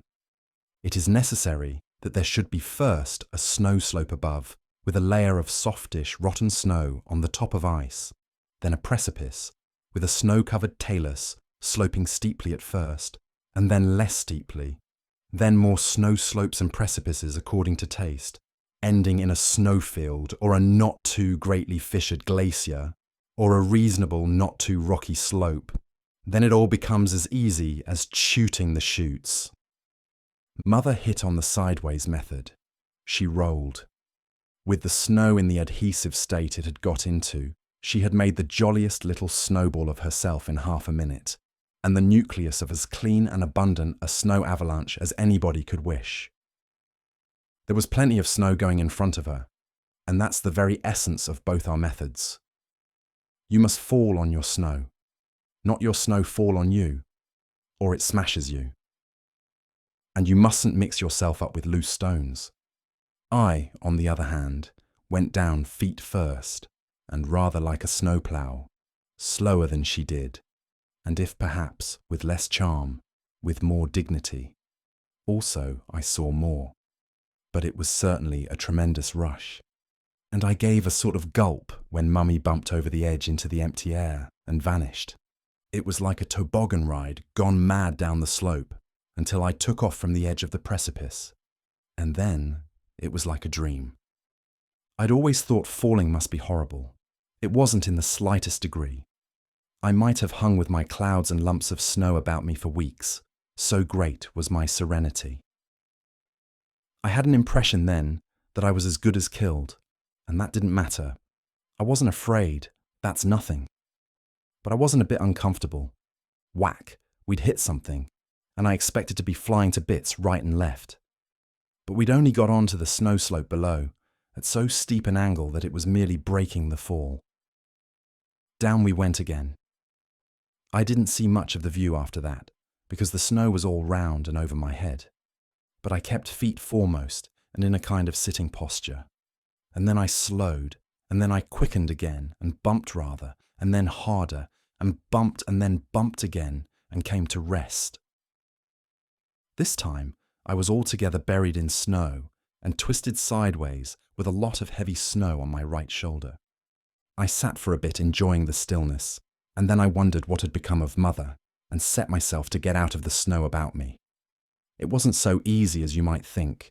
The stuff was all in lumps and spaces like a gigantic sponge, and I lost my temper and struggled and swore a good deal, but at last I managed it. I crawled out and found myself on the edge of heaped masses of snow, quite close to the upper part of the Meganruhr glacier. And far away, right up the glacier and near the other side, was a little thing like a black beetle struggling in the heart of an immense split ball of snow. I put my hands to my mouth and let out with my version of the yodel, and presently I saw her waving her hand. It took me nearly 20 minutes to get to her. I knew my weakness, and I was very careful of every crevasse I came near. When I got up to her, her face was anxious. "What have you done with the guides?" she asked. "They've got too much to carry," I said. "They're coming down another way. Did you like it?" "Not very much, dear," she said, "but I dare say I shall get used to these things. Which way do we go now?" I decided we'd find a snow bridge across the Bergschrund. That's the word I forgot just now. And so get on to the rocks on the east side of the glacier.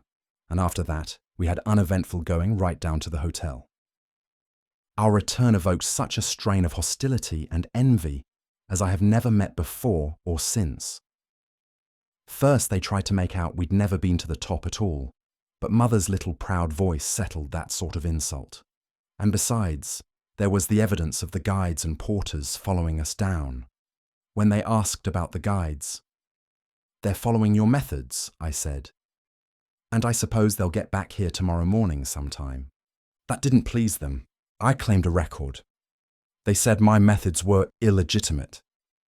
"If I see fit," I said, "to use an avalanche to get back by, what's that to you? You tell me. Me and Mother can't do the confounded mountain anyhow. And when we do, you want to invent a lot of rules to disqualify us. You'll say next one mustn't glissade. I've made a record, and you know I've made a record, and you're about as sour as you can be. The fact of it is, You chaps don't know your own silly business. Here's a good, quick way of coming down a mountain, and you ought to know about it. The chance that both of you are not killed was 1 in 1,000. Nonsense! It's the proper way to come down for anyone who hasn't a hidebound mind. You chaps ought to practice falling great heights in snow. It's perfectly easy and perfectly safe, if only you know how to set about it. Look here, young man, said the oldish young man with the little grey beard. You don't seem to understand that you and that lady have been saved by a kind of miracle.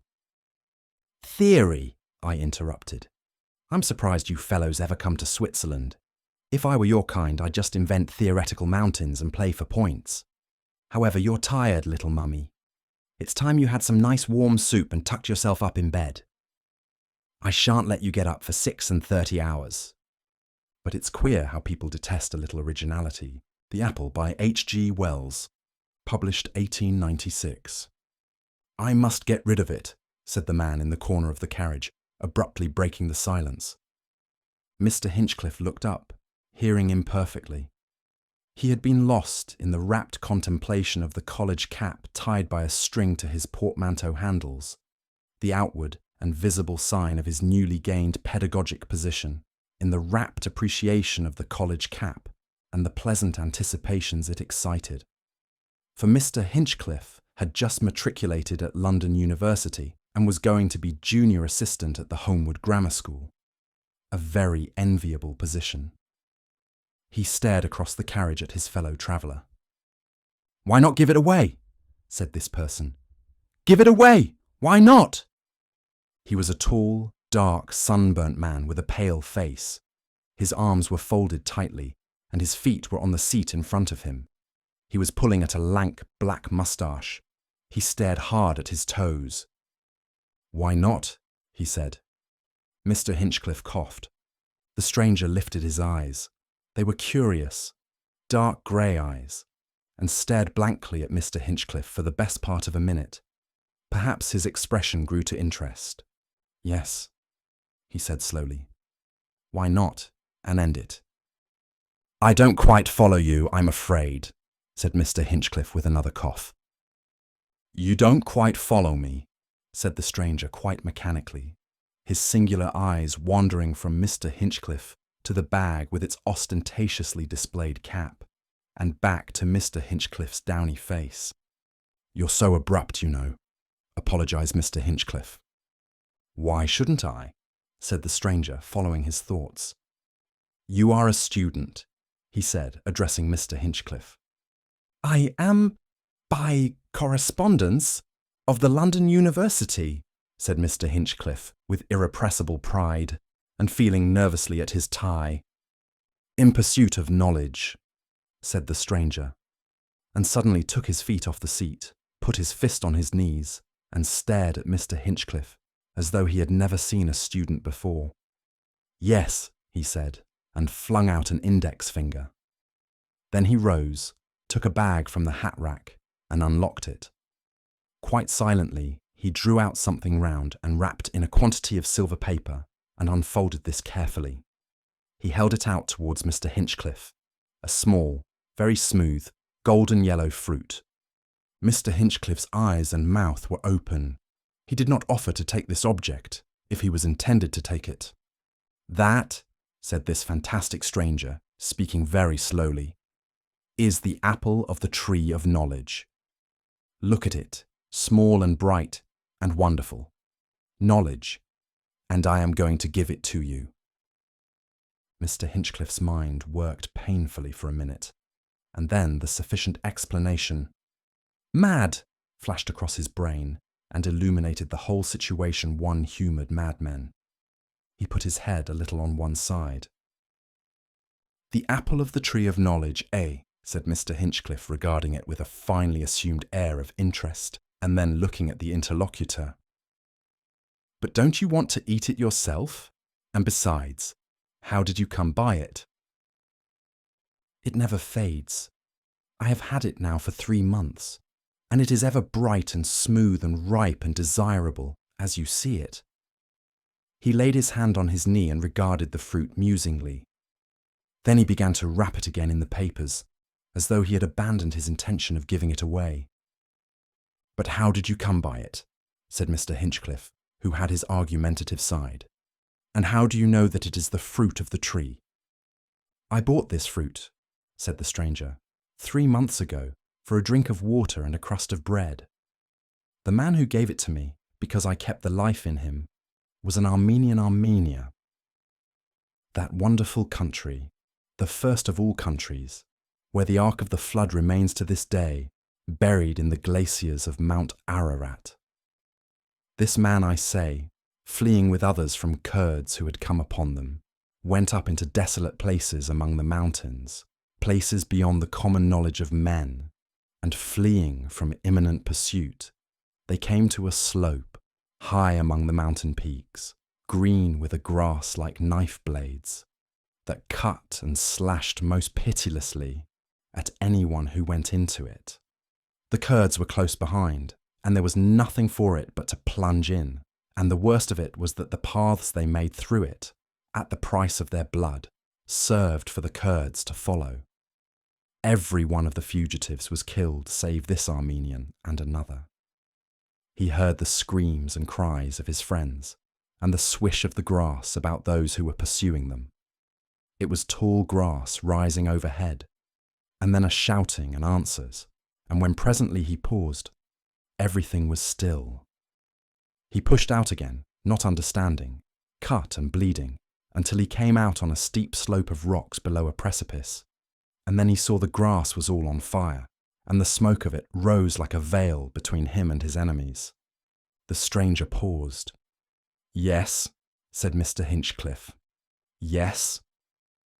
There he was, all torn and bloody from the knife blades of the grass, the rocks blazing under the afternoon sun, the sky molten brass, and the smoke of the fire driving towards him. He dared not stay there. Death he did not mind, but torture. Far away beyond the smoke, he heard shouts and cries, women screaming. So he went clambering up a gorge in the rocks. Everywhere were bushes with dry branches that stuck like thorns among the leaves, until he clambered over the brow of a ridge that hid him. And then he met his companion, a shepherd, who had also escaped, and counting cold and famine and thirst as nothing against the Kurds, they went on into the heights, and among the snow and ice they wandered 3 whole days. The 3rd day came the vision. I suppose hungry men often do see visions, but then there is this fruit. He lifted the wrapped globe in his hand, and I have heard it too from other mountaineers who have known something of the legend.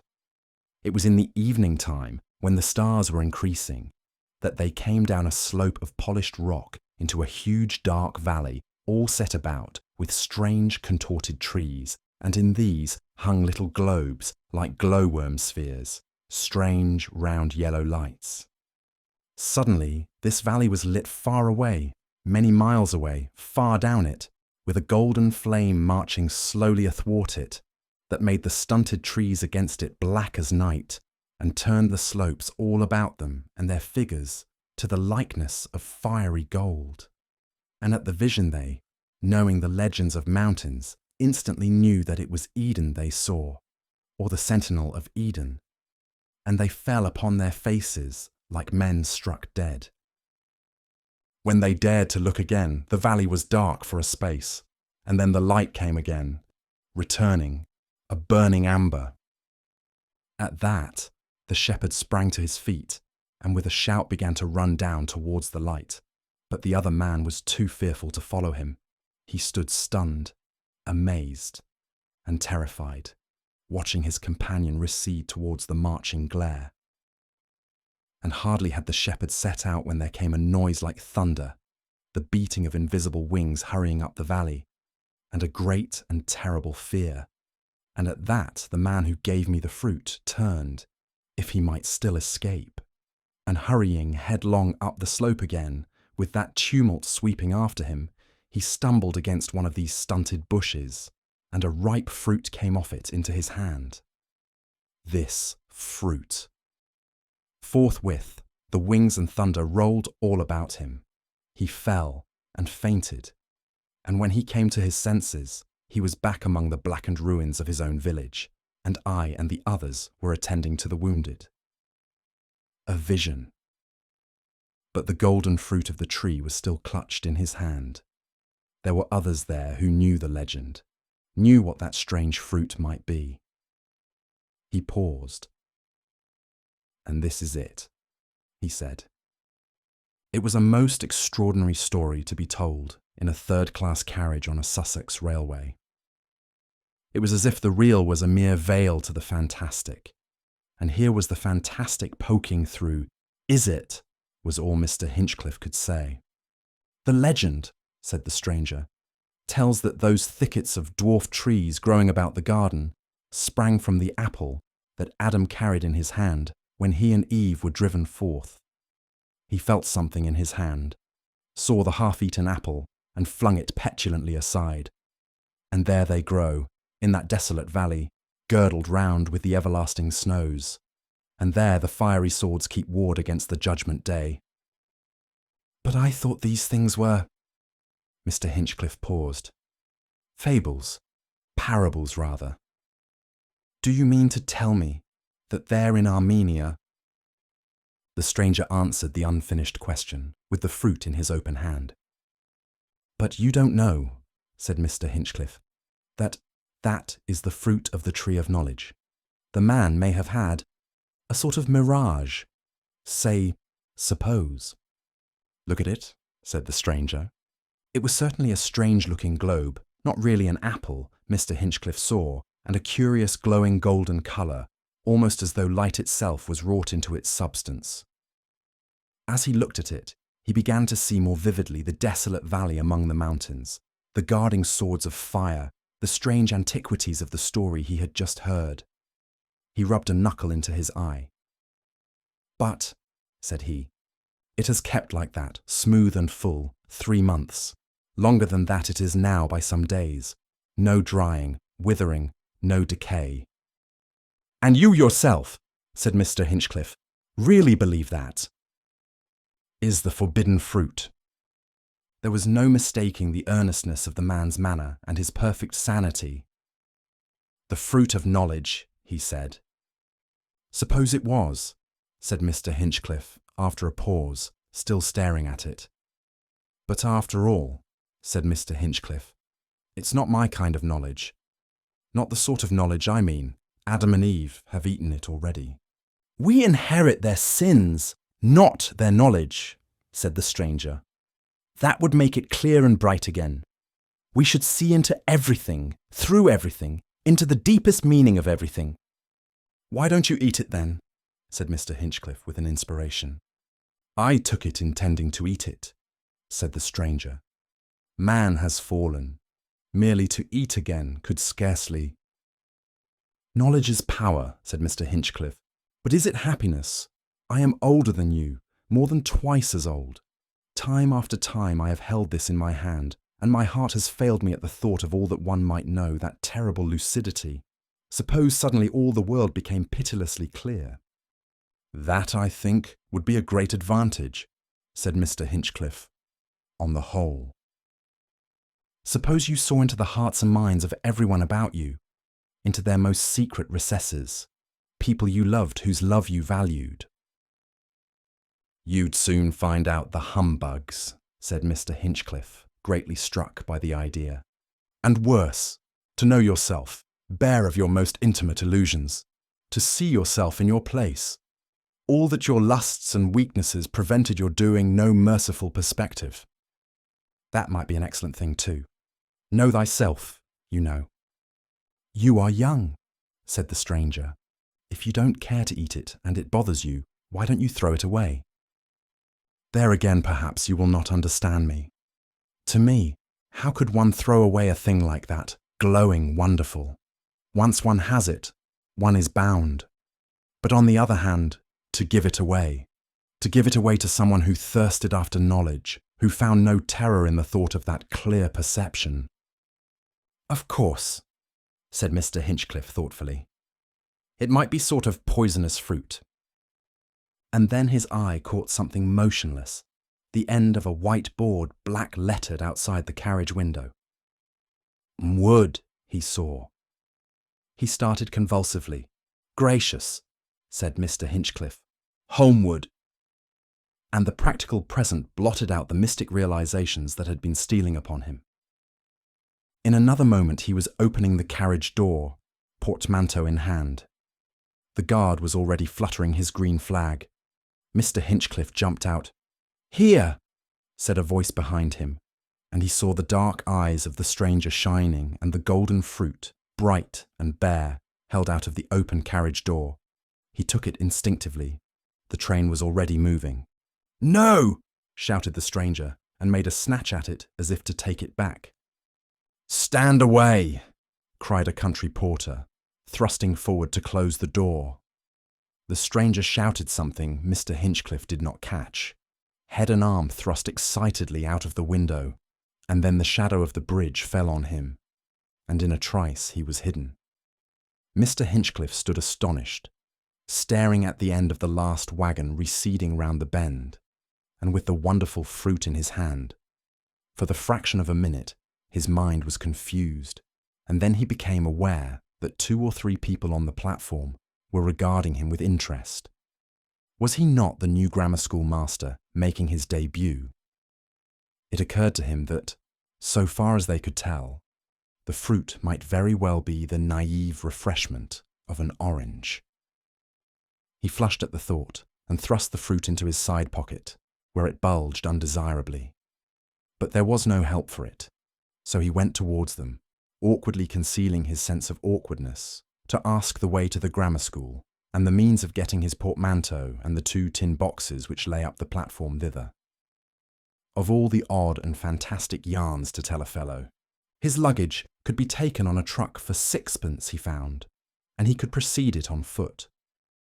He fancied an ironical note in the voices. He was painfully aware of his contour.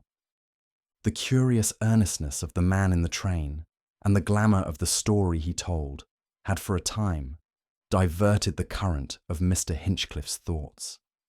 It drove like a mist before his immediate concerns, fires that went to and fro. But the preoccupation of his new position and the impression he was to produce upon Holmwood generally, and the school people in particular, returned upon him with reinvigorating power before he left the station and cleared his mental atmosphere. But it is extraordinary what an inconvenient thing the addition of a soft and rather brightly golden fruit, not 3 inches in diameter, may prove to a sensitive youth on his best appearance. In the pocket of his black jacket, it bulged dreadfully, spoilt the lines altogether. He passed a little old lady in black, and he felt her eye drop upon the excrescence at once. He was wearing one glove and carrying the other, together with his stick, so that to bear the fruit openly was impossible. In one place, where the road into the town seemed suitably secluded, he took his encumbrance out of his pocket and tried it in his hat. It was just too large. The hat wobbled ludicrously, and just as he was taking it out again, a butcher's boy came driving round the corner. "Confound it!" said Mr. Hinchcliffe. He would have eaten the thing and attained omniscience there and then, but it would seem so silly to go into town sucking a juicy fruit, and it certainly felt juicy if one of the boys should come by. It might do him a serious injury with his discipline so to be seen, and the juice might make his face sticky and get upon his cuffs, or it might be an acid juice as potent as lemon and take all the colour out of his clothes. Then round a bend in the lane came 2 pleasant, sunlit girlish figures. They were walking slowly towards the town and chattering. At any moment they might look round and see a hot-faced young man behind them carrying a kind of phosphorescent yellow tomato. They would be sure to laugh. "Hang!" said Mr. Hinchcliffe, and with a swift jerk sent the encumbrance flying over the stone wall of an orchard that there abutted on the road. As it vanished, he felt a faint twinge of loss that lasted scarcely a moment. He adjusted the stick and glove in his hand and walked on, erect and self-conscious, to pass the girls. But in the darkness of the night, Mr. Hinchcliffe had a dream and saw the valley and the flaming swords and the contorted trees, and knew that it really was the apple of the tree of knowledge that he had thrown regardlessly away, and he awoke very unhappy. In the morning his regret had passed, but afterwards it returned and troubled him. Never, however, when he was happy or busily occupied. At last, one moonlight night about 11, when all Holmwood was quiet, his regrets returned with a redoubled force, and therewith an impulse to adventure. He slipped out of the house and over the playground wall, went through the silent town to Station Lane, and climbed into the orchard where he had thrown the fruit. But nothing was to be found of it there, among the dewy grass and the faint, intangible globes of dandelion down. The Flying Man by H.G. Wells, published 1897. The ethnologist looked at the Pimraj feather thoughtfully. "They seemed loth to part with it," he said. "It is sacred to the chiefs," said the lieutenant. "Just as yellow silk, you know, is sacred to the Chinese emperor." The ethnologist did not answer. He hesitated. Then, opening the topic abruptly, "What on earth is this cock and bull story they have of a flying man?" The lieutenant smiled faintly. "What did they tell you?" "I see," said the ethnologist, "that you know of your fame." The lieutenant rolled himself a cigarette. "I don't mind hearing about it once more. How does it stand at present?" "It's so confoundedly childish," said the ethnologist, becoming irritated. "How did you play it off upon them?" The lieutenant made no answer, but lounged back in his folding chair, still smiling. "Here am I, come 400 miles out of my way to get what is left of the folklore of these people, before they are utterly demoralized by missionaries and the military, and all I find are a lot of impossible legends about a sandy-haired scrub of an infantry lieutenant. How he is invulnerable, how he can jump over elephants, how he can fly. That's the toughest nut. One old gentleman described your wings. Said they had black plumage and were not quite as long as a mule. Said he often saw you by moonlight hovering over the crests out towards the Shendu country. Confound it, man." The lieutenant laughed cheerfully. "Go on," he said. "Go on." The ethnologist did. At last he wearied. "To trade so," he said, "on these unsophisticated children of the mountains. How could you bring yourself to do it, man?" "I'm sorry," said the lieutenant, "but truly the thing was forced upon me. I can assure you I was driven to it, and at the time I had not the faintest idea of how the Chin imagination would take it, or curiosity. I can only plead it was an indiscretion and not malice that made me replace the folk lore by a new legend. But as you seem aggrieved, I will try and explain the business to you. It was in the time of the last Lushai expedition but one, and Walters thought these people you have been visiting were friendly. So, with an airy confidence in my capacity for taking care of myself, he sent me up the gorge, 14 miles of it, with 3 of the Derbyshire men and half a dozen sepoys, 2 mules and his blessing, to see what popular feeling was like at that village you visited. A force of 10, not counting the mules, 14 miles, and during a war you saw the road.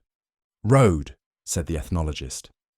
"It's better now than it was. When we went up, we had to wade in the river for a mile, where the valley narrows, with a smart stream frothing round our knees and the stones as slippery as ice. There it was I dropped my rifle. Afterwards, the sappers blasted the cliff with dynamite and made the convenient way you came by. Then below, where those very high cliffs come, we had to keep on dodging across the river. I should say we crossed it a dozen times in a couple of miles. We got in sight of the place early the next morning. You know how it lies, on a spur halfway between the big hills, and as we began to appreciate how wickedly quiet the village lay under the sunlight, we came to a stop to consider. At that, they fired a lump of filed brass idol at us, just by way of a welcome. It came twanging down the slope to the right of us where the boulders are, missed my shoulder by an inch or so, and plugged the mule that carried all the provisions and utensils. I never heard such a death rattle before or since. And at that, we became aware of a number of gentlemen carrying matchlocks and dressed in things like plaid dusters, dodging about along the neck between the village and the crest to the east. Right about face, I said. Not too close together. And with that encouragement, my expedition of 10 men came round and set off at a smart trot down the valley again, hitherward. We did not wait to save anything our dead had carried, but we kept the second mule with us. He carried my tent and some other rubbish, out of a feeling of friendship. So ended the battle, ingloriously. Glancing back, I saw the valley dotted with the victors, shouting and firing at us. But no one was hit. These chins and their guns are very little good, except at a sitting shot. They will sit and finnick over a boulder for hours taking aim, and when they fire running, it is chiefly for stage effect.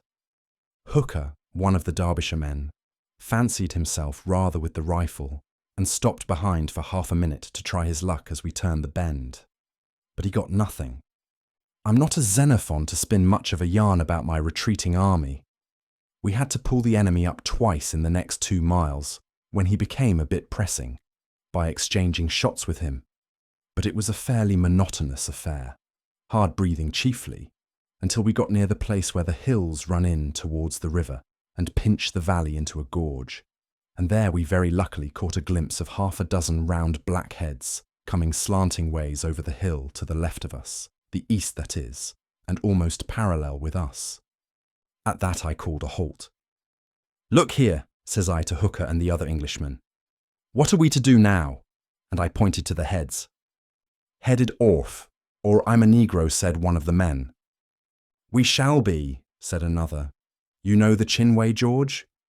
"They can pot every one of us at 50 yards, says Hooker, "in the place where the river is narrow.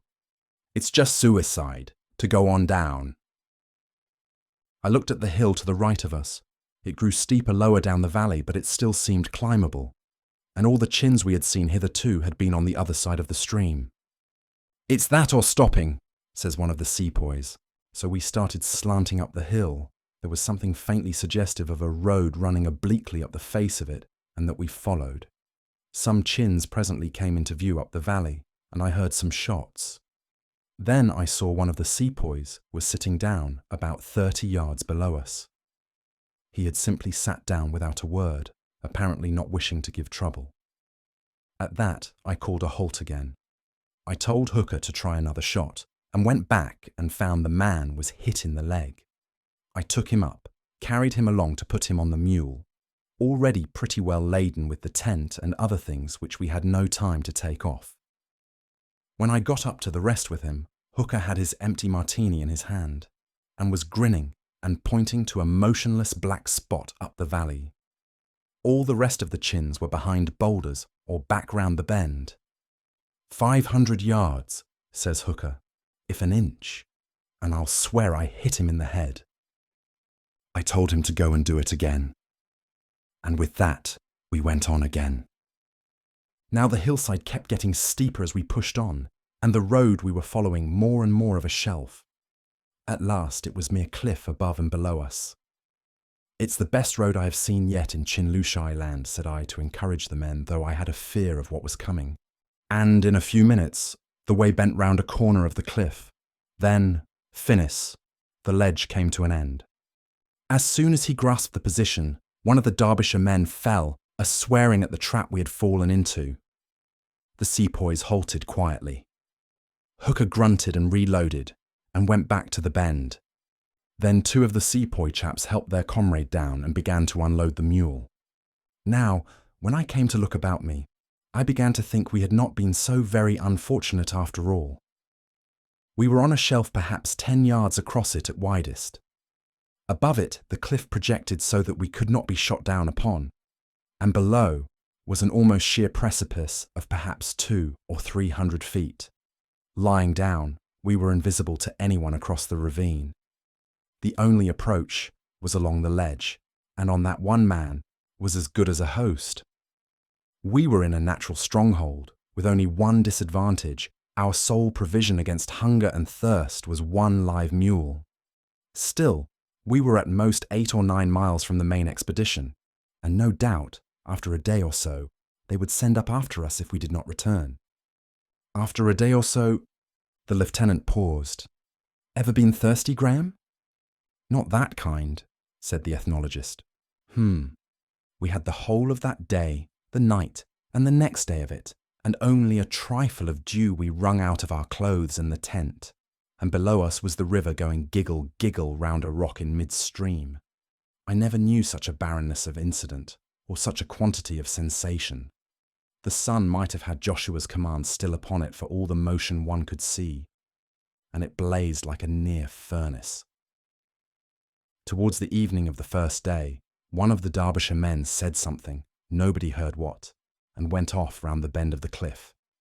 We heard shots, and when Hooker looked round the corner he was gone, and in the morning the sepoy whose leg was shot was in delirium, and jumped or fell over the cliff. Then we took the mule and shot it, and that must needs go over the cliff too in its last struggles, leaving 8 of us.